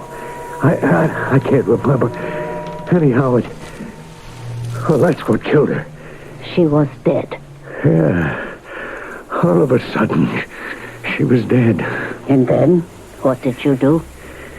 I'm telling you this, but you try to peddle it to anybody and I'll make you look like a chump. What did you do? Well, that was the year I guess I grew up. It was the year I became the kind of guy I am today.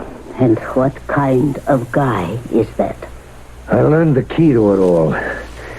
Never use your own money. What does that mean? Always have someone else pay for you. Stanley? Stanley. But how could you get Stanley? You can arrange anything if you know how. I looked down at her body. I said to myself, the very least I can hope for here is manslaughter. And that's at least 5 years away. Let Stanley serve the time. He's not doing anything anyhow. So, I went over to Stanley's little furnished room. I had to wake him up. Oh, Harry, do you know what time it is? Yeah. Listen, she wants you. Who does? Well, who do you think? Helen. But she went out with you. Yeah, I know. It was a mistake, Stanley. We both knew it was a mistake. We spent the whole time just talking about you. At least Helen did. Helen? Yeah. She's in her apartment, crying her eyes out. She is? She wants you to forgive her, Stanley. Forgive her? Of course. Go there and tell her. Now? Now. Stanley, you gotta make the moves. Come on, she needs you. Don't you understand? Oh, of course I understand. I knew that deep down I could possess her. She would be mine. I would possess her soul with patience. She's mine. Yeah, she's all yours. Go and get her. 19th Precinct, Sergeant Sloan. Sergeant, I hope it's a false alarm, but I happen to pass my 221 Collier Place. And I'm sure I heard a woman screaming, as if she was being murdered or something. You say the address is 221 Collier?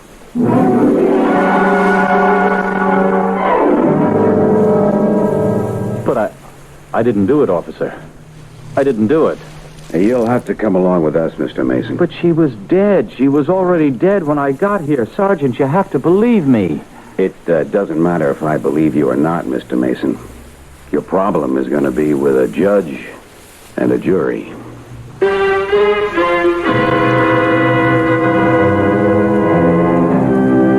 As you have already guessed, he's going to have quite a problem. But that's why we're here, to give people problems and to permit them to work out the solutions. And sometimes we discover that the solution can be even more of a problem than the original problem, which is where we are heading in Act 3. Did you ever think of advertising as news? Well, it is. It tells what, where, and how much about products you use. Hi, Pat Summerall to tell you that True Value Hardware Store's ad in April's Better Homes and Gardens magazine is news like that. You'll find a Lawn Chief 20-inch, 3.5 horsepower rotary mower at a remarkably low price. It includes extra functional features that'll really count when you mow the lawn on a hot day in August. And it's just $97.76. And you'll find that True Value Hardware Stores offer the Nelson Dial-A-Range Sprinkler. Turn its dial to any one of 4 watering patterns. It covers up to 3,000 square feet. And it's just $16.99. And there's an Ortho lawn and garden sprayer that attaches to your garden hose. It mixes water and chemicals accurately, and water pressure does the work. See these values and more in True Value Hardware Store's ad in April's Better Homes and Garden magazine. They're just a few of the values at participating True Value Hardware Stores. Is your bank open when you're busy and closed when you're not? Northwest Federal Savings knows that a good place to save is ready for you when you're ready. Ready to offer savers the kind of services you can get with a Northwest card. A special feature available to savers who maintain a $500 balance. And here's what you get. Traveler's checks, gift checks, registered checks, all with no service charge. Need document Xeroxing or lamination? It's free with the Northwest card. There's a special check cashing ID card with your picture. Even special vacations for Northwest card members. Get a world of services by getting a Northwest card at any Northwest Federal location. Irving Park, 1 block west of Cicero, in Des Plaines on Dempster, at Harlem Irving in Norridge, and Algonquin and Gulf in Arlington Heights. Be part of a special group and be a special person at Northwest Federal anytime, because Northwest Federal Savings keeps the best hours yours. It's Northwest Federal Savings Time, 63 hours a week. This is WBBM Chicago, News Radio 78. The time 11:05, 42 degrees at Midway on the cool side tonight, down to 38 for the low. Tomorrow's high should be about 51 degrees. Well, it's the complicated plans that usually founder and sink in the stormy seas of reality. Therefore, keep it simple.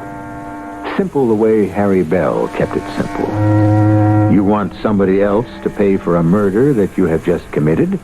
Don't get involved in complicated machinations. Just arrange to have your patsy in position when the police arrive.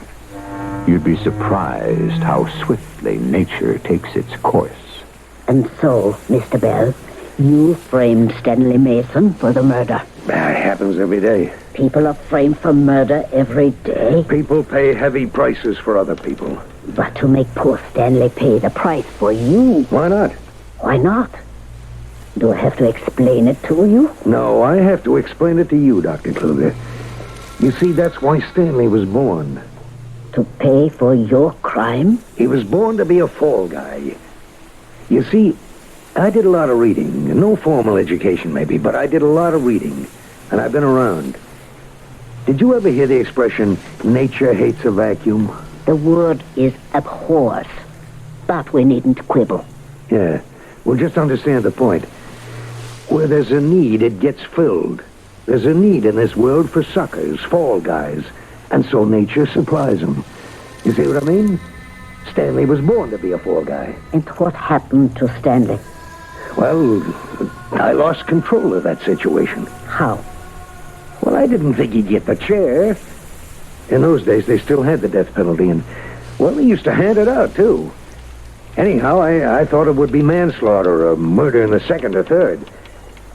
But I forgot. The DA could establish premeditation. But you did intend to murder Helen Walker? No. The witnesses who have just testified here, are they lying? Isn't it true that you were insanely jealous? Well, I was jealous, yeah. And when you heard that Helen Walker was going out with Mr. Harry Bell, didn't you threaten her? No. You didn't say, and I quote the witnesses, you'll regret it, you'll pay for it, you'll be sorry for the rest of your life? Yes, I said it, but what I meant was she would lose her self-respect. She would lose her freshness, her ideals.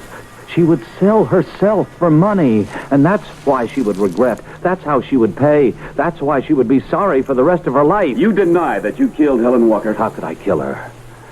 I loved her. When the police officers entered the apartment, there was blood on your hand. Of course. She was lying on the floor. I tried to lift her, and there was blood on her hand. If you didn't kill her, what were you doing there at that hour of the night? I told you.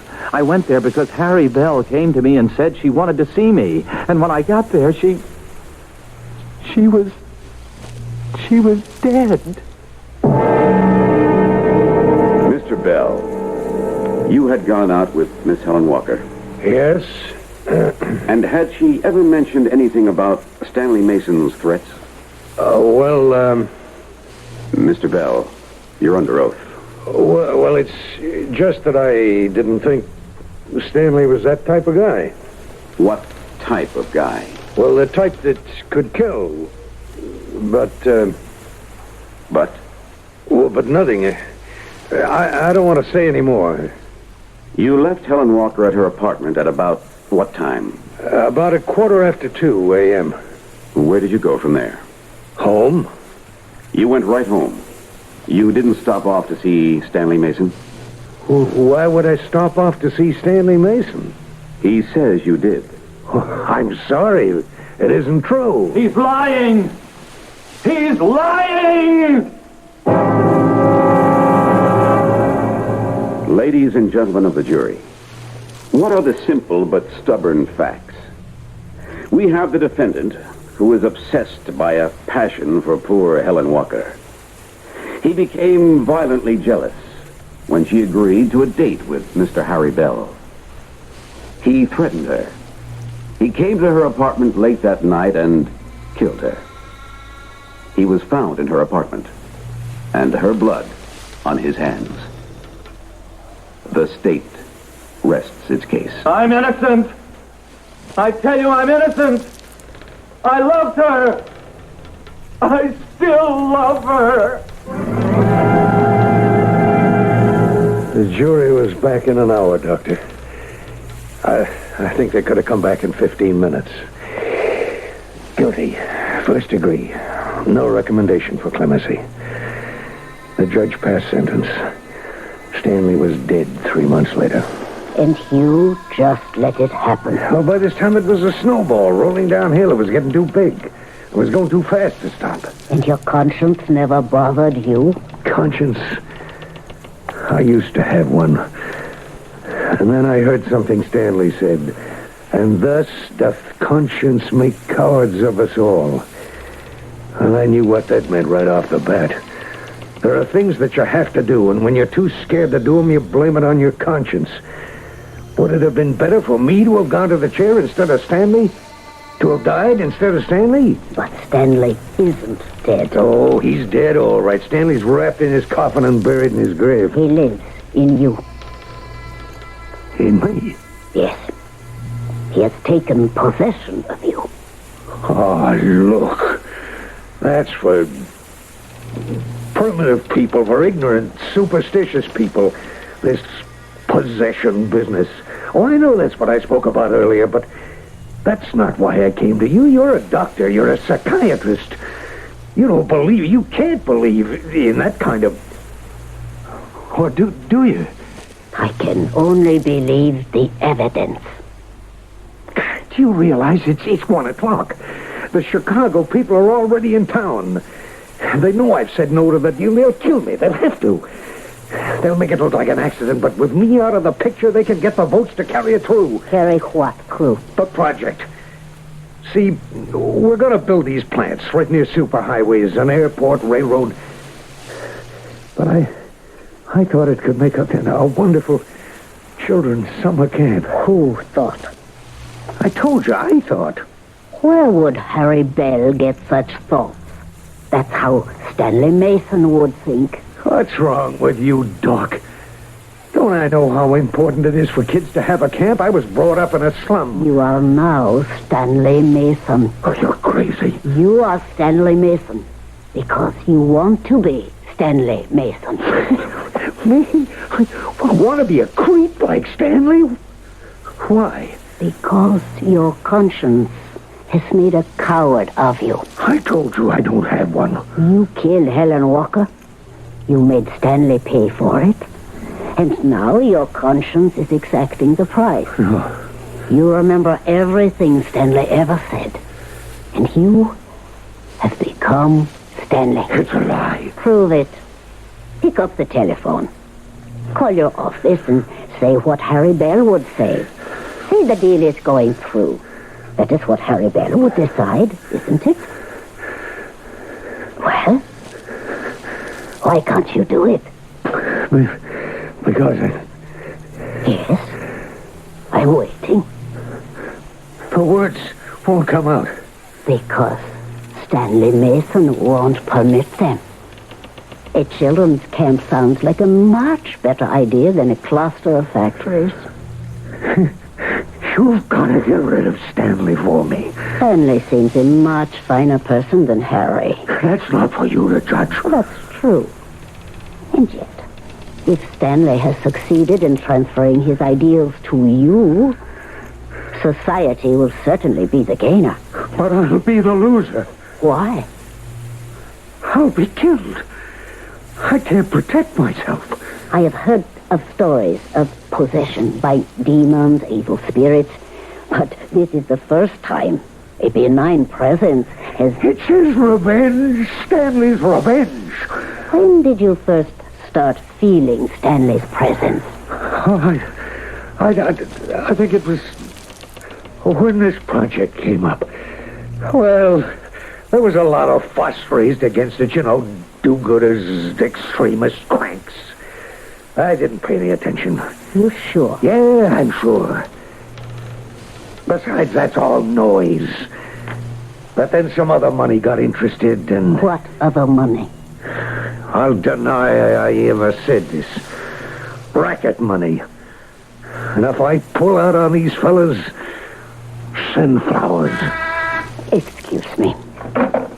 Yes? I know. What's that? Oh, thank you. My receptionist. First, this appointment has run way past schedule. I'll buy you a whole day. A gentleman is waiting for you in the outer office. For me? Yes. He said to tell you he was your Chicago colleague. The guy's gonna kill me. Here? Shall I call the police? It won't be here. It won't be anything the police will ever suspect or want to suspect. Mr. Bell, you have a devil, or I should say, an angel in possession of you. Only you can exorcise him. Can't you do anything? What could be more simple than saying, the deal is on? 4 little words. 4 little one-syllable words. Common, everyday words. That is your solution. That is your exorcism. That drives out Stanley Mason. All right. Bring that Chicago guy in here. In here? What a chump I am. I'm gonna let Stanley bust up my mind. If you insist. Miss Pendleton, have Mr. Bell's colleague come in, please. Yes, Miss Pendleton, I know I'm running late. All right, I feel I got Stanley on the run. How do you think he ever got inside me in the first place? Wait, it might have been something that Jerry Lane said. Who was it? Jerry Lane? Yeah, this guy from Chicago. Oh, hello, Jerry. Harry. Jerry, this is Dr. Kluger. My pleasure. Your nurse said to come in. Please, sit down. Oh, what is this, Harry? You under the weather? No, I'm fine now. I heard some very puzzling news. Yeah, well, we can talk here. Well, I mean, about the project. Yeah, what'd you hear? Well, that you were having second thoughts. Well, that's to be expected. So much is involved. There's been a big fuss raised. Oh, that always happens. But what do I keep telling you? By the time we get finished, you work that little magic of yours, why, the whole thing will smell like cologne. Ain't that what I kept saying? Smell like cologne. Cologne. The river Rhine, it is well known, doth wash thy city of Cologne.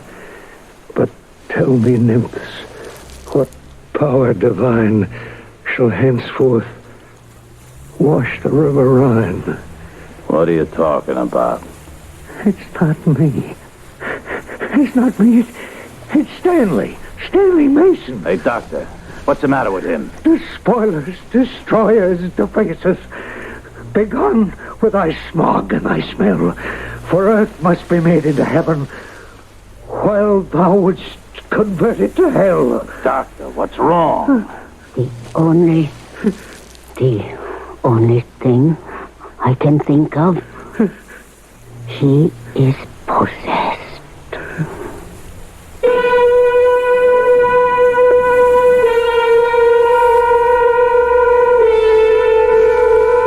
You may have read of a tycoon who disappeared. As a matter of fact, it was a memorable headline. Tycoon disappears in typhoon. Mr. Harry Bell was washed off his yacht during a storm at sea. Some say it was a convenient disappearance because his financial empire had collapsed.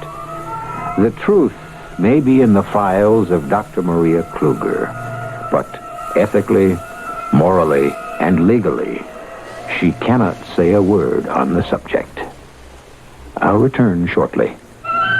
You want your house to be a home all year round. You can do it economically. No matter what the weather's like outside, you can change it so easily. So make summer a cooling thing. Turn winter into spring. It's the right time for Carrier. Carrier's right for the times. To be right for the times, the air conditioning you choose for your home has got to run efficiently. And that's the beauty of Carrier's Round One. Compared to most other central units, the Round One is a good deal quieter and a lot more economical to operate. Your local Carrier dealer has a special pre-season offer on the Round One. Call him on it. So make summer a cooling thing. Turn winter into spring. It's the right time for Carrier. And Carrier's right for the times.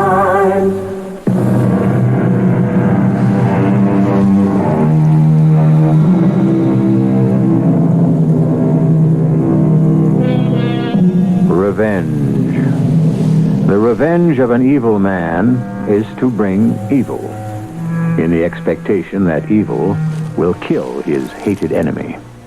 What is the revenge of a good man? Since evil is inimical to his character, he can only perform good. Can you kill a person by filling him with goodness? You just heard it happen. It proves that there are more things on heaven and earth than are dreamed of in anyone's philosophy. And we get around to most of them right here, 7 times each week. Our cast included Court Benson, E.V. Juster, William Redfield, and Len Gotchman. The entire production was under the direction of Hyman Brown. And now, a preview of our next tale. Have you ever turned up a stone and suddenly what was beautiful and verdant is ugly and venomous? You are telling me that what I may find out is ugly and venomous and therefore should be kept a secret. I'm saying more than that, Madame Peterson.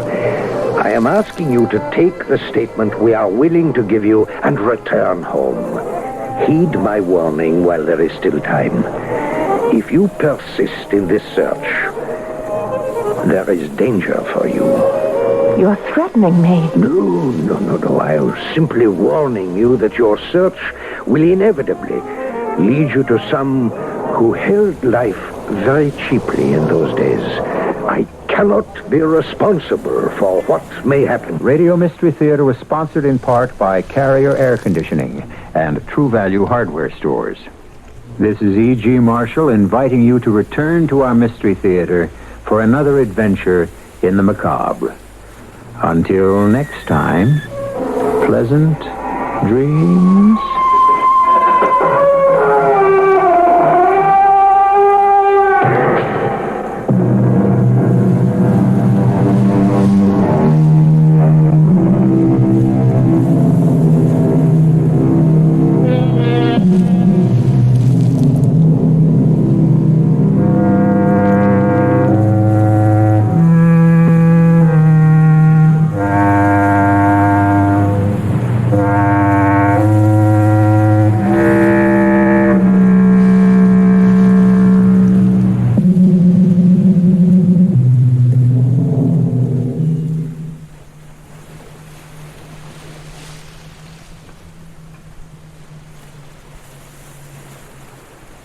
The CBS Radio Mystery Theater presents...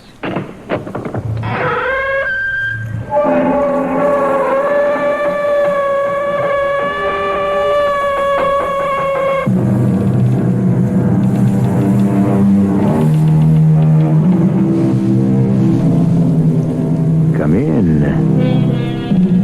Welcome. I'm E.G. Marshall. Welcome to another tale of the macabre.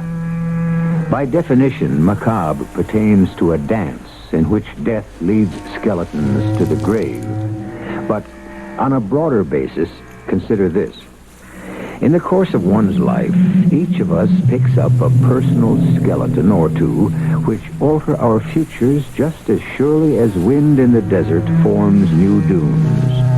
Mrs. Randall, a wealthy widow, has such a skeleton in her closet, and his name, so he claims, is Robert Lewis. Not that he goes now by that name. Not Robert Lewis. Anne? It is Anne, isn't it? I didn't quite catch your full name when we were introduced. Anne Hiller. And you're Nelson Potter. I had you pointed out to me. You didn't. I'm flattered, Mrs. Oh, no, you're not, Mr. Potter. Not really. You're new here in our sleepy little Hanover, and you're handsome and very striking. But why in the world you singled me out? I don't know. It seemed obvious to me, and I was right. You have a look of intelligence in your eyes. You're very attractive. Well, thank you. Any woman likes to hear that, especially a middle-aged widow. But really, why?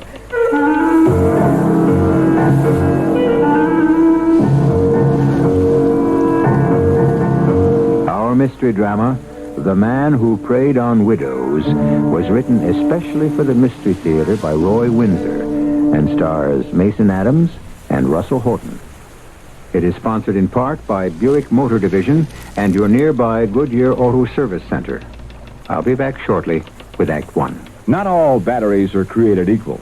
Some last a lot longer than others, like the unequaled, ever-ready alkaline power cell batteries from your nearby True Value hardware store. Hi, Pat Summerall here with the details. They are unequaled because they use a chemical system that's entirely different from that of regular batteries. The extra power they provide makes them ideal for portable radios, tape recorders, any device you use frequently or for long periods of time. And they'll hold their power for months when they're not in use. So they're perfect for devices you use only once in a while, like calculators, cameras, and flashlights. True Value hardware stores offer ever-ready alkaline power cell batteries in popular C, D, and AA sizes. So you'll get power you can depend upon, with the battery that was created more equal than others. Ever-ready alkaline power cell batteries are just one of the many values you'll find at the participating True Value hardware store near your home. Just look under Hardware in the yellow pages. Your Jewel Food Store's Bicentennial Quiz. Who am I? At age 19, I was aide-de-camp to General Washington, and when I left the Army, I was Adjutant General to Horatio Gates. But perhaps I am best known as an artist for my 1786 painting of a famous battle that I was actually in. My name after this from Jewel. Tender beef pot roast from Jewel. There's probably no other meal so deliciously satisfying, yet so inexpensive to serve. Through Saturday at Jewel, blade pot roast is just 49 cents a pound. Limit 3 sold as roast only. And what pot roast dinner would be complete without onions and potatoes? Zesty Texas yellow onions and fresh Florida red potatoes are just 13 cents a pound. Pot roast and fresh vegetables. Great low-cost eating from Jewel. Have you guessed my name? I am John Trumbull, the son of a Connecticut governor and the artist who drew the famous 1786 painting of the Battle of Bunker Hill. Happy birthday, America. From Jewel.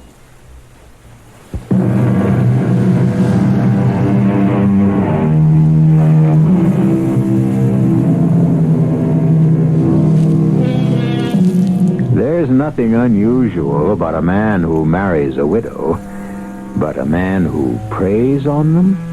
And widows in their 50s and even older and with money have often been victimized. Their loneliness is a void which flattery and self-deception can fill. They are grateful for attention and confident that they are truly loved, which often simply isn't true. Sit down, Mr. Randall. Thank you, Lieutenant.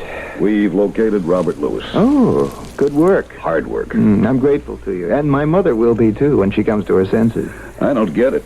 She still feels the same way? I haven't seen her for 2 weeks, but I'll see her after I leave you. Last time I talked with her, there was no change. Mother may even think you'll still return. A professional bigamist? Yeah, I know, Lieutenant, I know. Sometimes I think she's become senile. That's not true. Mrs. Randall is anything but. Mrs. Lewis. Mrs. Robert Lewis. It's probably a phony name, too. No, you're right. She's not senile. Just the opposite. Mother's intelligent and alert. But when I talk to her about Lewis, she just smiles vaguely, tells me not to worry about him. It's infuriating. She said, "It's only money, Lawrence. I have plenty of that." Yeah, but that's not the point. I know your mother's one of the richest women in Philadelphia, and prominent. But this guy comes along and makes a fool of her. Of all of us. I'm embarrassed. My wife's tired of answering questions about Mother and Lewis. You should hear my grandmother on the topic. Before Mother married Lewis, Grandmother urged her to see a psychiatrist. Oh, you're kidding. No, I'm not. Grandmother was, of course. She tried her best to ridicule Mother out of the marriage. Well, it didn't work. Nothing worked. She married him. He stayed around for over a year. And now he's been gone for 2 months. He's gone forever. You know that, and so do I. And I want him. We'll get him on a charge of bigamy. He makes a career of marrying rich women, rips them off and skips, and they're embarrassed about pressing charges against him. He disappears, finds another victim, marries her, and the cycle goes on. Well, this time we'll get Mr. Lewis, and I agree with you. That's probably a phony name, too. Where is he, Lieutenant? You ready for this? Nothing would surprise me. He's up in Hanover. Oh? Where Dartmouth College is? That's the place. He calls himself Nelson Potter. And he's got an eye on a widow named Ann Hiller. Have you warned her? We will. Don't worry about her. Well, why not? I don't want to see another foolish widow taken advantage of. She won't be. I can promise you that. Well, are you going to let her marry the man just to get him on a charge of bigamy? Ann Hiller won't be hurt. I guarantee that. There's something you're not telling me, Lieutenant. The police have to work this out their own way, Mr. Randall. You want Robert Lewis arrested and exposed. I want him convicted and jailed. For bigamy? That's right. We know a lot about Lewis. He's been recognized through a photograph in Palm Beach and in Denver. Different names, of course, but the same guy. We could convict him on past charges, but the problem is to get the women he married to come forward and testify against him. They won't. Too embarrassed. We won't have that problem with Ann Hiller. Well, how can you be certain? We are. To your mother, he's Robert Lewis, and she's still married to him. To Ann Hiller, he's Nelson Potter. She'll marry him, and we'll pick him up. But what if my mother won't cooperate? No problem. We'll prove that the man deliberately married 2 women, and that will land him in the jug. Yeah, but what about the other women, you say, he married? The ones who are too embarrassed to come forward? If they married They him, would deny it. Well, what about marriage licenses and ministers? We can't harass a woman into testifying against this guy when she doesn't want to. Even if one of them admitted marrying him, his name was X, Y, or Z, not Lewis or Potter. He's slippery. He counts on the feelings of the women for him. Incredible. What's he got that we haven't got, Lieutenant? Oh, I wish I knew, Mr. Randall. I really wish I knew.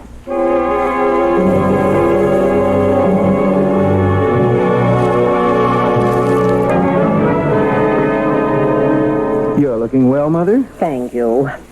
Would you like some tea? No, thank you. Sherry? No, not a thing, thanks. Oh, do sit down, Lawrence. Don't stand there like a prosecutor. Well, now, why would you say a thing like that? Now, let's not quarrel. You will admit that the few times you visited me in the past 2 months, you paced around the room and ranted gently about what a foolish old woman I've been. And you still can't see it. Oh, dear, can't we talk about something else? Robert Lewis is still my husband. You seem to forget that. Your husband was my late father, not the hypocrite you married a year ago. A crook who married you for your money, not because he cared for you. How do you know that? Mother, how can you ask such a foolish question? He came out of nowhere. He rolled his eyes at you. You fed your line of talk about music and art. Well informed, Lawrence. Books. He read a few books, homework, and fawned on you. It was outrageous. I want you to admit your mistake and help the police put Mr. Robert Lewis in jail. Why? Because he's a charlatan who preys on rich widows, a hypocrite, an immoral opportunist. Have you ever asked yourself if some rich widows want to be preyed upon? You can't be serious. Oh, but I am. But that's stupid. You're not stupid, Mother. How nice of you to say so. I really don't understand you. Well, then why bother about it? Haven't you anything else to talk about? I'm harmless. I don't think I committed a heinous crime in remarrying. For over a year, he lived here like a crown prince on the money you squandered on him. A fortune, I'm sure. I don't resent it. Why should you? Because you're my mother. And Lewis made a fool out of you. You may not know it, but there's a lot of gossip about you and Lewis. And, well, it's made Nancy and me very, very uncomfortable. We ignore it, but all the same, it's there. Yes, I suppose it is. I do regret that. I know how sensitive Nancy is to gossip. Apologize to her for me and suggest that if the subject comes up again in her presence, to tell the scandalmonger to telephone me. Either that or have her say that I am none of her business. But you are our business. I'm your son. Yes, I know that, Lawrence. And may I suggest that you follow that same advice? Consider you none of my business? That's absurd. Oh, dear, how unmodern you are, Lawrence. Isn't this the era of the emancipated woman?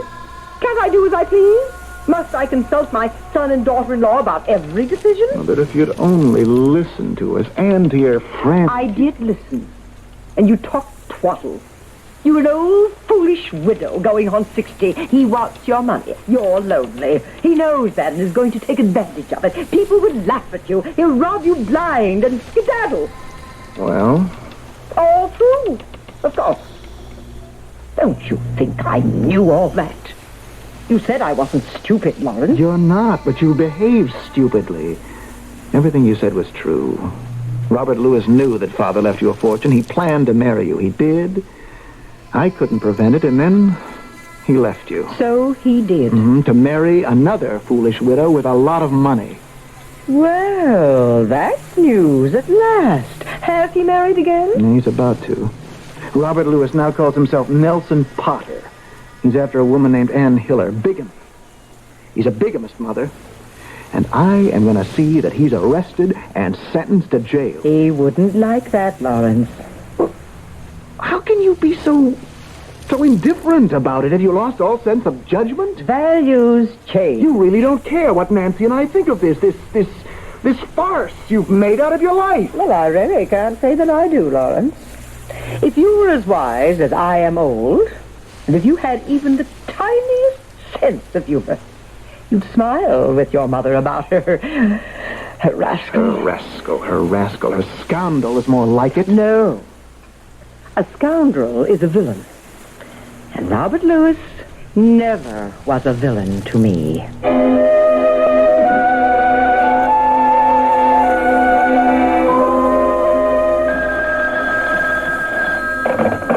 Lieutenant Eccles speaking. Oh. I see. Day after tomorrow. Have the necessary papers been... Good. So Lewis, as Potter, has captured the heart of the widow Hiller. I want to meet this guy. He's got something most of us must be lacking. They tell me, what's the weather like up in Hanover? That cold, eh? Well, Mr. Randall and I will bundle up and be on hand for the ceremony. You know what to do. Thank you. Good luck. Beats me.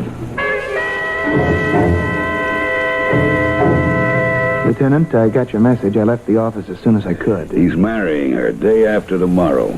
Can you make a trip with me to Hanover? Of course. Fine. Then we'll have Lewis or Potter or whatever his name is in jail before the week is out. That's where he belongs. I still don't like what's happening to Mrs. Hiller. Why can't we just interrupt the ceremony? No, I want him to marry her. Then we've got him. Well, it seems unfair to her. A dirty trick. I really don't like it, Lieutenant. Don't worry about it. Believe me, Mrs. Hiller won't be hurt. She's fallen for the She'll bomb. recover. You know something that's puzzled me, Lieutenant? How does this guy work this marrying game? Now, why did he pick Hanover, of all places? And how did he get to meet a rich widow who was ripe to get married? Good questions. We wondered the same thing. I can't answer why he went to Hanover. It's small, and from what the police there have told us, it's kind of an intimate, democratic place. A stranger in town, especially a good-looking guy like Lewis with a sports car and well-heeled, wouldn't have much trouble getting acquainted. How he got acquainted with Mrs. Hiller? That's easy. He went to a real estate broker and asked to see some houses. Mrs. Hiller's house had just come on the market. Lewis saw the house and struck up an acquaintance with her. That simple. I see. Lewis uses real estate agents the way insurance men watch engagement notices and births. That's right. Lewis gets the real estate guy to talk, then does the rest. Be ready to leave tomorrow and bring warm clothes. It's 0 up in Hanover. I still don't feel right about Mrs. Hiller. We do, Mr. Randall. All I can tell you is that the police are protecting her, and she knows it.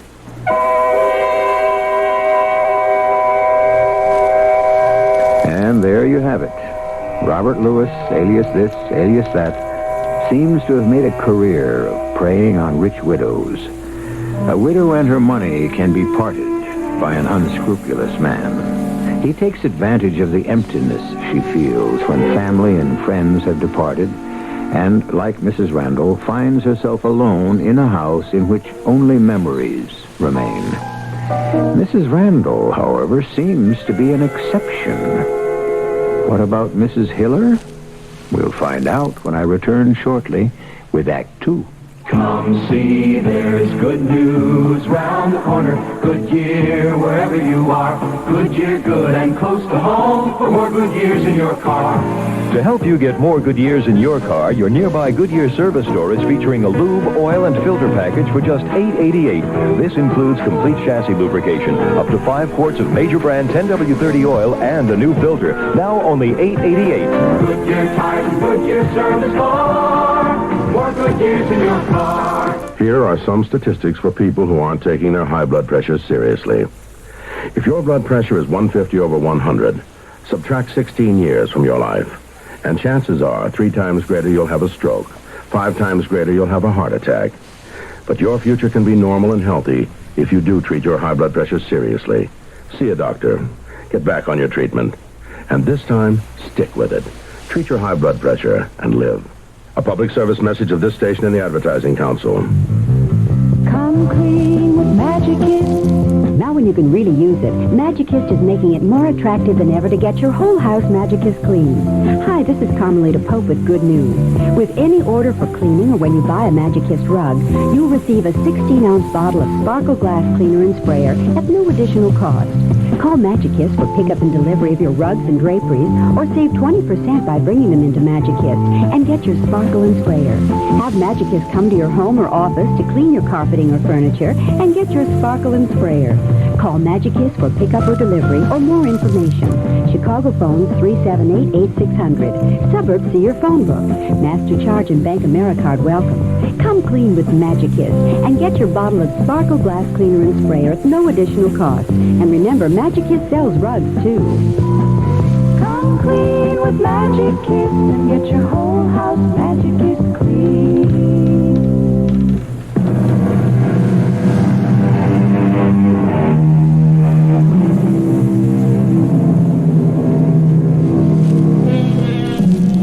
Over 300 years ago, George Herbert wrote, "Marry a widow before she leaves mourning."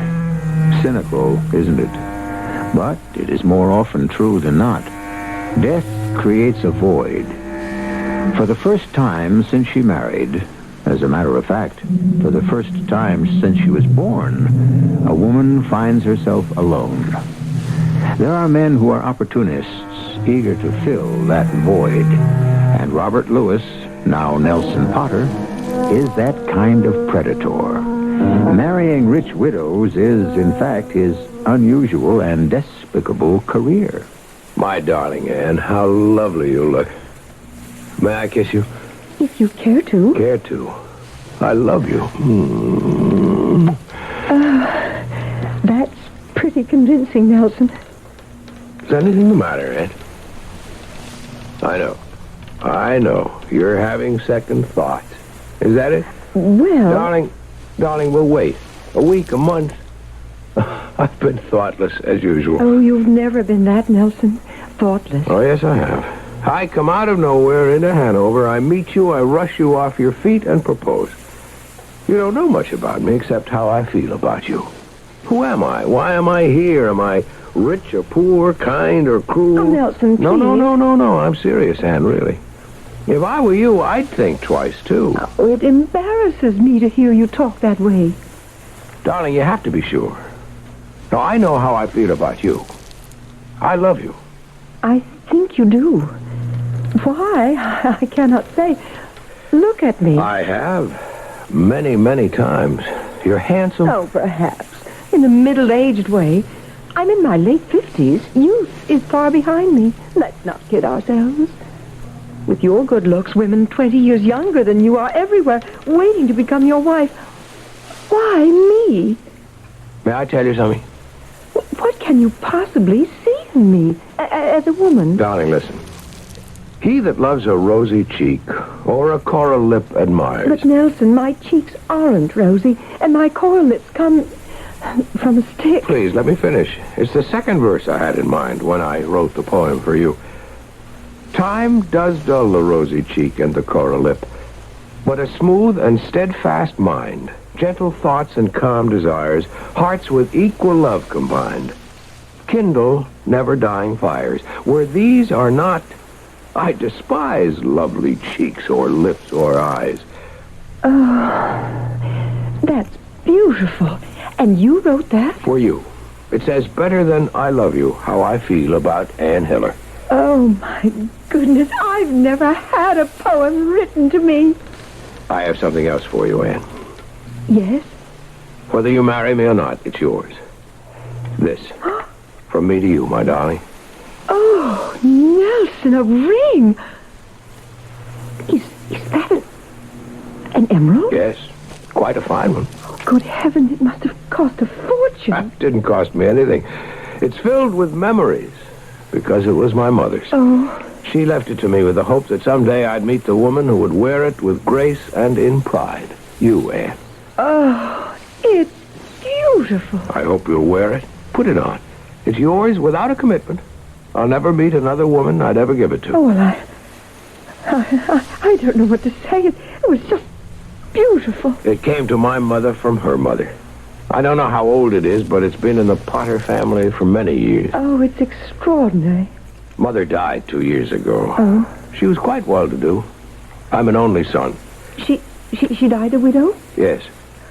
Oh, maybe that explains your interest in a lonely woman like me. Not at all. From the first time I met you just 2 months ago, I've been drawn to you by your loveliness and intelligence. I was astonished to learn that you're a widow. It was my good fortune that you were still free. Oh, that's very nice of you to say. Don't talk like an old maid, Anne. I'm sorry. But you must have thought about your mother all the years she was alone and well-to-do. Oh, of course they are lonely, and they can be exploited. But of course, you wonder if I'm a fortune hunter. Oh, not really. But I have been proposed to before. Not everyone up here's a stick. There was a young ski instructor. I don't doubt it. And he was just after your money, is that right? Of course. Well, how can I put it? Either you believe me or you don't. When I say that I love you for you and only you yourself, that's all that I can offer. I have a small income from my mother's estate. My poetry pays practically nothing. So if you marry me, Anne, life won't be luxurious. Oh, nonsense. What about my money? I won't touch it. Of course you will. Money's a commodity to be enjoyed, and we'll enjoy it.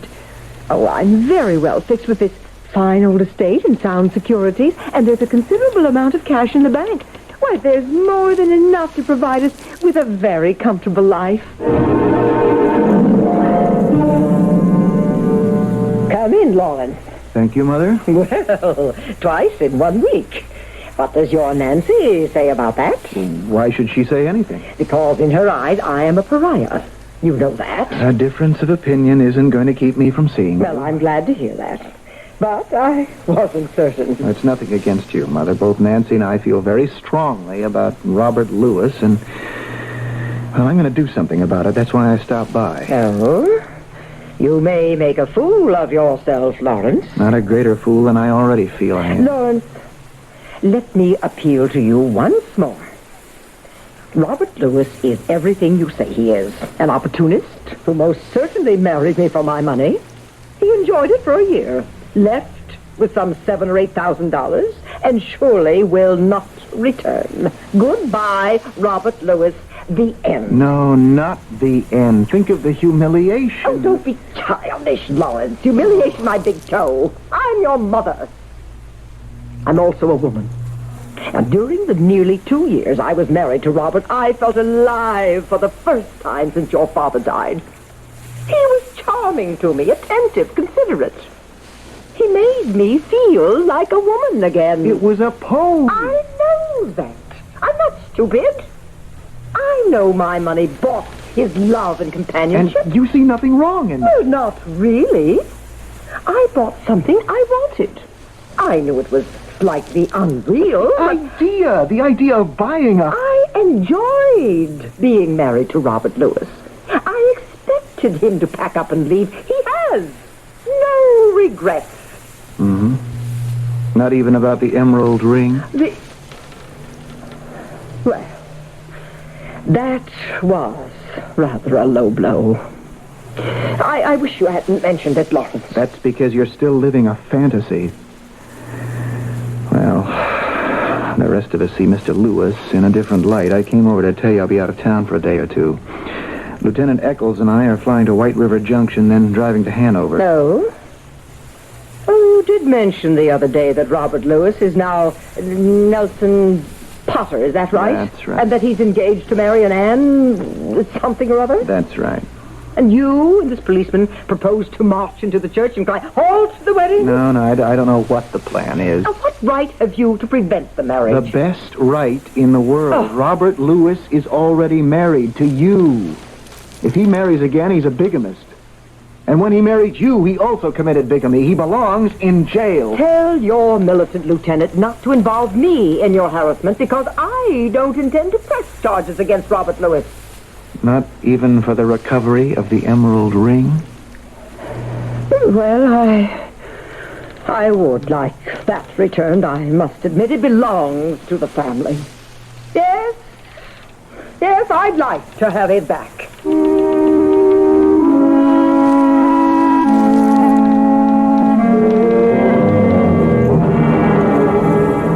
I'm glad I found you in, Lieutenant. It just came from my mother's. Oh?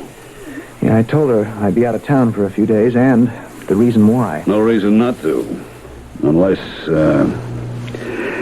well, is it possible your mother might try to get in touch with Lewis?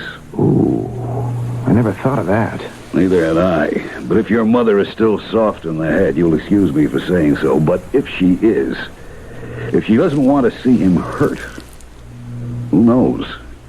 She just might warn him we're about to close in. I can't believe that, Lieutenant, but then, why not? She is soft in the head about all of it. She admits Robert Lewis ripped her off. She doesn't care. She said she had a wonderful time with him the year and a half they were married. She paid for it, and she doesn't care that he left her. In fact, she expected him to. Can you explain it? Beats me. Mother doesn't care that Lewis is marrying Ann Hiller. She said even if we catch him as a bigamist, she won't press charges against him. The only regret she has is that he stole an emerald ring, an heirloom, when he copped out. Well. What's that supposed to mean? Guess who's wearing it now? You can't mean it. Oh, but I do. Ann Hiller. It's her engagement ring. He said it was left to him by his mother. Lieutenant, how do you know all these things? You say Mrs. Hiller won't be hurt. If she marries this con man, of course she'll be hurt. Now you tell me he's given her my mother's ring. How do you know that? I know something more. Let's have it. He's a poet. Well, you mean he's pretending to be a poet? No, when he proposed to her, he used one of his poems to get her to say okay she'd marry him. Listen to this. He that loves a rosy cheek or a coral lip admires. Now, hold it. That's a 17th century trochaic 4-foot meter. He says he wrote that? Sure. Well, what do you mean, whatever you said it was? Read some more.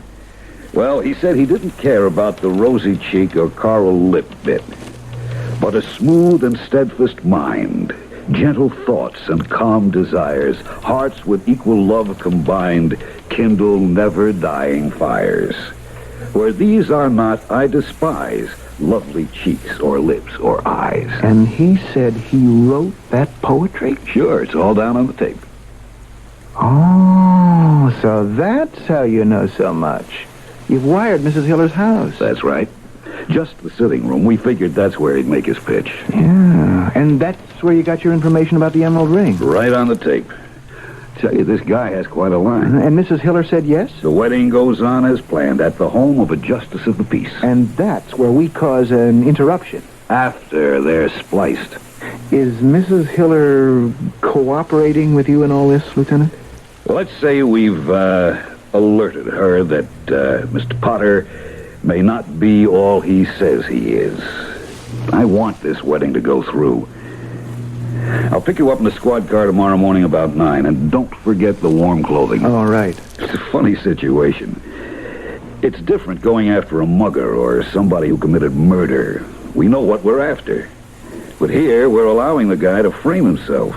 We know he's committed the same crime before, bigamy. But it's got to be proved. It's like trying to get your hands on a shadow. Yeah. Well, see you at 9 in the morning. I feel sorry about Mrs. Hiller. I really do. She's fallen for the guy. It's got to break her heart. Wait until you meet the Widow Hiller. You're in for a surprise.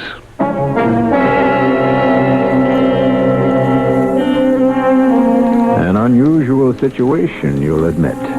Bigamy is a crime, no question about it. But unlike a robbery or a murder, where the person robbed or the family comes forward to the police, the victims of bigamy do not always file protests. Why? Well, there's a matter of embarrassment. What woman is willing to admit she's been made a fool of? More about the subject when I return shortly with Act 3. To the man who bought the Skyhawk, to the girl in the Century, we're glad you like your Buicks, glad you set your spirit free. And to the family from Ohio, to the folks up in St. Paul, nice to see you join us, nice to see you all. Say, that Buick Century of yours is some car. Thanks, we like it. Yeah, and that tie you have on is really nice. Oh, thank you. Yeah, I see you have the V6 engine. Look at all that room. Isn't that something? I'll tell you something else that's something. Over 250,000 people have already bought 1976 Buicks. I bet they're really nice people. Do you think they'd like to come over for dinner? All 250,000 of them? Well, I suppose we'd have to borrow some folding chairs. Yeah, wait a minute. Your mother has a couple of them. It's nice to see you join us, we're glad it came to be. Nice to see you join us, like your spirit's free. Buick, dedicated to the free spirit in just about everyone.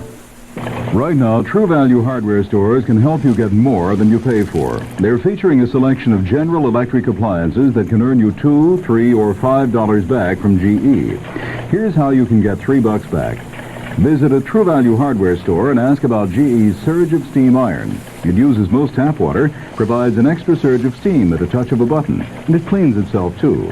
Buy the Surge of Steam iron and get $3 back from GE. Want to earn $5? Buy a GE king-size toaster oven. It'll toast 4 slices of bread at once, bake a family-size meatloaf, or top brown sandwiches and snacks. Purchase of this GE king-size toaster oven earns you $5 back. Purchase of more than 50 other designated GE appliances earns money back too, from $2 to $5. But act now. The offer's good only through March 15th. Details at participating True Value hardware stores. And you can charge it on Master Charge at many stores. This is WBBM Chicago.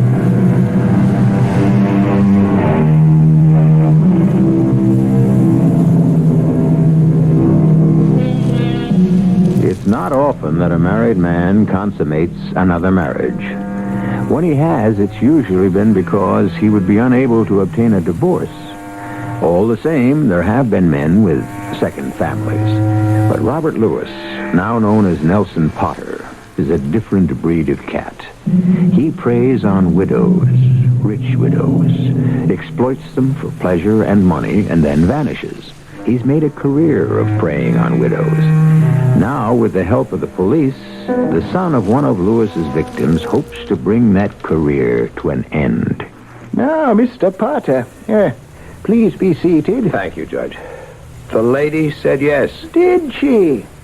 Well, you're a lucky young man. Congratulations. Thank you. She's a marvelous woman. Now that I've heard your good news, I expect you've got a date for me to perform the service. Tomorrow afternoon at 4. It's fine. I'll open a bottle of champagne I reserve for occasions like this. This check will cover a gratuity to you and several bottles of champagne. $100? What? My goodness, that's very generous of both of you. I see it's made out by Mrs. Hiller. She insisted. She has it to spend. And Hiller's a wealthy woman. But like all good New Hampshire persons, frugal. This is much more than I'd expected. I thank you, sir, sincerely. You're welcome. There's one other thing that you could do for me, Judge. Oh, yes. What is that? I don't want to drag somebody off the street to act as a witness. Oh, well, my wife will be one. She likes champagne. As for the other, now leave that to me. A friend of mine named Eccles will be only too glad to stand up for you. Thank you. I haven't lived in Hanover very long, so I don't... I understand. Life's odd, isn't it? It's That's not an original statement, but it's a true one. What I mean is, you dropped out of nowhere and right into the arms and affections of Anne Hiller. Perhaps destiny does shape our ends. By the way, if it's not impertinent, where did you drop in from, Mr. Potter? Florida. My mother lived in Palm Beach. She died a few years ago, and I've drifted around since then. Well, it's been pleasant talking with you. Thank you for this generous check, and I'll see you and the bride-to-be at 4 o'clock tomorrow. Thank you, Judge. No, don't bother to show me to the door. I'll let myself out. Goodbye. Goodbye. All right, Sergeant. You can turn the recorder off.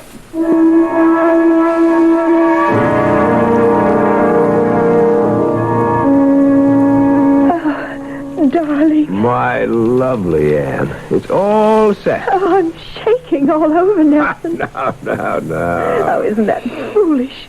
A middle-aged woman about to marry again, and I've got the jitters. Relax. The JP's a nice old bird. The check knocked him over. He'll have champagne for us, and he's taking care of a best man for me, someone named Eccles. Oh, how nice of him. Service is at 4. By 4:30, we'll be on our way. Oh, you picked up the airline ticket? Right. White River Junction to Boston, and then nonstop to Nassau and the warm Caribbean. Beautiful sand, moonlit nights, dancing, everything. I want this to be the happiest time of your life. Oh, it will be. There's only one thing wrong. Oh? I don't like sponging off you, Anne. You paid for the tickets in advance. You're paying for the entire honeymoon. Oh, why not? I got the money. But I'm not destitute. This should have been my expense. Oh, don't be foolish. After tomorrow afternoon, what's mine is yours. How else can this be a marriage of equals? In fact, darling, I've already transferred a substantial amount of money to an account at the bank in your name. Now, what do you think of that? I can't get over you, my sweet Anne. I really can't. It's one surprise after another. And there are others in store for you. I mean, did you know I am an expert swimmer? I'll show you a thing or two in Nassau. You do swim, don't you, darling? Oh, sure. Not very well. I'm no expert. Oh, you're not? And you come from Palm Beach? I thought everyone from Florida swam like a fish. Palm Beach? Oh, yes, of course. Yes, but I wasn't born in Palm Beach. My hometown is a little place in Indiana. We had a farm. Oh, yeah. When Father died, my mother moved south. I was, in my mid-20s, and I moved there with her. I worked in a bank. Oh, I can swim, but not like a native Floridian. Then I'll teach you. Now, darling, take me in your arms and tell me you love me.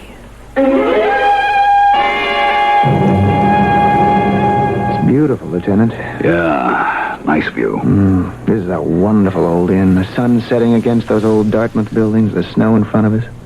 Why, it's a picture postcard, just lovely. And cold. Must be 0 out there. And out there, somewhere, poor Mrs. Hiller's about to become the next sacrificial lamb. I wish you'd stop that, Mr. Randall. Mrs. Hiller is no such thing. She knows that. There's something very fishy about all this, Lieutenant. I've said that before. You'll know everything soon enough. Excuse me. The police? We'll see. Lieutenant Eccles? Yes? Sergeant Morrissey. Justice of the Peace, Morrissey? Yeah, that's right. Well, come on in. Glad to meet you. We can't thank you enough for your cooperation. Glad to be of help. Meet Mr. Lawrence Randall. His mother is married to the bum. Oh, how do you do? Pleasure. Mr. Randall, this is the man who is performing the service tomorrow. Oh, but how can Sergeant Morrissey be a justice of the peace? He's retired and he received an appointment. He's licensed to perform the service. Well, even though he knows this man is already married? He knows that from us, not of himself. As far as I'm concerned, Anne Hiller and Nelson Potter will be married by me tomorrow at 4 o'clock. The lieutenant here will decide what happens then. Oh, and by the way, Lieutenant, you're going to be his best man. That's great. Does this man know what he's doing to that innocent widow? Look, Mr. Randall, for the last time, This problem's being handled by the police. We don't want any interference. Sergeant, I'll be at your house tomorrow before 4. The equipment is working? Works just fine. Good night. I almost forgot. That poem this bum said he wrote. He that loves a rosy cheek, that one? Yeah, I checked it with a young English teacher at the college. Took him a few minutes, then he found it. Some English character named Thomas Carew. Can you imagine Potter trying to pass it off as his own in a community like this? Yeah. See you tomorrow. Okay, good night. Thomas Carew. Mr. Lewis is a very, very slick character. Tell you what, you'd like to get some dinner, and so would I. I hear there's a good restaurant about 15 minutes north in Lyme. Keep your collar up and your hat pulled down when we walk through the hotel lobby, and we'll risk having dinner up there.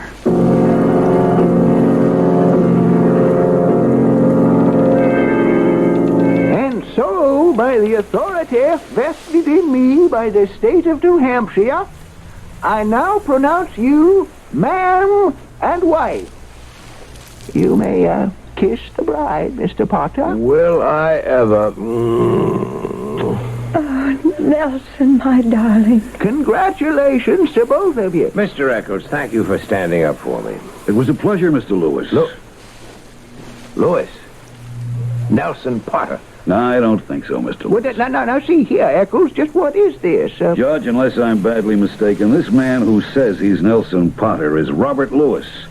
And he's already married to a woman who lives just outside Philadelphia. Nelson. That's not true. Judge, who is this man? I'm Lieutenant Eccles of the Philadelphia Police Department. Nelson. We're getting out of here, Ann. I don't know what kind of a trick this guy's trying to pull, but you're my wife, and we'll fight this crazy accusation. With every cent she's got. Right, Lewis? How dare you pull a stunt like this? It's no stunt, Lewis. Potter. Nelson Potter. Hogwash. Come in, Mr. Randall. Nelson. Shut up. Hello, Mr. Lewis. You. Quite right. You married my mother over a year ago and disappeared about 2 months ago. You're a bigamist, Lewis. How many times, I don't know. But this time you've been caught. Sergeant Morrissey here. The justice of the peace is a Sergeant Morrissey? That's correct. I'll finish what the lieutenant was about to request. Sir, I'm placing you under arrest. You'll never keep me in jail. Mrs. Randall won't press charges against me, and neither will Ann. I love Ann. I've never really loved another woman. You may arrest me, but you'll never hold me. I know Ann loves me, don't you, darling? No. What? You see, Nelson, two can play your game.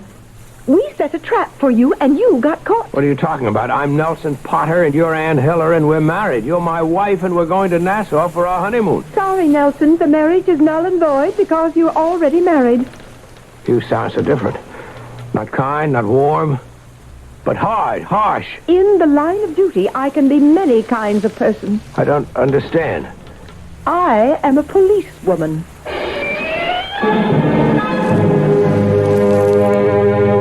Wonderful job, Mrs. Hiller. Thank you, Lieutenant. This young man, Randall, he's been worrying about us allowing you to be hoodwinked. I didn't tell you everything, Randall, because you just might have told your mother about it. You mentioned the name of Ann Hiller, and your mother called her last night. No. Yes. She was most sympathetic. She told me to marry the bum, that he was charming and devoted. Mother really is senile. No, she's not. I understand. She was lonely. But he didn't love her. He pretended to, and he did a good job. Oh, he could charm a bird off a branch. I really liked him. You don't mean that. Oh, but I do. He made me feel like a woman. Well, you can say that in this day of emancipated woman? Emancipation is just a matter of degree. It beats me. How about you, Lieutenant? No comment. I'm a married man. I guess what Lewis has that we haven't got is a bedside manner. You'll have a hard time practicing it in the jug.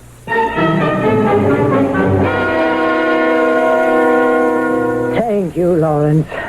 I'm really glad to get this ring back. Mrs. Hiller took it off her finger and gave it to me. Give Give it to Nancy. This emerald ring has been passed on to the women in this family from generation to generation. It shouldn't belong to her. Well, thank you, Mother. So Robert Lewis is in jail. That's right. He'll be out of circulation for a long time. Oh, it seems such a mean trick. I don't regret having married him. You'll never understand that, will you? Mother, he's been abusing widows for years. Has he indeed? I wonder if they feel that way about him. Oh, one other thing. May I speak to lawyers about annulling your marriage? Why not? Robert won't return to me. He has too much pride. And if my marriage to him is annulled, your stuffy sense of what's right and proper will be satisfied. Yes, go ahead with the lawyers. And when the papers come through, perhaps Nancy will come to call on me with my grandchildren.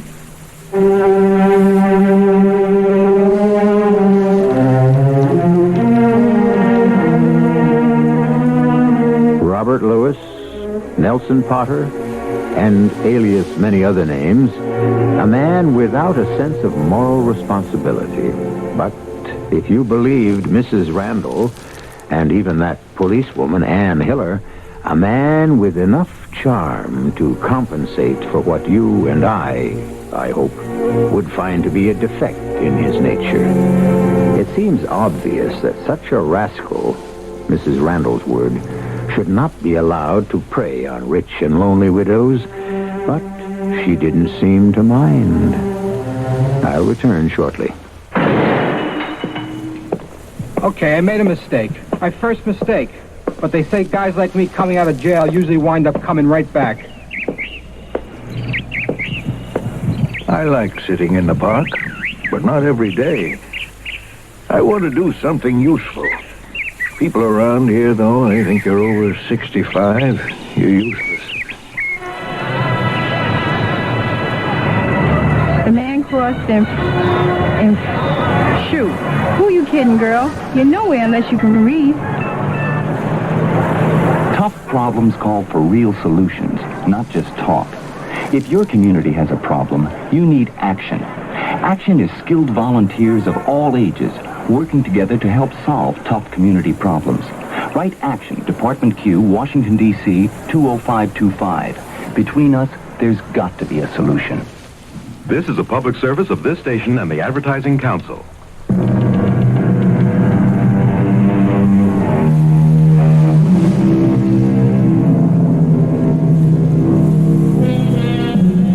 The Defenseless Widow, an interesting study. It's hard to play doubles in tennis without a partner. It's hard to say goodnight after an evening of bridge and return to an empty house. And a meal to prepare just for yourself. This is loneliness. A void to be filled. Sometimes it is, happily. Sometimes, as we have heard, a man will exploit that loneliness. Perhaps companionship is worth the cost. Our cast included Mason Adams, Joan Shea, Russell Horton, and Jackson Beck. The entire production was under the direction of Hyman Brown. And now, a preview of our next tale. I wouldn't go in there if I was you. You wouldn't? Folks get lost in there. Been a lot of that. Oh, we won't get lost. I have a very good sense of direction. But all the same, you take my advice. You stay out of Dutchman's Woods. See, Ronnie? Oh, that's ridiculous. We can take care of ourselves. We're not going to get lost.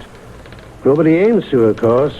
Folks do it, though. Now, I was going to ask you if Mrs. Griffin, Sarah, would be willing to put up a picnic lunch for us. Oh, she'll fix you up something for lunch. No trouble about that.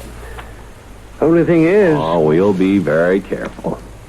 Well, I'll just go to talk to Sarah about the lunch then. Thanks.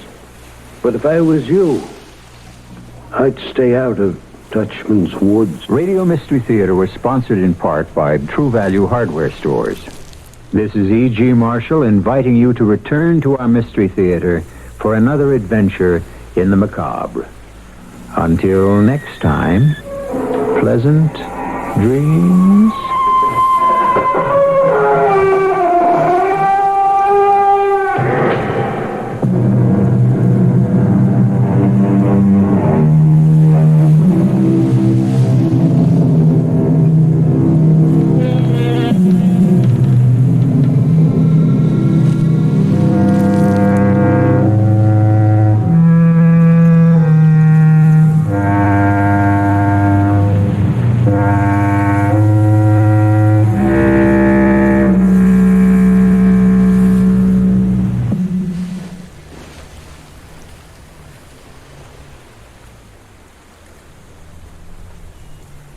The CBS Radio Mystery Theater presents...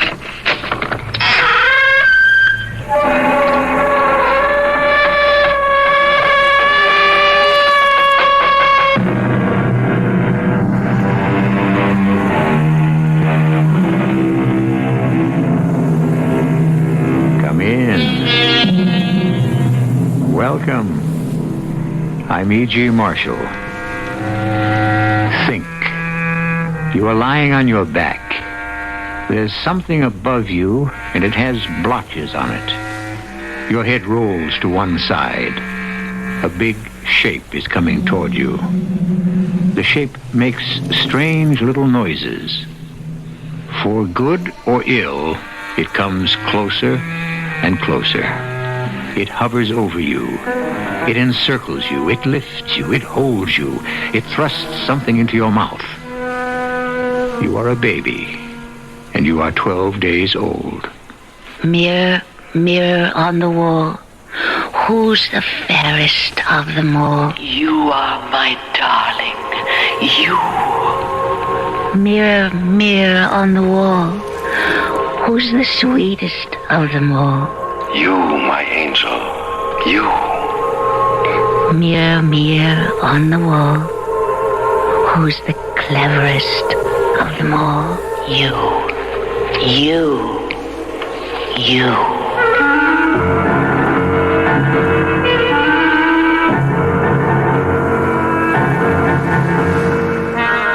Our mystery drama, Mirror, Mirror, was written especially for the Mystery Theater by Elspeth Eric and stars Marion Seldes. It is sponsored in part by True Value Hardware Stores and all state insurance companies. I'll be back shortly with Act One. Isn't it nice to know you're free? To see the things you want to see. To touch the heights you dare reach. To know you're all that you can be. You seem to be in a hurry, sir. Yes, I am. You are in a hurry? Oh, yes. Well, no doubt you're rushing down to buy a Buick Electra because you know that Electra has the kind of ride and comfort Buick's famous for. That's right. And because you know it's America's second largest selling full-size luxury car. You got it. So you're hurrying because you want to get there before the Electras are all gone. That's very good. How did you know I was going to buy a Buick Electra? Well, it was on the shopping list you dropped back there, you see. Dozen eggs, quarter milk, Buick Electra. Son of a gun, I forgot the pistachio nuts. That's not on the list. Well, I forgot them anyhow. Free spirit, Buick on the wings of the wind. How it's gonna be your spirit's free. Now's the time to move up to Zenith during Zenith Value Spectacular 76. Zenith is proud to offer a spectacular assortment of top-quality home entertainment products at sensational value prices. You'll find a complete selection of new 1976 Zenith Chromacolor 2 TVs with all new features like solid-state electronic tuning and Zenith's new remote control tuning with zoom for instant close-up pictures. Every 1976 Zenith TV is 100% solid-state for longer life and significantly less energy consumption. Zenith also offers spectacular values on black and white TVs and famous Zenith quality radios, including portables, multibands, and clock radios. And for the total sound system you've always wanted, see and hear the exciting new Zenith Allegro modular and console stereos with the exclusive Allegro tuned port speaker system for a clear, rich, natural sound. They're all available now at sensational value prices during Zenith Value Spectacular 76. It's the right time to move up to Zenith. See your Zenith dealer. Don't delay.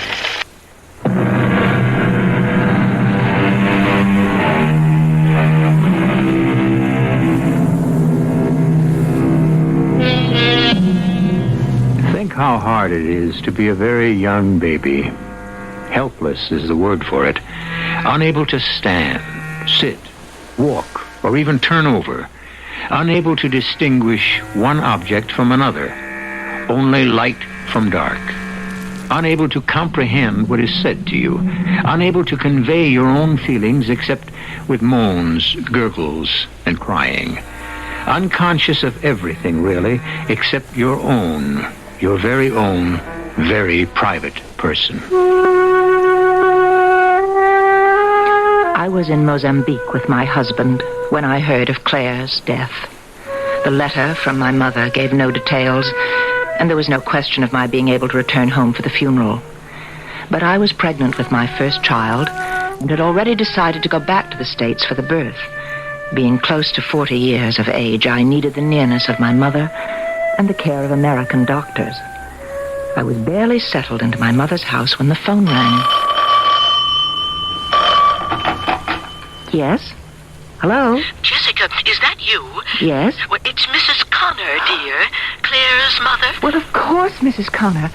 I was going to call you. Well, your mother told me that you were coming back from that place.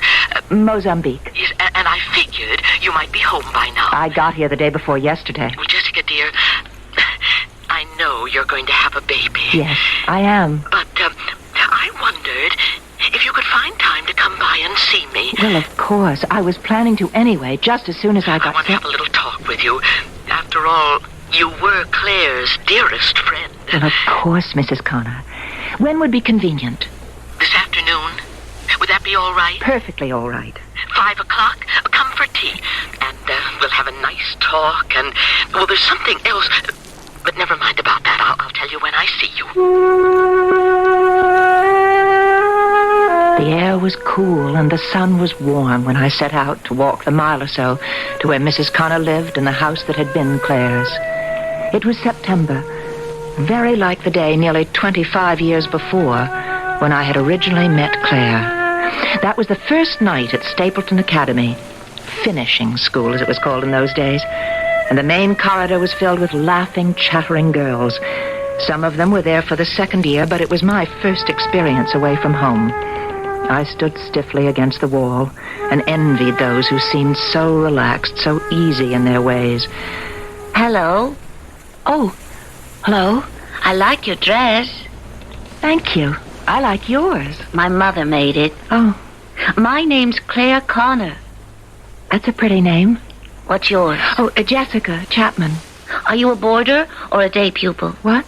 Do you live in Stapleton? Oh, no, Chicago. Just outside, that is. Oh, you don't mean it. You can't. Where outside? It's a suburb. Sugar Glen. Sugar Glen. You don't mean it. You can.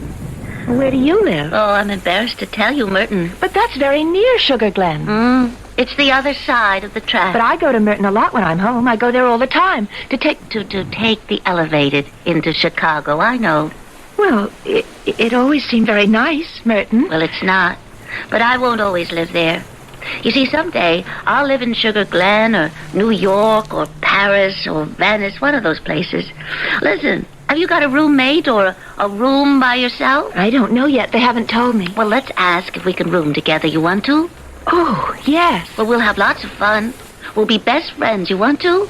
And we'll tell each other everything and not tell anybody else. It'll be just you and me. You want to? Oh, yes, yes. And so it came about. That night, Claire and I sat up till daybreak, eating ginger snaps and zuzus and drinking orange squash and sucking on bullseyes. The next day, I broke out in hives and had to go to the infirmary.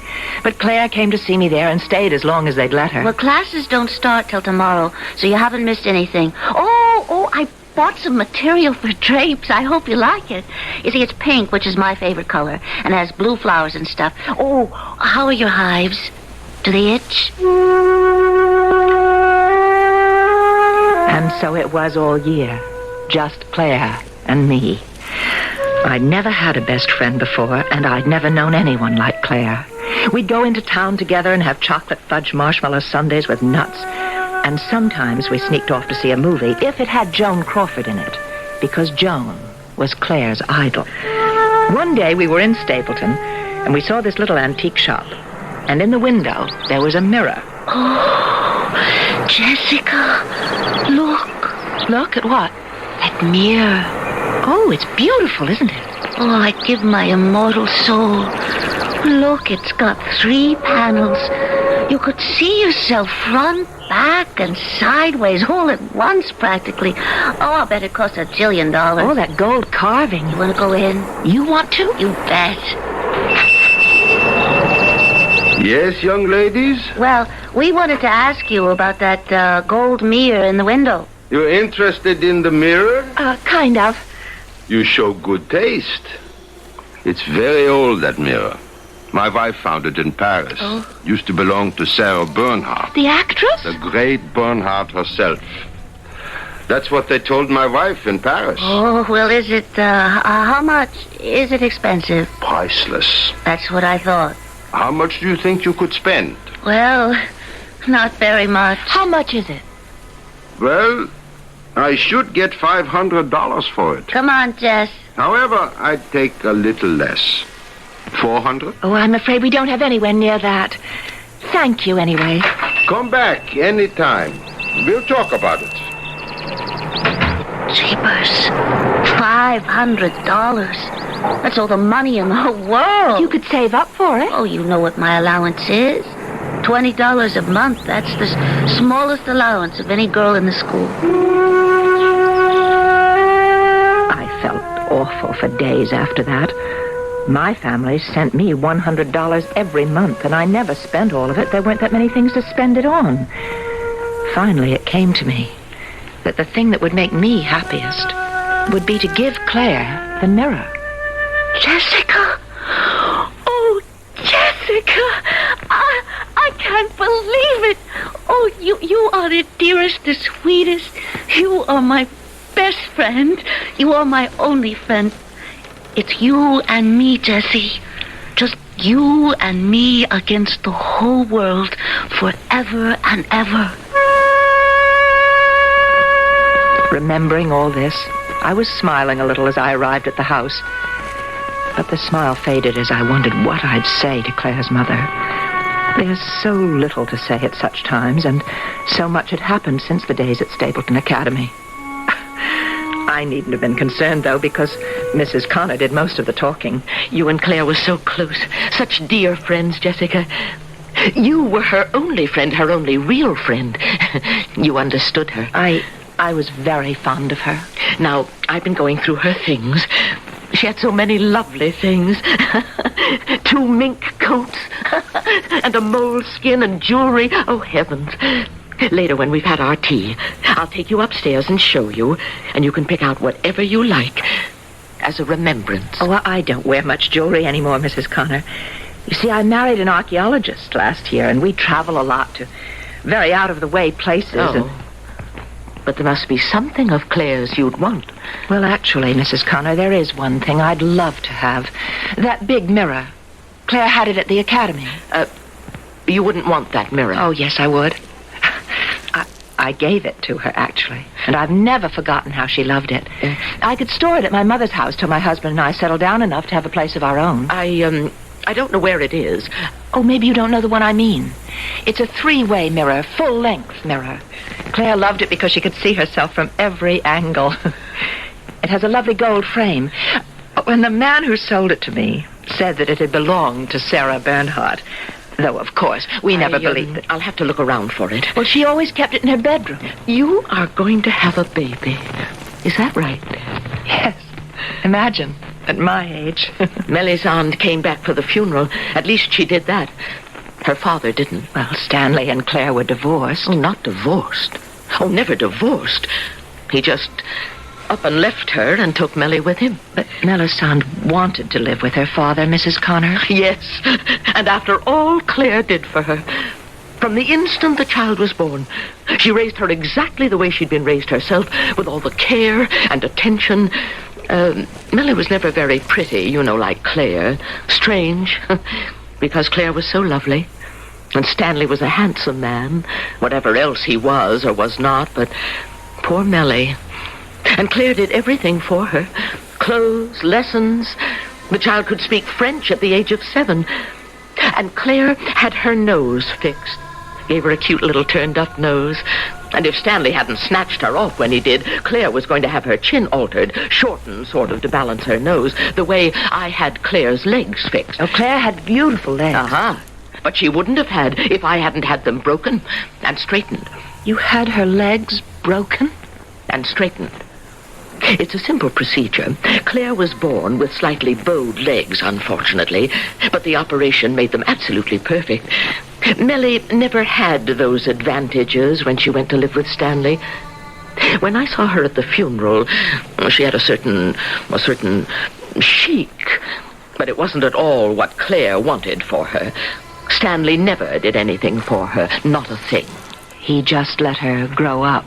Precisely. Well, now, why don't we have our tea? I have oatmeal cookies I made myself. I just have to pop them in the oven. Remember how you and Claire loved oatmeal cookies? With lots and lots of raisins?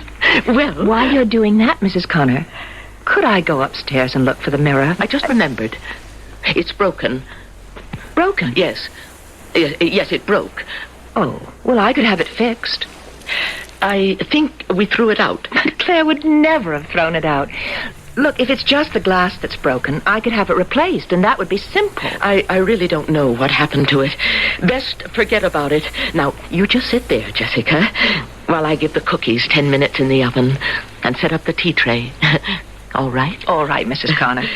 And, forget about the mirror. Don't even think about it.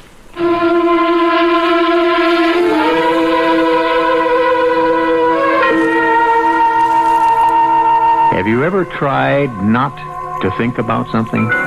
Anything from immortality to a lavender mouse? You will find that in your striving to avoid thinking about certain things, you become totally unable to think about anything else. This is the impasse Jessica reached when Mrs. Connor said, "Forget about the mirror. Don't even think about it." We'll return shortly with Act 2. What will a penny buy these days besides a gumball or a 1-cent stamp? Well, I'll tell you, it'll buy a 6-foot Lufkin tape measure from your nearby True Value hardware store. Hi, Pat Summerall here with the details. When you visit a participating True Value hardware store and buy the Lufkin 25-foot power return tape at its regular price of just $6.97, you get a 6-foot slimline tape measure for just 1 cent more. The Lufkin 25-foot tape locks open for easy, accurate measuring. Then it retracts automatically at just a touch of the power return button. The safety yellow blade is easy to read and easy to see, and the rugged chrome case lasts for years. Buy this professional quality tape measure for just $6.97 and get the Lufkin 6-foot slimline household tape for just 1 cent more. Find out just how much a penny is still worth during the Lufkin 1-cent sale at your participating True Value hardware store. Look under hardware in the yellow pages, and remember you can charge it on Master Charge at many stores. Do you know about the new ways to relieve tension, sinus problems, and aging symptoms? Do you know about the surgeon who uses vitamin E to combat circulation problems? If you don't know, you probably don't know Prevention, America's largest health magazine. All these vital facts from the frontiers of science appeared recently in Prevention. And each month, 1.5 million subscribers depend on Prevention for the same kind of helpful information on living healthier, longer lives. Try Prevention for yourself. 12 issues, only $5.85. And the editors will also send you the Good Health Cooking Guide. The Good Health Cooking Guide is packed with unusual recipes and valuable hints on nutrition, and it's free. To order, send no money now. Just phone 267-6620 in Chicago. For Right Prevention, care of WBBM, Chicago 60611. If you don't like the first issue, cancel. Keep the first issue, keep the cooking guide. You owe nothing. But phone today, 267-6620 for Prevention.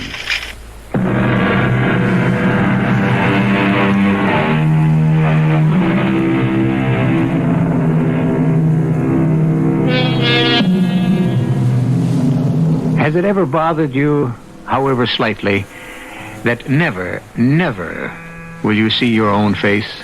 Anyone else can see it, and many do every day.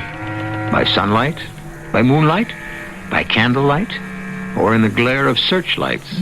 But you yourself have never seen it, nor will you ever see it, except in a mirror. So I tried not to think about the mirror. I thought about Stanley. Good old Stanley. I'd known him all my life. Stanley was very handsome, with lovely manners, always had money to spend and spent it generously, and was consistently, everlastingly dull. Such a nice boy, my mother said, and I couldn't deny it. But I longed to know other boys. Not so nice, maybe, but likewise not so dull. Like the boys Claire knew. How do you do it, Claire? All the boys are chasing after you all the time. You're so popular. Oh, you've got Stanley. Oh, Stanley? I want to know scads of boys the way you do.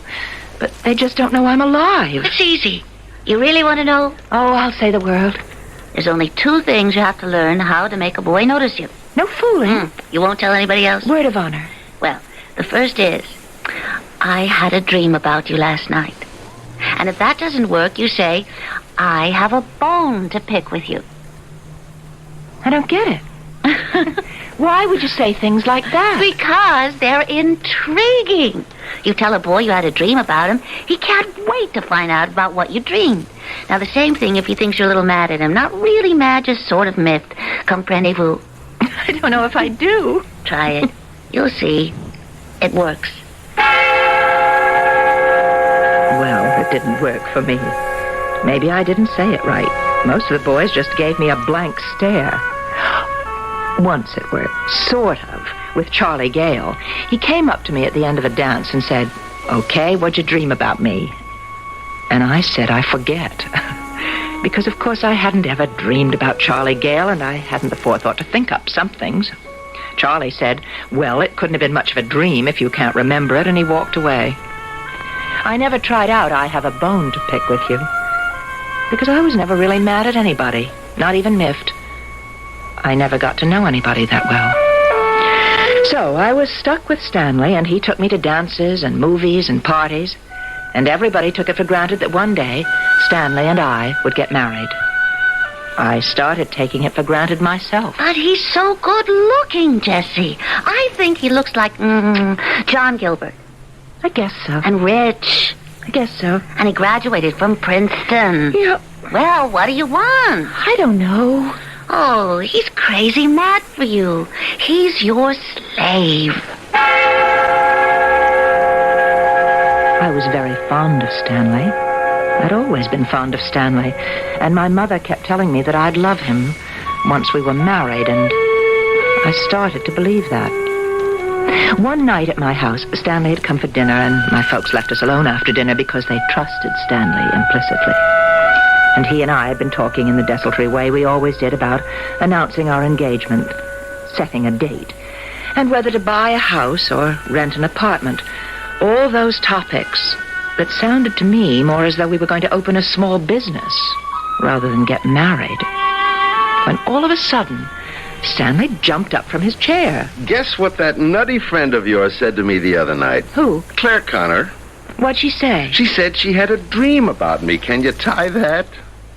Did you ask her what the dream was about? Well, sure. I was kind of, sort of... Intrigued? Yeah, sort of intrigued. Well, what was the dream? Some goofy stuff. You know how dreams are. Seems I was some kind of knight. Like Lancelot or Gawain, one of those. And she was Elaine, the lily maid of Astolat. And Merlin the magician was there, and he... And this was all in Camelot? No, it was right here in Sugar Glen. That's the intriguing part of it. Out on the golf course at the country club. Seems I rescued her from the sand trap on the 16th hole. I told you it was a nutty dream. Well, how would Claire know there was a sand trap on the 16th hole? She doesn't play golf. The Connors don't even belong to the club. Well, I know, but she walked around with me one day. Somebody stood her up for a date, and she didn't have anything to do. But wasn't that a nutty dream? Claire's family didn't belong to the country club. Not many people from Merton did. But I'd invited her there lots of times. Actually, I was sort of showing off. She was so pretty, so peppy. And in those days, being peppy was about the most important thing to be. And I wasn't peppy. I was shy and introverted, and lots of girls and boys, too, considered me a drip. It was very depressing to be considered a drip. But Stanley didn't think of me as a drip. He thought of me as a peach of a girl. And this made me, if not more loving toward him, at least more grateful. But then... Jessie, I've got to talk to you. What about? What's the matter? I think Claire's mad at me. What about? I don't know. That's just it. I saw her at the sweet shop this noon. She was with Charlie Gale, and they were right at the next table, and all of a sudden she leans over and she says, "I've got a bone to pick with you, Stanley Sherman." Naturally, I said, "Why? What have I done?" And she said, "Tell you later." I thought maybe she told you.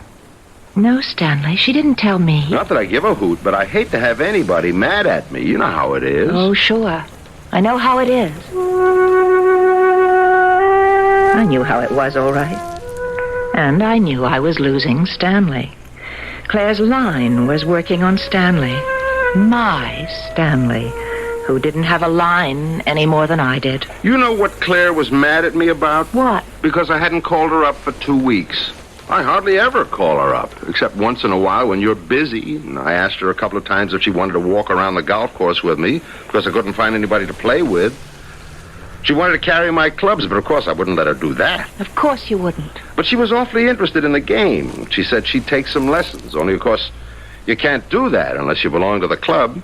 I may have said something about teaching her myself. She says I did. But if I did, I forgot. Claire didn't forget. No, and she's been feeling terrible about it. And that's what she meant when she said she had a bone to pick with me. Can you tie that? I wasn't a bit surprised when Stanley called me a few weeks later and said he had to have a talk with me. A serious talk, he said. And I knew instantly what the serious talk would be about. It would be about Claire. You're going to think I'm a heel, Jessica. No, I'm not. I don't know how it happened. I swear to you. How what happened, Stanley? I fell for somebody. Claire? How did you know? I just knew. Your best friend. I'm an awful heel. Are you in love with her? Yes, I am. Do you want to marry her? Yes. Well then, do it. You mean it's all right with you? We were never really engaged. Well, we talked about it. That's all we ever did. Just talk. Oh. I feel so much better. I thought maybe you'd, I was so afraid that I just want you to be happy, Stanley. You should know that. Oh, I'll be happy, all right. You've already asked Claire to marry you? Yeah.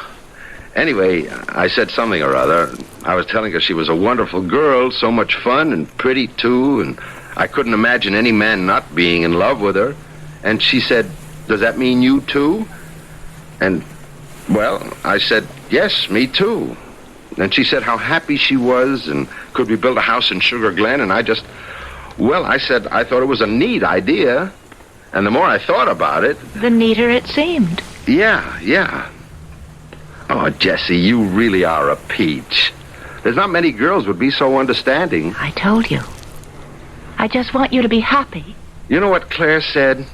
After we got it all settled about the house and everything, you know what she said? What did she say? She said, "It'll be just you and me, Stanley. You and me against the whole world till death do us part." And right then, I knew she was the girl for me. I felt very little when Stanley married Claire. Ours had been such a tepid romance, if indeed it had ever been a romance at all. I was still friends with both Stanley and Claire. He built a big house in Sugar Glen, and they had a Pierce Arrow and a Packard Roadster with wire wheels. They went to all the country club dances, and they gave wonderful parties in the big house. Suddenly, sitting in the drawing room of that very house, waiting for Claire's mother to serve tea, my mind jumped to the big bedroom just above me, Claire's bedroom.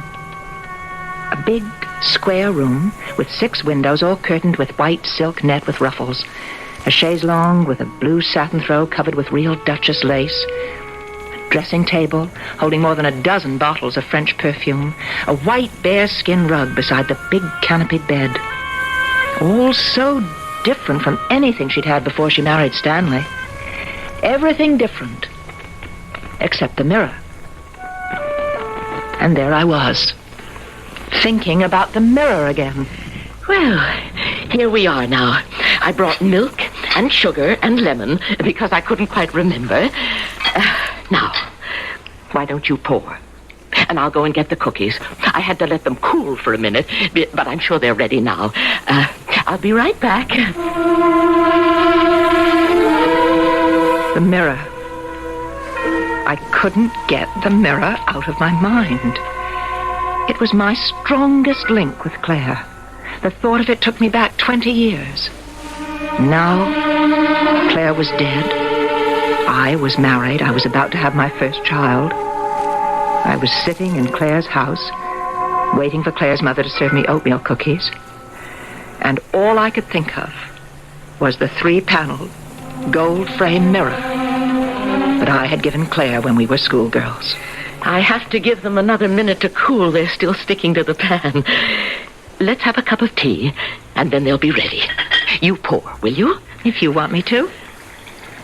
Just lemon for me. All right. There you are. Oh, thank you. Mrs. Connor, about that mirror of Claire's. Oh, I'm sorry. Why do you keep talking about that mirror? Did you burn yourself? You keep going on and on about that mirror. No, Mrs. I told you to forget about it. I'm so sorry. That mirror. That cursed mirror. That mirror killed my precious Claire. That mirror killed my baby.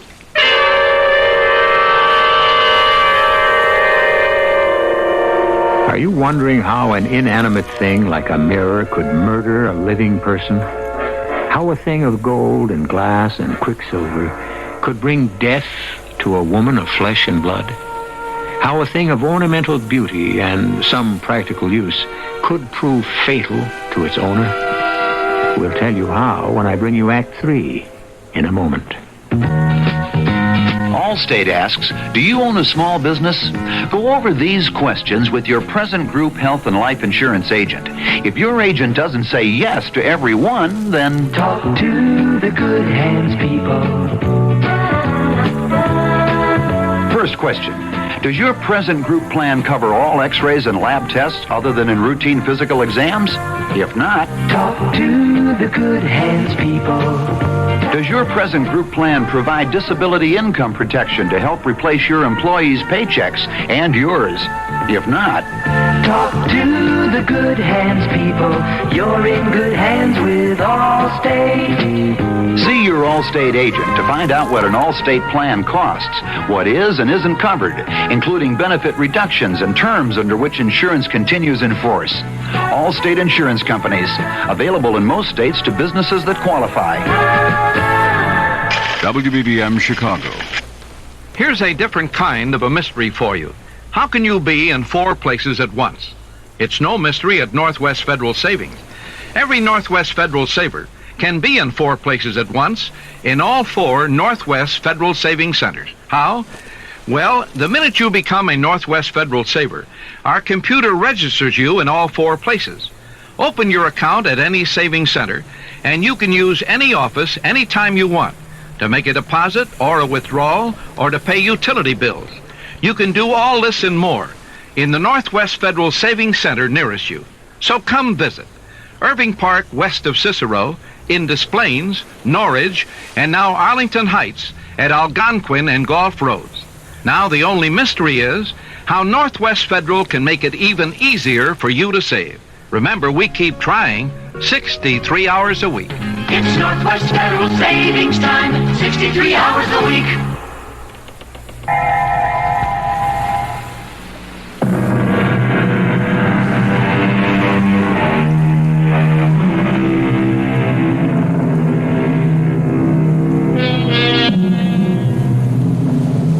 Jessica, paying a condolence call on the mother of her dead friend Claire, keeps returning to the subject of an antique gold-framed 3-panel mirror, which she had given to Claire when the two of them were best friends at Stapleton Academy for Young Ladies. Claire's mother became so agitated at the mere thought of the mirror that she dropped her cup of tea. That mirror, that cursed mirror, that mirror killed my precious Claire. Oh, Mrs. Connor, I didn't know. Killed my baby. Nobody told me. Well, there were a lot of confused stories about it. None of them true. But was true. How could the mirror... The mirror fell over on top of her. Oh, no. But how could it? I don't know. It was very old, of course, and I suppose it had got to be very rickety and unstable. But it just doesn't seem possible. There was glass all over the floor. Claire was cut horribly. She bled to death. Oh, Mrs. Connor. She was all alone in the house. I'll never forgive myself for not being there. But you couldn't have known. Not possibly. You can't blame yourself in any way. I came here to live with her, you know, after Stanley deserted her and Melisande went to live with him. So I moved in and we tried to make some kind of a life. I remember Claire said to me, "It's just you and me now, Mummy. Just you and me. Like when I was little." And then not to be there when that terrible mirror killed her. We won't talk any more about the mirror, Mrs. Connor. I am so sorry that I kept bringing it up, but I didn't know that it had any... You won't want the mirror now, will you? Well, we'll just forget all about it. I think that would be best. Well, now, tell me about yourself. You're going to have a baby? Yes, at my age. I hope it's a little girl. A pretty little girl that you can dress up in lovely clothes and teach all sorts of things. How to get along in the world. It's not easy for a woman, you know, as I used to tell Claire. Oh, I don't think it's easy for anybody. Oh, maybe not, but especially a woman. Oh, heavens, I completely forgot about the cookies. Never mind about the cookies. I ought to be getting on home. Well, I could wrap some up for you to take with you. No, never mind. I think you need to be alone right now. I'm afraid I've upset you. Oh, that's all right, my dear. You didn't know. I'll come back another time. If you do that, dear. And we'll talk some more about Claire.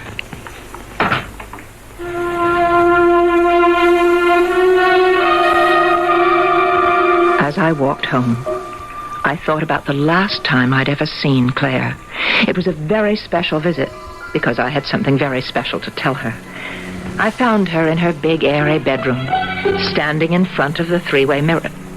Oh, the mirror again. It wasn't going to be so easy to forget that mirror. Jessie, come on in. How do you like this dress? It's beautiful. Well, Charlie Gale is taking me to the club dance Saturday night. How is Charlie? Oh, you know Charlie, sort of a goop. But he's better than nothing. Well, you know, before I wouldn't have looked at him twice, but now... Do you ever hear from Stanley? Well, he writes me every month. First of every month. When he sends me the check. He doesn't write anything except how Mellie's doing. So I don't know how he is. Oh, well. I married a millionaire. And look how it turned out. Claire, I've come over on purpose to tell you something. Oh, what? I'm getting married. You what? It's true. I'm getting married. Who to? Oh, you don't know him. His name's Bob Orlovsky. He's an archaeologist. Oh, what kind of name is that, Orlovsky? We'll be traveling a lot. He goes on digs. That's what they call those expeditions where they dig up old ruins. And I'll go with him. Is he good looking? Well, not very. But he's a beautiful person, and I love him a lot. Am I going to meet this beautiful person? I'm afraid not. I'm going to meet him in New York, and we're going to get married there. And then we'll be leaving right away. But you're not going to have a wedding? Well, I'm a little old for that, don't you think? No, we'll just get a judge or somebody like that to marry us, and then we'll be off the next day. But doesn't your mother want you to have a wedding? She doesn't care. I think she's so happy to get me off her hands. Aren't you ever coming back to Sugar Glen? Well, eventually. Maybe.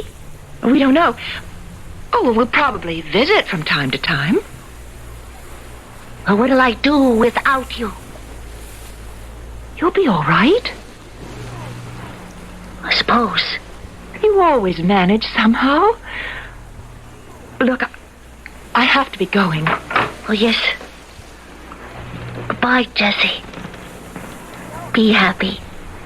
I shall. I know I shall. Yes, well, write to me when you have time. Well, of course I will. Goodbye, Claire. Best friend. Bye. I had gone only a few steps down the hall when I heard Claire's voice. I thought she'd remembered some last-minute message for me, so I'd gone back. The door of her room was still open. Claire stood before the three-way mirror, and she was speaking not to me, but to her own reflection, speaking softly, tenderly, lovingly. It's just you and me now, sweetie. Just you and me against the world. It's you and me, honey. Just you and me. From somewhere, and who knows where, had come other voices, soft, tender, loving. My sweet baby. You're so wonderful, Claire. Claire, you're so popular. So peppy and everything. My beautiful, precious girl. All those boys chasing you?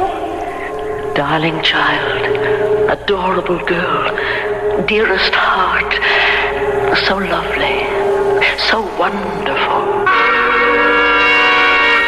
Walking home, it all came back to me.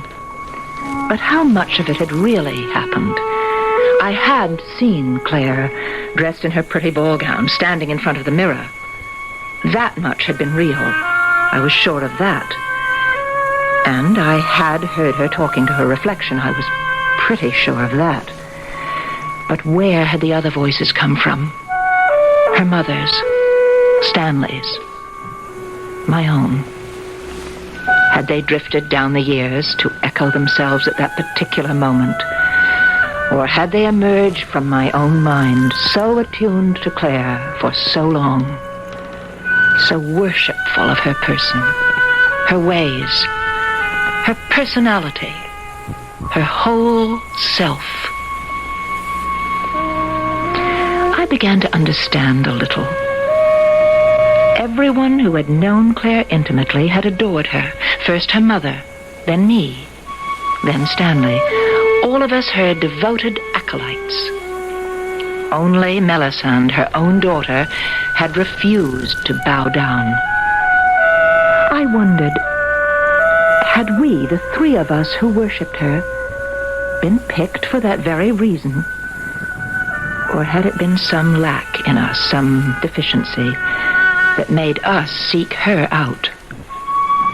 Some feeling of incompleteness that made us need someone stronger, surer, someone who seemed so enviable in every way.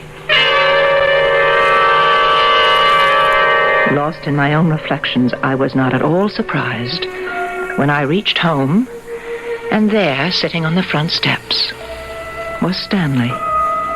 It seemed very right that he should be there. Hello, Jessie. Stanley, I heard you were in town. I'm going to have a baby. Yeah.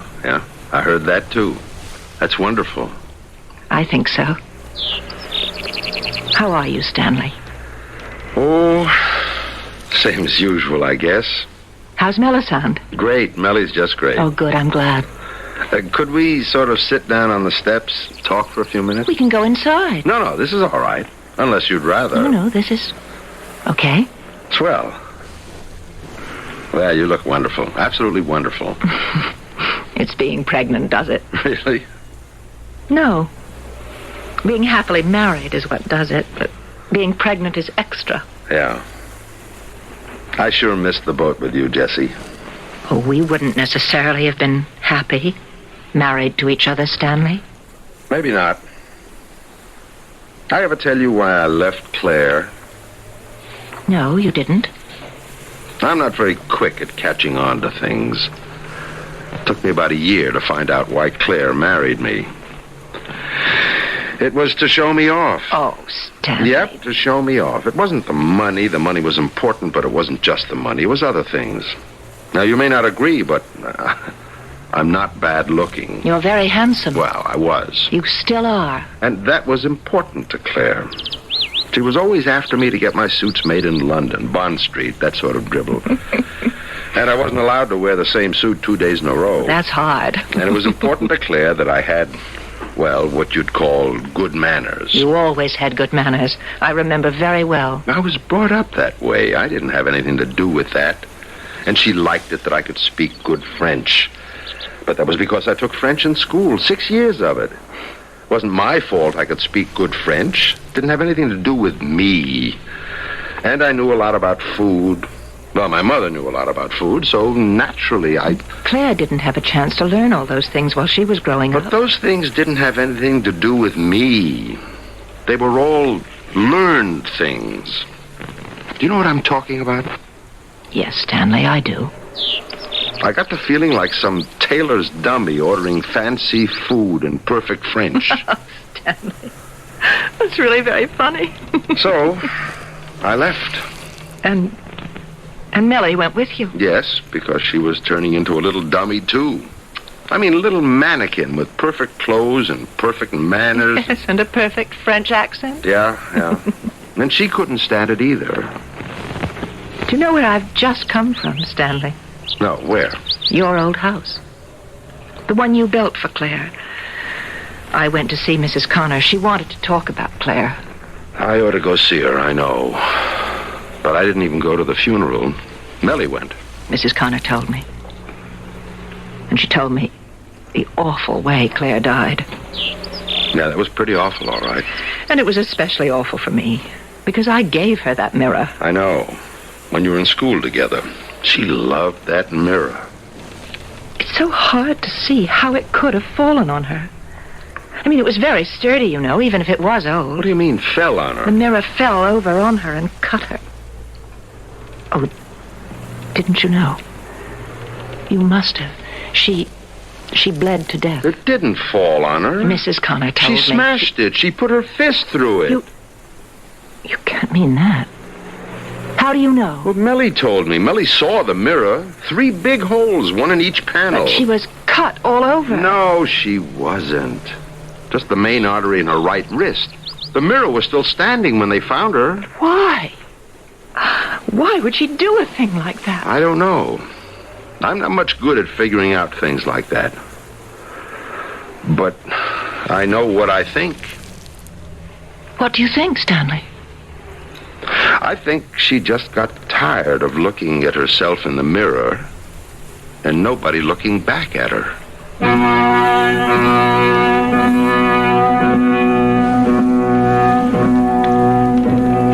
And so we come back to the very young baby, the one we mentioned at the beginning of our story. 12 days old and unconscious of everything but his own small self.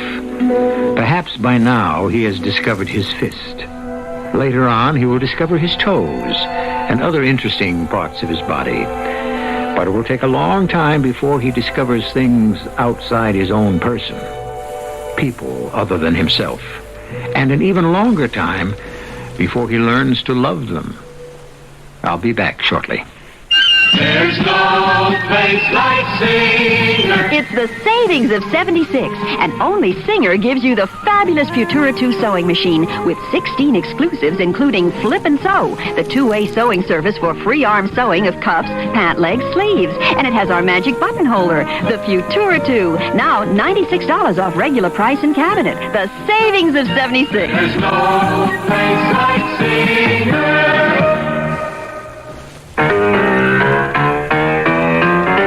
Songs tell about devotion and hearts.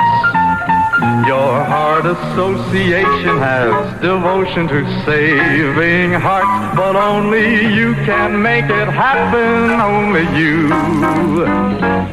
So give to your heart fun. When you give to your heart fun, well now that will be a kind of love song too.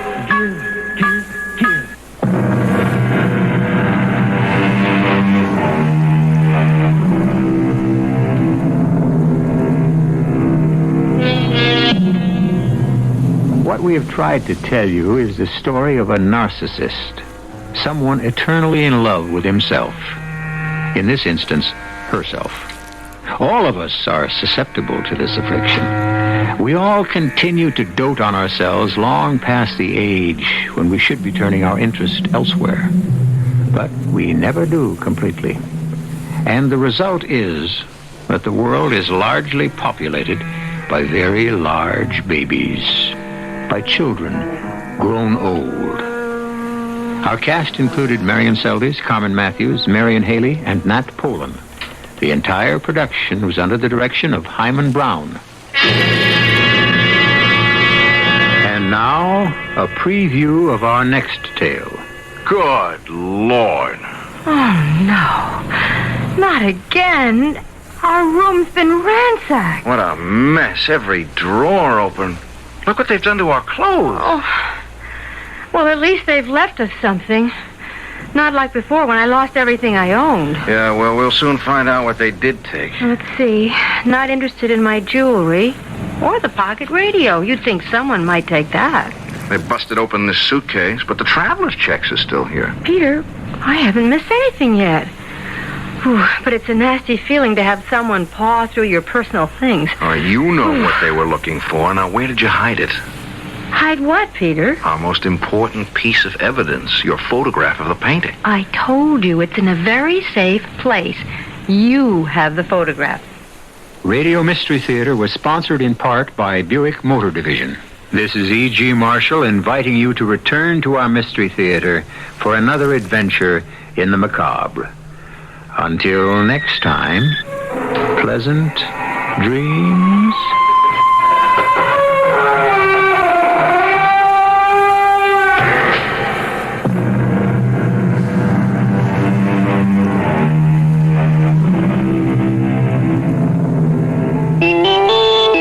CBS News. The House is expected to act Thursday on a Rules Committee resolution.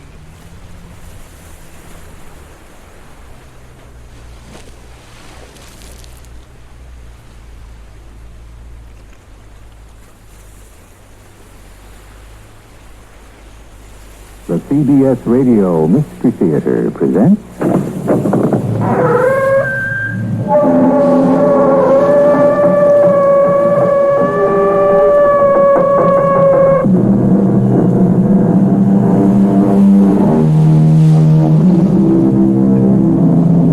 Come in.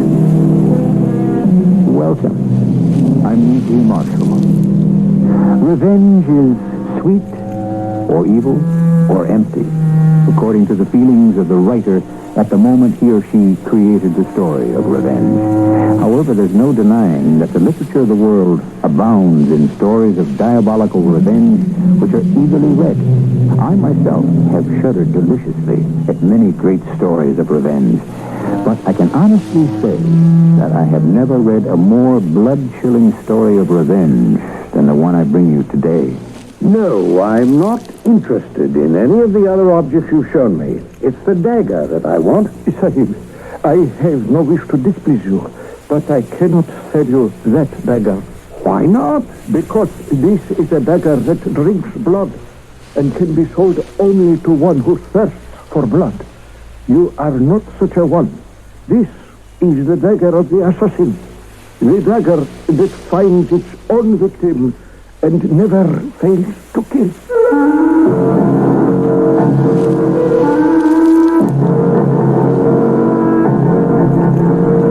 Our mystery drama, The Dagger of Almohades, was adapted from the Arthur Conan Doyle classic, especially for the Mystery Theater by Murray Burnett, and stars John Lithgow and Patricia Elliott. I'll be back shortly with Act One. I've never fancied myself as much of a cook, but I can bake a wonderful homemade pie. And my secret is Pet Ritz frozen pie shells. I found them one day in my grocer's freezer, and I've been baking pies ever since. I just fill a pie shell with fruit and pop it in the oven. My friends can't figure out how I can be such an average cook and bake such wonderful pies. But Pet Ritz pie shells make it easy. All you do is fill and bake with Pet Ritz frozen pie shells. Hey, what's the name? Ravioli, beneath with a spoon. Oh, ravioli, oh. What's the name? Ravioli, beneath love it too. Oh, ravioli, oh. Serve them Raviolios for lunch today with plump beefy or cheesy middles and a tangy tomato sauce. Raviolios from the makers of SpaghettiOs in the new bright red can. Franco-American, oh, ravioli, oh. Those make lunchtime terrific. Delta Airlines cuts fares to Florida with buy and fly discounts. Now you can fly Delta from Chicago to Fort Lauderdale, Miami, Orlando, and Tampa St. Pete. Or any other Florida resort for just $139 one-way in tourist, $159 one-way first class. That's a big savings over regular day tourists. And these fares apply to every seat in tourist, every seat in first class on Delta's flights to Florida, except service via New Orleans. Call Delta or your travel agent for the low-fare, easy way to Florida, good through January 1st.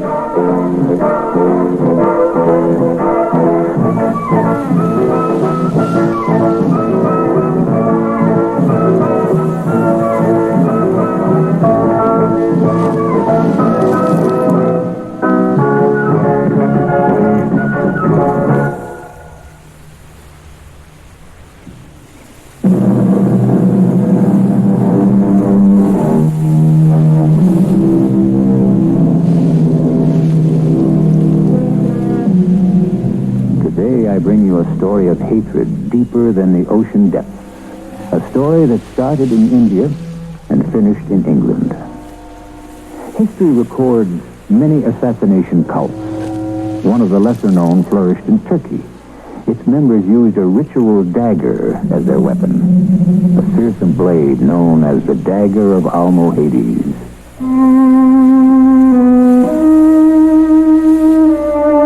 My name is Lytton.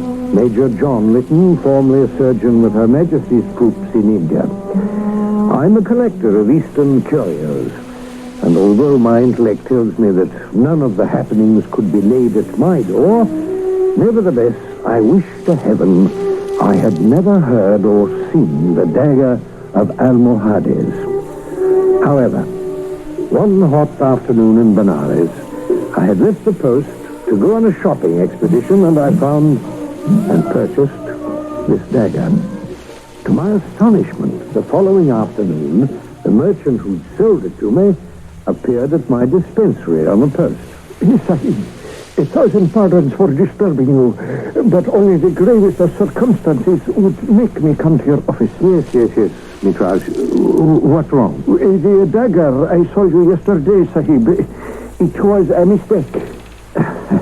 Look, I have a number of patients waiting, Mitraj. Forget politeness and come to the point. I must ask for it back. What? Of course, I will pay you not only the price you gave me, which was ridiculously small, but also I will give you a profit. But I don't want to sell it. I bought it because I like it. I still like it. I should never have sold the dagger. It was a mistake. Well, it was your mistake, and you'll have to pay for it. Oh, please don't say that, Sahib. You do not know the price I shall have to pay. Now, look, if you made a bad deal, I'm sorry, but the dagger is mine, and Sahib, it is my life we're talking about. Nonsense. And not only mine, but also yours, if you insist on keeping the dagger. You're serious, aren't you? I beg you to listen most attentively. As you know, this was not an Indian, but a Turkish dagger. It is known as the dagger of Almohades. It belongs to a sect of assassins. The dagger can belong only to one of them. If it should fall into other hands, they will get it back at any cost. Well, how did you get it? From some scoundrel who deceived me. And what opened your eyes? I had a visitor, Sahib. One I hope never has occasion to pay a call upon you. So, do what is best for both of us, and give me back the dagger. I was due in surgery, and Mitraj had to be content with my promise to come to his shop in Benares that night. I made the promise because there had been a very real note of panic in Mitraj's voice as he spoke of the dagger. Who's there? Major Lytton. Yes, Sahib. How kind of you to come. You have the dagger? No. Major, I am afraid it was most unwise of you to come without it. Now look, I'm not going along with you, Mitraj, until I get a complete explanation. Oh, well then, let me explain. The Almohades are a Turkish set, religiously based. And these are ceremonial daggers. You mean they're not functional? Well, I would have thought... You didn't handle the blade, did you? Well, I took it out of the scabbard, as you did when you showed it to me. The blade is impregnated, Sahib, with a deadly, untraceable poison. Oh, where did you get all this wild stuff? Shortly after I sold you the dagger, I had a visitor, a member of the sect. These daggers are never sold. They are handed down from father to son and are used only in ritual killing. Well, then how did you come by? A thief stole the dagger and fled. He came to me among other dealers and took advantage of my ignorance. The owner also came to me looking for the dagger. I told him I had sold it. That is when he told me to get it back. Well, now, how do you know that this owner was telling you the truth? He had proof, Sahib. Another dagger. Exactly the same. The same? Also, he had an ear belonging to the man who had sold me the dagger. Oh, come now, Mitra. No, they also brought me the man missing an ear. So please, Sahib, anything you want, I shall give you. Take your pick of anything in my poor shop. But please, I must have the dagger. There was such panic in his voice that I relented and agreed that he should accompany me to the camp, and I'd return the dagger either for what I'd paid for it or in exchange for something from his shop. We reached my quarters and went to my chest where I'd stored the dagger. Yes, I see you're a person of precise habits. Yes, childhood training. Hello? This is strange. I never leave my shirts here. And I know I put the dagger under the shirts. You are certain that it was in the chest, Sahib? I'm positive. And it's not here now. Well, perhaps you put it somewhere else. Somewhere for safekeeping. You're grasping at straws, Mitraj. The dagger's gone. Someone has stolen it. I think I should be going. It would be best for me to leave immediately. The next time I saw Mitraj was in the Benares morgue. He had been stabbed to death. The dagger was never recovered. But Mitraj's murder brought another player upon the scene. Major General Tony Andreas, later to become Lord Andreas. I first met Tony when I'd been summoned to testify at the inquest on Mitraj. Come in, Lytton, and please be so kind as to close the door behind you. Thank you, sir. Have a chair. I'm Major General Andreas. Rotten job taking care of personnel and records and handling all the legal nonsense that comes up. Now, what are these rumors I hear about some kind of involvement you had with this merchant, Mitraj? Well, sir, I purchased a dagger from him. It was a curio. I collect Eastern objets d'art. Is there anything special about this missing dagger? Well, according to the murdered man, sir, it was a ritual dagger used by an assassination cult. The Almohades, I believe. Not Indian in origin? No, not at all. Turkish, I believe. Fine. Then I don't believe that it will be necessary for you to mention this at the inquest. You agree? Well, yes, sir. I can't see that it would serve any purpose. Good. We're in agreement. I assume you won't object if I accompany you to the inquest? Not at all, sir. I really apologize, Major, for sort of horning in this way, but regulations are the very devil if you follow them, and even worse if you don't. Yes, I understand, sir. Tell me, Corporal, is this the office where the bad girls report? That was the first time I heard the voice of Jennifer Wilson. But unfortunately, not the last, as she was to prove even more deadly than the dagger of Almohades. Tony Andreas later told me of her first meeting with him.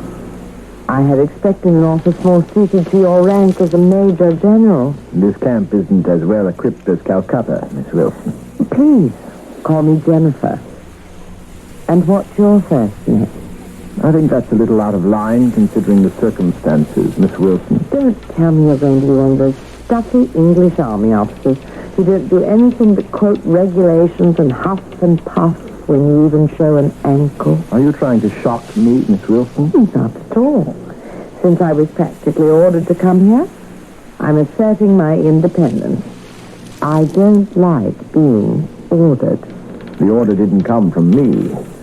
And you, above all, should understand the reason for it. I don't think you need worry. Not many men will kill for love. Not many. But there are also very few women as beautiful as you. Oh, well, gallantry. I didn't expect it. Now tell me, sir, am I here to receive instructions from you to see to it that army officers do not fall in love with me? It should be obvious to you that what happened on the military base in Calcutta was close to a national scandal. Well, that depends on one's point of view. And what's yours? In the Middle Ages, it was quite common for knights to joust for the favors of a lady. I find it romantic that two men were so much in love with me that they fought a duel. It is regrettable one of them died. This isn't the Middle Ages, and dueling is a criminal offense in the British Army. Isn't a soldier's business to killing? Would you consider it tactless if I asked you what were your feelings toward these young men? Not at all. I liked them both. I promised them nothing. If they chose to fight over me, that was their business. I see. The Army has made it my business to tell you that it is completely within my discretion to decide upon the length of your stay with your uncle. If at any time your actions lead me to believe your presence here would cause trouble, you will be asked to leave. Is that understood? Perfectly, sir. It would seem that I should try to be very nice to you, shouldn't I?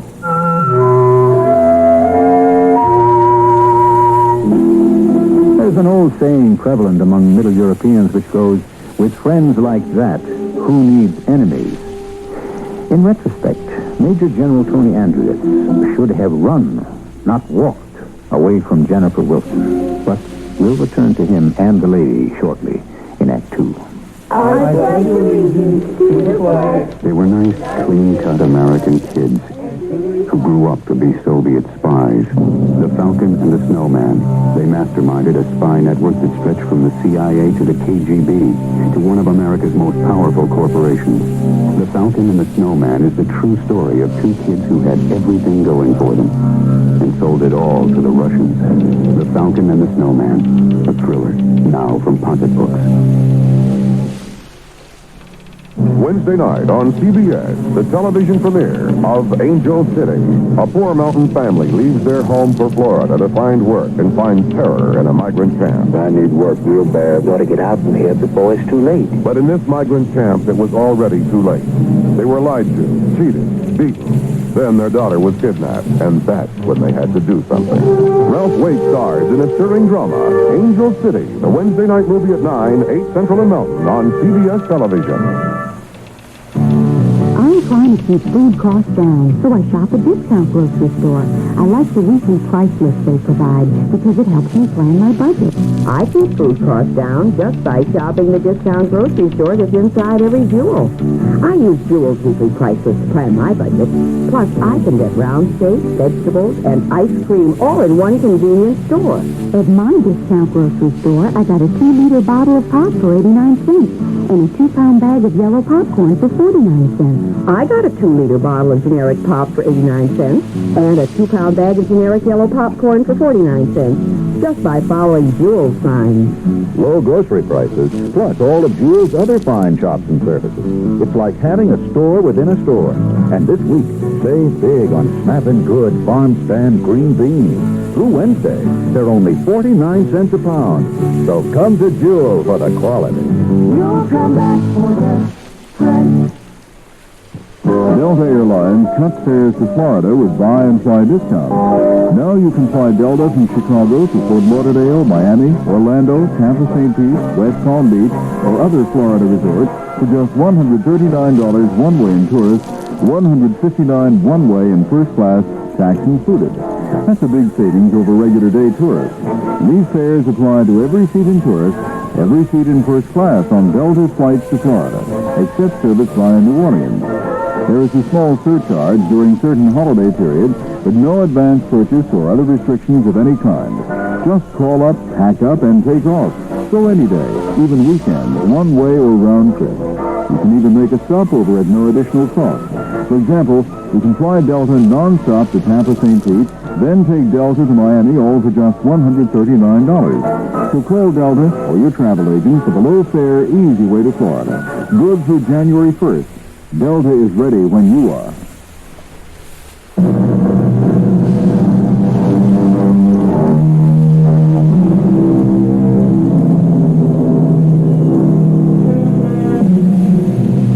I've often wondered what makes a woman a femme fatale. Perhaps, like beauty, it is only in the eye of the beholder. One thing is certain. From Salome to Cleopatra, through the Empress Josephine and Mata Hari, the femme fatale draws men to their doom effortlessly and sometimes innocently. It's for you to judge whether or not Jennifer Wilson's actions were innocent as we continue our tale of love, hate, and revenge.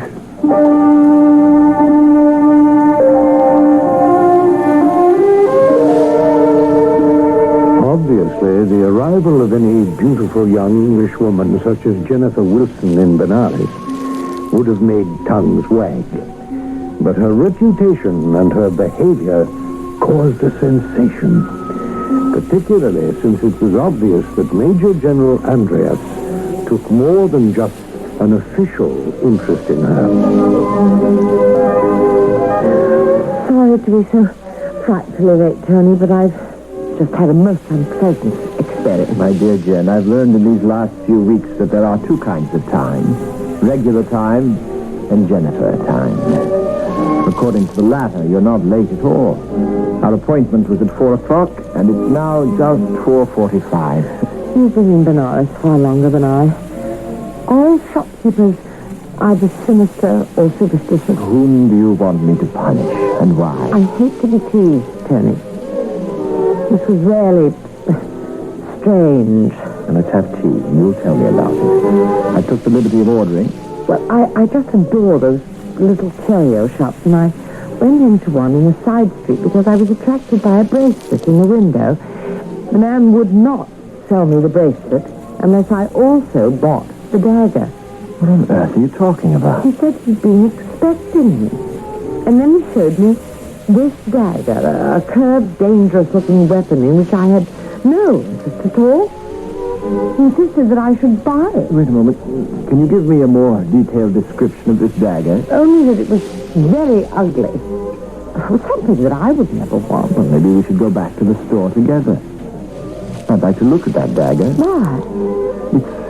It's something that happened before you came to Benares. It has nothing to do with you. Well, then why did that horrible old man keep insisting I should buy it? He kept hinting I should buy it for protection. Well, why would I need protection? And from whom? Let's go find that store.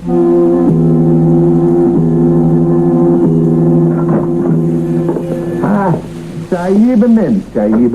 How may I serve you? I'm interested in that dagger you showed the young lady earlier today. I fail to understand. Oh, please. I was in here earlier looking at that bracelet you have in the window, and you kept showing me this dagger. Dagger? Are you sure you have the right shop? After all, there are so many shops. Now, look here. This young lady is a friend of mine. She has no reason to lie about this matter. Sahib, that is a word that would never cross my lips in relation to either you or the Mem Sahib. But Please reflect a moment. I am a merchant. I have things to sell. I am anxious to sell. Why would I deny having knowledge of something you wanted to buy? Tony, this is ridiculous. If you choose to deny what happened here... Would I not also remember Mem Sahib as beautiful as you? Of course. Try to think this. But shops are so much alike. Have you ever heard of the dagger of Almohades? Merchants give many names to all sorts of weapons, names that are mysterious and intriguing. It helps sales, but no, Sahib. I have never heard of any such dagger.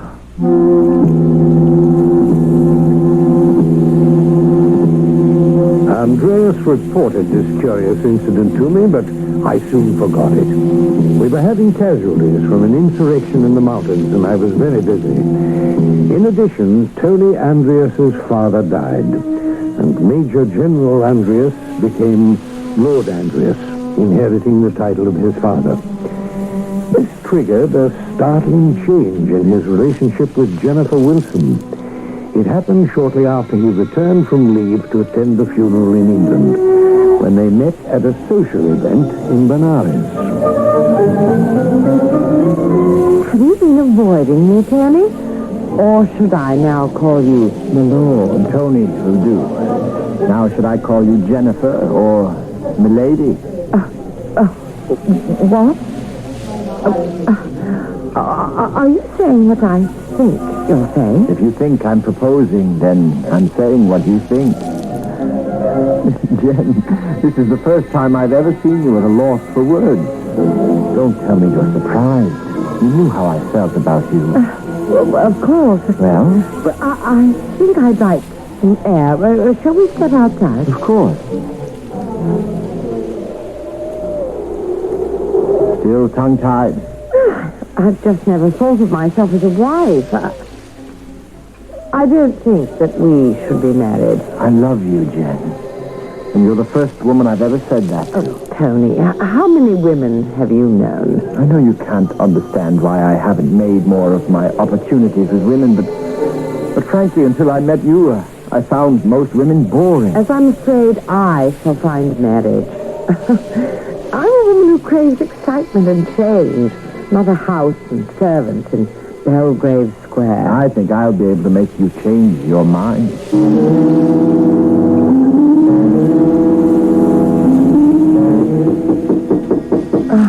What? Oh, now what is it? If that's you, Tony, I don't find this romantic. You're disturbing my... Badly. Badly?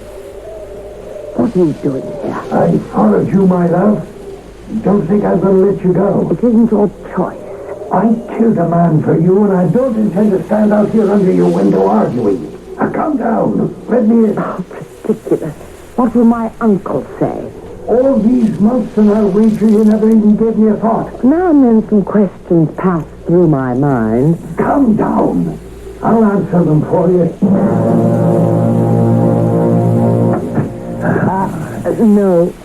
No. We're not picking up where we left off. What do you think kept me going all these months?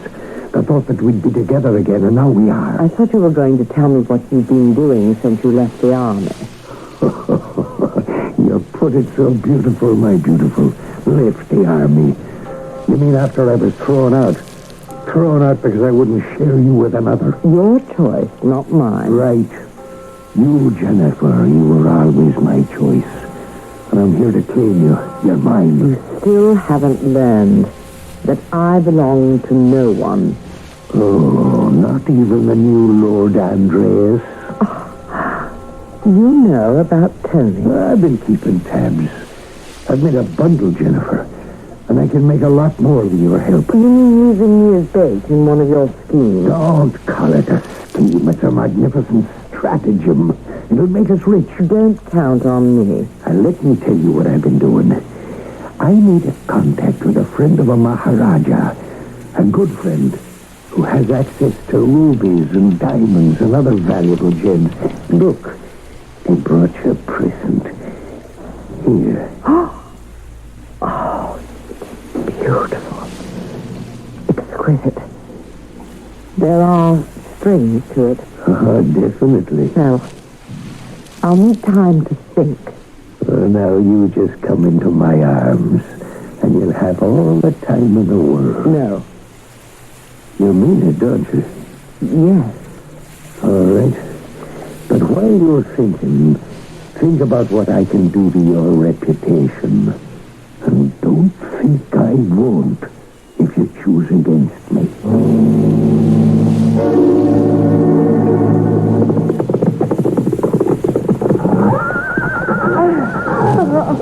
Oh, that was great fun, Tony. Oh, you really enjoy riding, don't you? It's exciting. Yes, I like it. I have stables and horses at my country place. Tony, an old friend of mine is in Benares.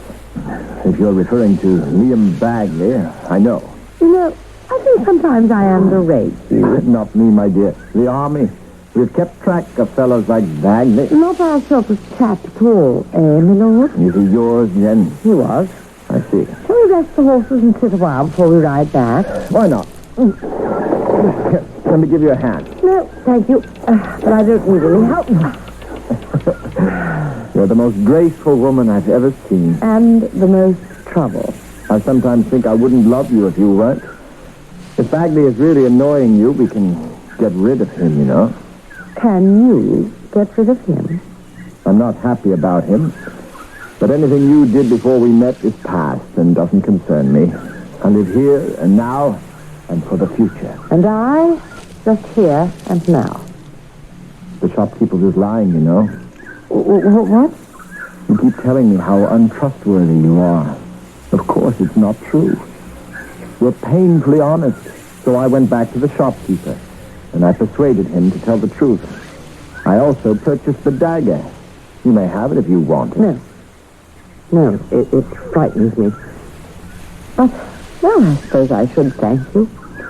I do thank you, Tony. I'm here to see that you're not frightened, Jen. I'd like to be with you always. And you need never be frightened. Oh, Tony. Jennifer. Oh, Jen, my lovely Jen.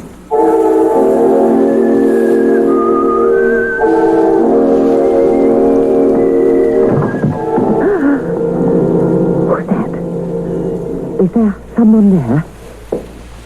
I'm coming down with the light, so there's no sense in trying to hide. Darn it. So it's you, Liam. Oh, what are you doing here? Now, that's a pretty cold reception for a man who took a wax impression in order to get a key to let me into see. You wouldn't have thought of walking up and ringing the bell. You know me, love. Extra keys always come in handy. Liam, it is over between us. Not on your life. When I shot and killed Williams and torpedoed my army career, we were bound together forever. Only in your mind. And in my heart and soul. Keep away from me. I'll call for help. I know your uncle's away at a meeting, and I also know the servants are gone. So I'll give you a choice. I have horses and a carriage waiting. You can either pack your things and get dressed, or come with me the way you are. I'm warning you, Liam. Keep your distance. Remember the last time you warned me to keep my hands off, do you? Liam, it's no use. Oh, I like it when you fight and scratch. What's this? A pistol. My beautiful Jen is taken to carrying a pistol. Let her go, Bagley. Now. Why, of course. Well, but isn't the very model of a model Major General? Or is it Lord Andreas you prefer? Get out. Oh, you disappoint me, sir. I was given to understand work would keep you... You were misinformed. I thought it best to follow you. I was right. Well, we'll see about that. No, we won't. Get up. If I get up, Major General, my lord, sir, you'll be sorry. Because I learned my fighting in the back streets of Dublin. On your feet. Watch yourself, my lord. I'm no gentleman. Neither am I. Very good, sir. But this time I'll go for the king. Oh, Jennifer. I should have known. From the day I met you, I was looking at my own death. An argument between a man and a woman as to which of the sexes had the most problems came to a surprising end when the man insisted that men have more problems. When asked to prove it, he said simply, it's obvious. Men have to put up with women. I would add, men don't have to. They choose to, just as Lord Andreas has made a choice.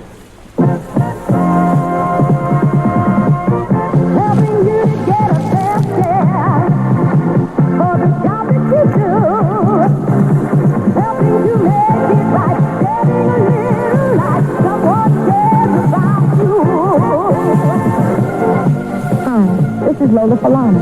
You know, the federal minimum wage is $3.10 an hour for most workers. That's right, $3.10 an hour. If you're not being paid the $3.10 and you think you should be, call the nearest wage and hour office today.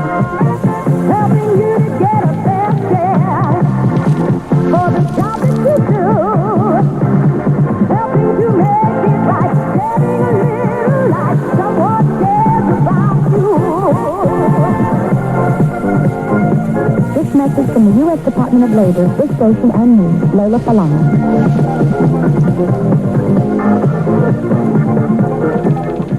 Here's something of interest to all automobile owners. If you own something that's expensive, doesn't it make sense to try to make it last as long as possible? But you don't always know exactly what to do, or whom to believe, or whom to trust.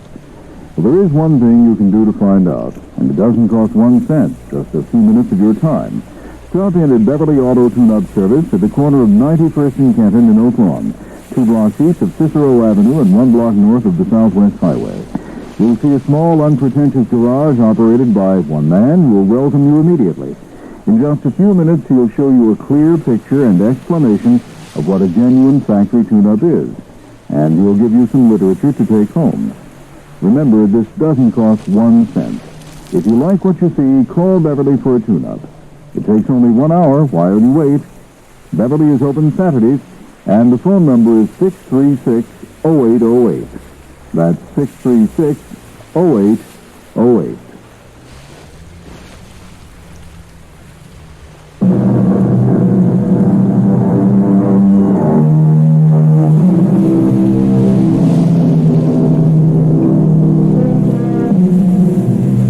Sir Arthur Conan Doyle was not noted for his female characters, perhaps because his 2 men, Holmes and Watson, were so overpoweringly real. However, he did create 2 memorable women, Irene Adler in A Scandal in Bohemia and Jennifer Wilson in today's story. There is an interesting difference. Although Irene Adler was Holmes' worthy opponent, she was essentially moral, whereas Jennifer Wilson is one of fiction's most amoral women. He's dead. Liam is dead. Yes, Jennifer. You're an excellent shot. But was it really necessary? Well, Tony, I wasn't sure you would win. You shot him to protect me? Partly.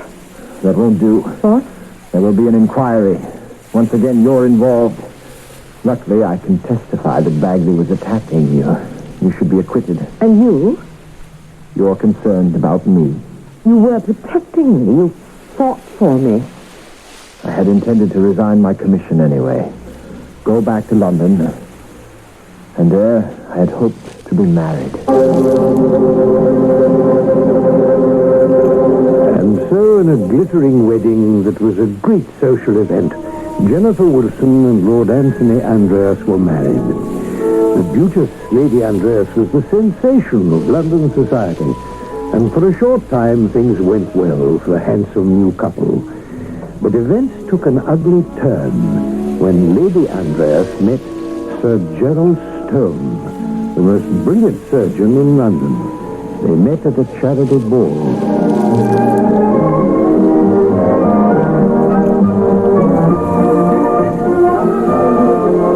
May I cut in? Why, of course. Sir, I don't even know you. But I'm aware that you've been staring at me most of the evening. They're feasting my eyes.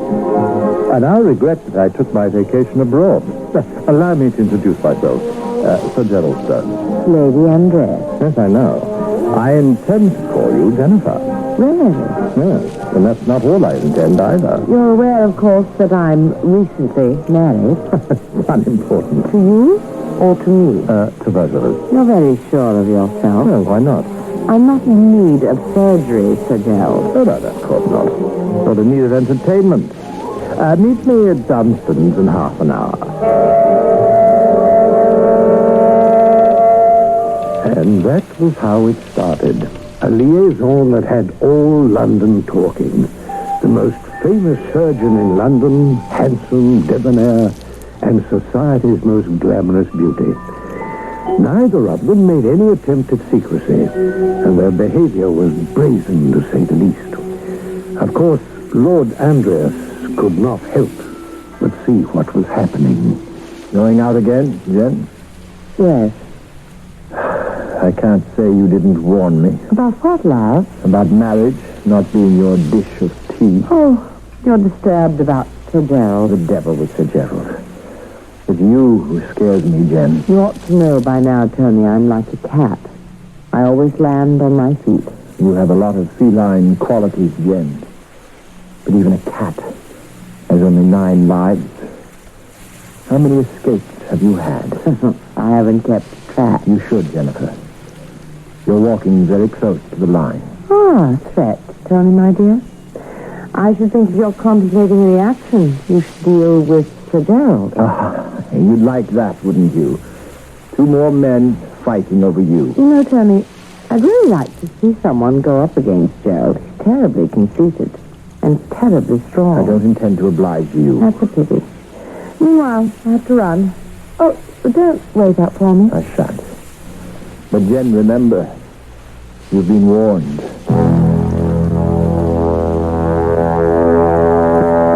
The scandal grew to such proportions that I felt constrained to speak to Sir Gerald Stone about it. I was no longer in the army and was practicing medicine in London. My practice had brought me in close contact with Stone. We were associated with the same hospital. Good to see you, Lytton. I assume you want to talk to me about my relationship with Andre's wife. Well, I must say you take it coolly. Well, what other way is there to take it? Jennifer knows exactly what she's doing, and so do I. If Andreas can't hold his wife, don't blame me. She isn't thinking of leaving, Tony, is she? Oh, I should hope not. I'm not looking for marriage. And if I were, Jennifer would be my last choice. She's too restless. She's a marvelous companion, but, have you heard from Andreas? No, not a word. Not that it would make any difference.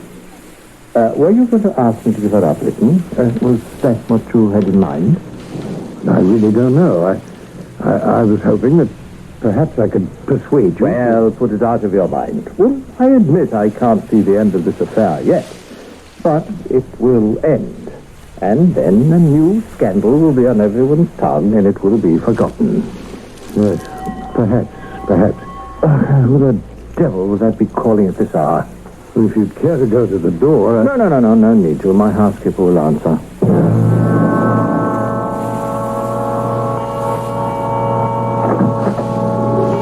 Yes? I must see Dr. Stone. It's past his office hours and the doctor's going out. At once, it is a matter of life and death. Here is my card. Oh, I can't promise anything, but come into the waiting room.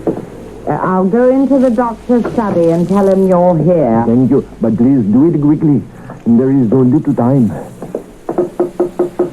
Yes, what is it? A patient who insists on seeing you, Doctor. A foreign gentleman. Well, didn't you tell him it was after hours? Please, doctor, I assure you this is a matter of life and death. A matter that cannot wait and needs your immediate attention. Come in, but make it fast. Now, what's the problem? You look healthy enough to me. It is not I, sir. It is my wife. She is the one who so desperately needs you. You're the only man in the world who can save her life. I give my housekeeper your address. I'll come round in the morning. I have an engagement tonight. The morning will be too late. In this purse, there are 100 gold pieces, and they are yours. only saved my wife. But I have no idea what's wrong with her. I will tell you. I also promise it will not take you more than 1 hour. Well, how can you make such a promise?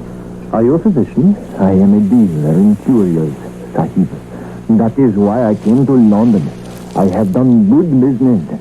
Next week, I go back for more things, but I did not succeed in selling everything this trip. Have you ever heard of the dagger of Almohades, Sahib? Please, confine yourself to what is necessary. You will see that it is necessary, most necessary.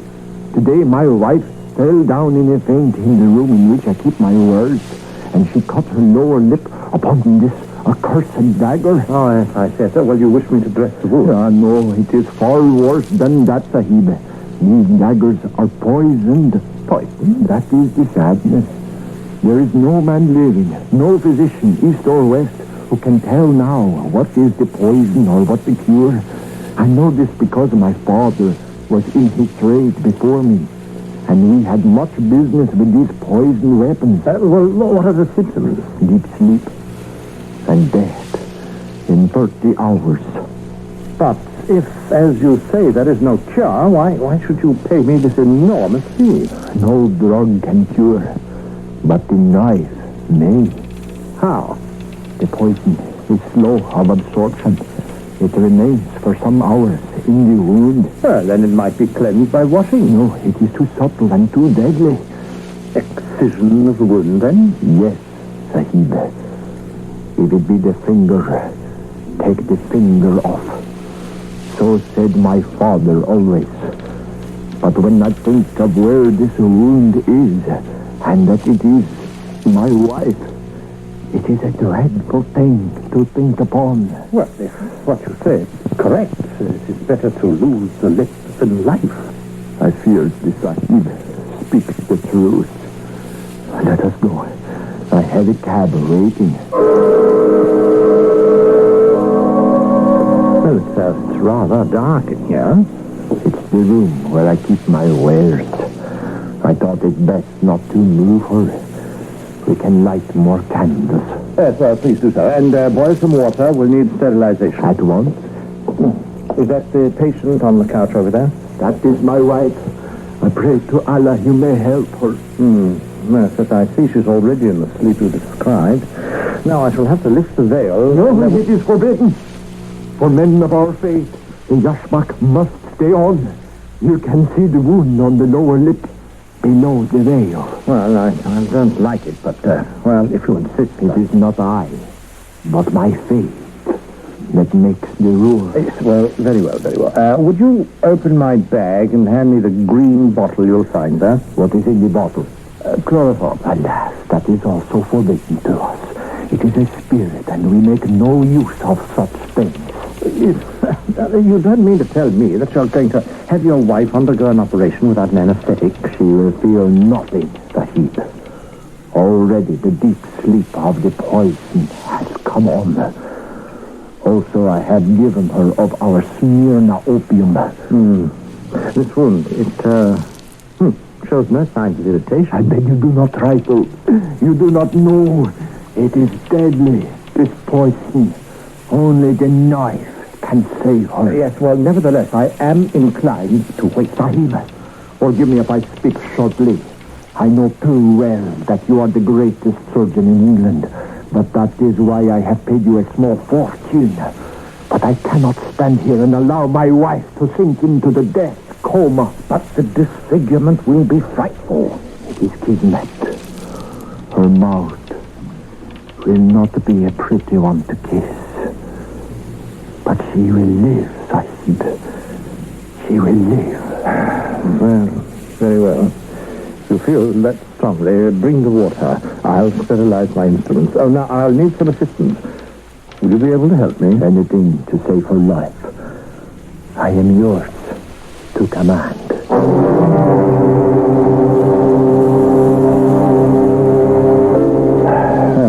Yeah, that's the last suture. She should be all right now, except, of course, for the disfigurement. You are truly a remarkable surgeon, Sahib. The Your hands are swift and sure. Well, thank you. I'll just pack my bag and be on my way to my appointment. I don't think you'll have far to go, Sir Gerald. What? Oh, you're talking like an Englishman now. What's happened to your accent? No longer necessary, Sir Gerald. Permit me to introduce myself. Under this beard and this ridiculous tarbush and robes, I'm Tony Andreas. Andreas? What are you up to in that disguise? Is this some sort of practical joke? Like the accent, the yashmak is no longer necessary. If you remove it, you'll see that you've kept your appointment with Jennifer after all. You didn't. No man could stand by and see his wife mutilated. Men, lift the veil, Doctor, and look on your handiwork. Oh, Lord, what have I done? What have I done to you, Jennifer? I compliment you, Sir Gerald, on a very professional job.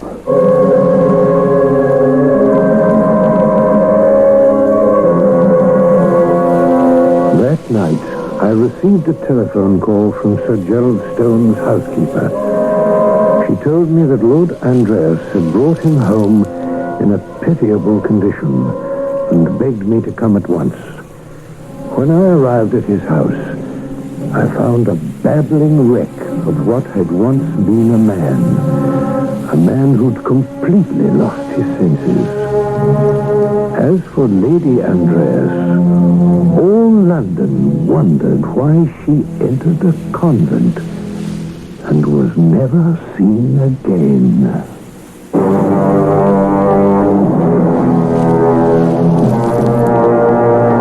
Revenge, which is often taken in real life, should properly be left to writers.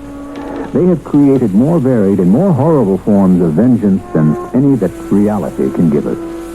Certainly the revenge devised by Sir Arthur Conan Doyle for the wife of Lord Andreas is as diabolical and appropriate as any in my experience.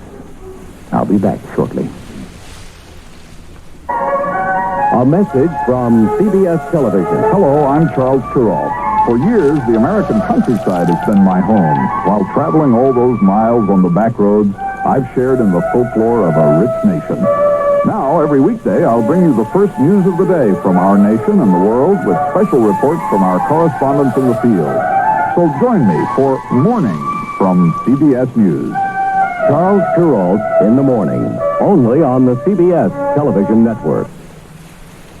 Firemen respond to a two-story home fire. 5 engines, 26 men respond. Probable cause, somebody smoking in bed. This time, it's a late-night apartment building fire. When we arrived, the fire had fully involved the building. Preliminary investigations are that a worn electrical cord had set fire to some nearby combustible materials, probably grapes. The best time to protect your home from fire is before fire strikes. A public service message from Underwriters Laboratories and this station.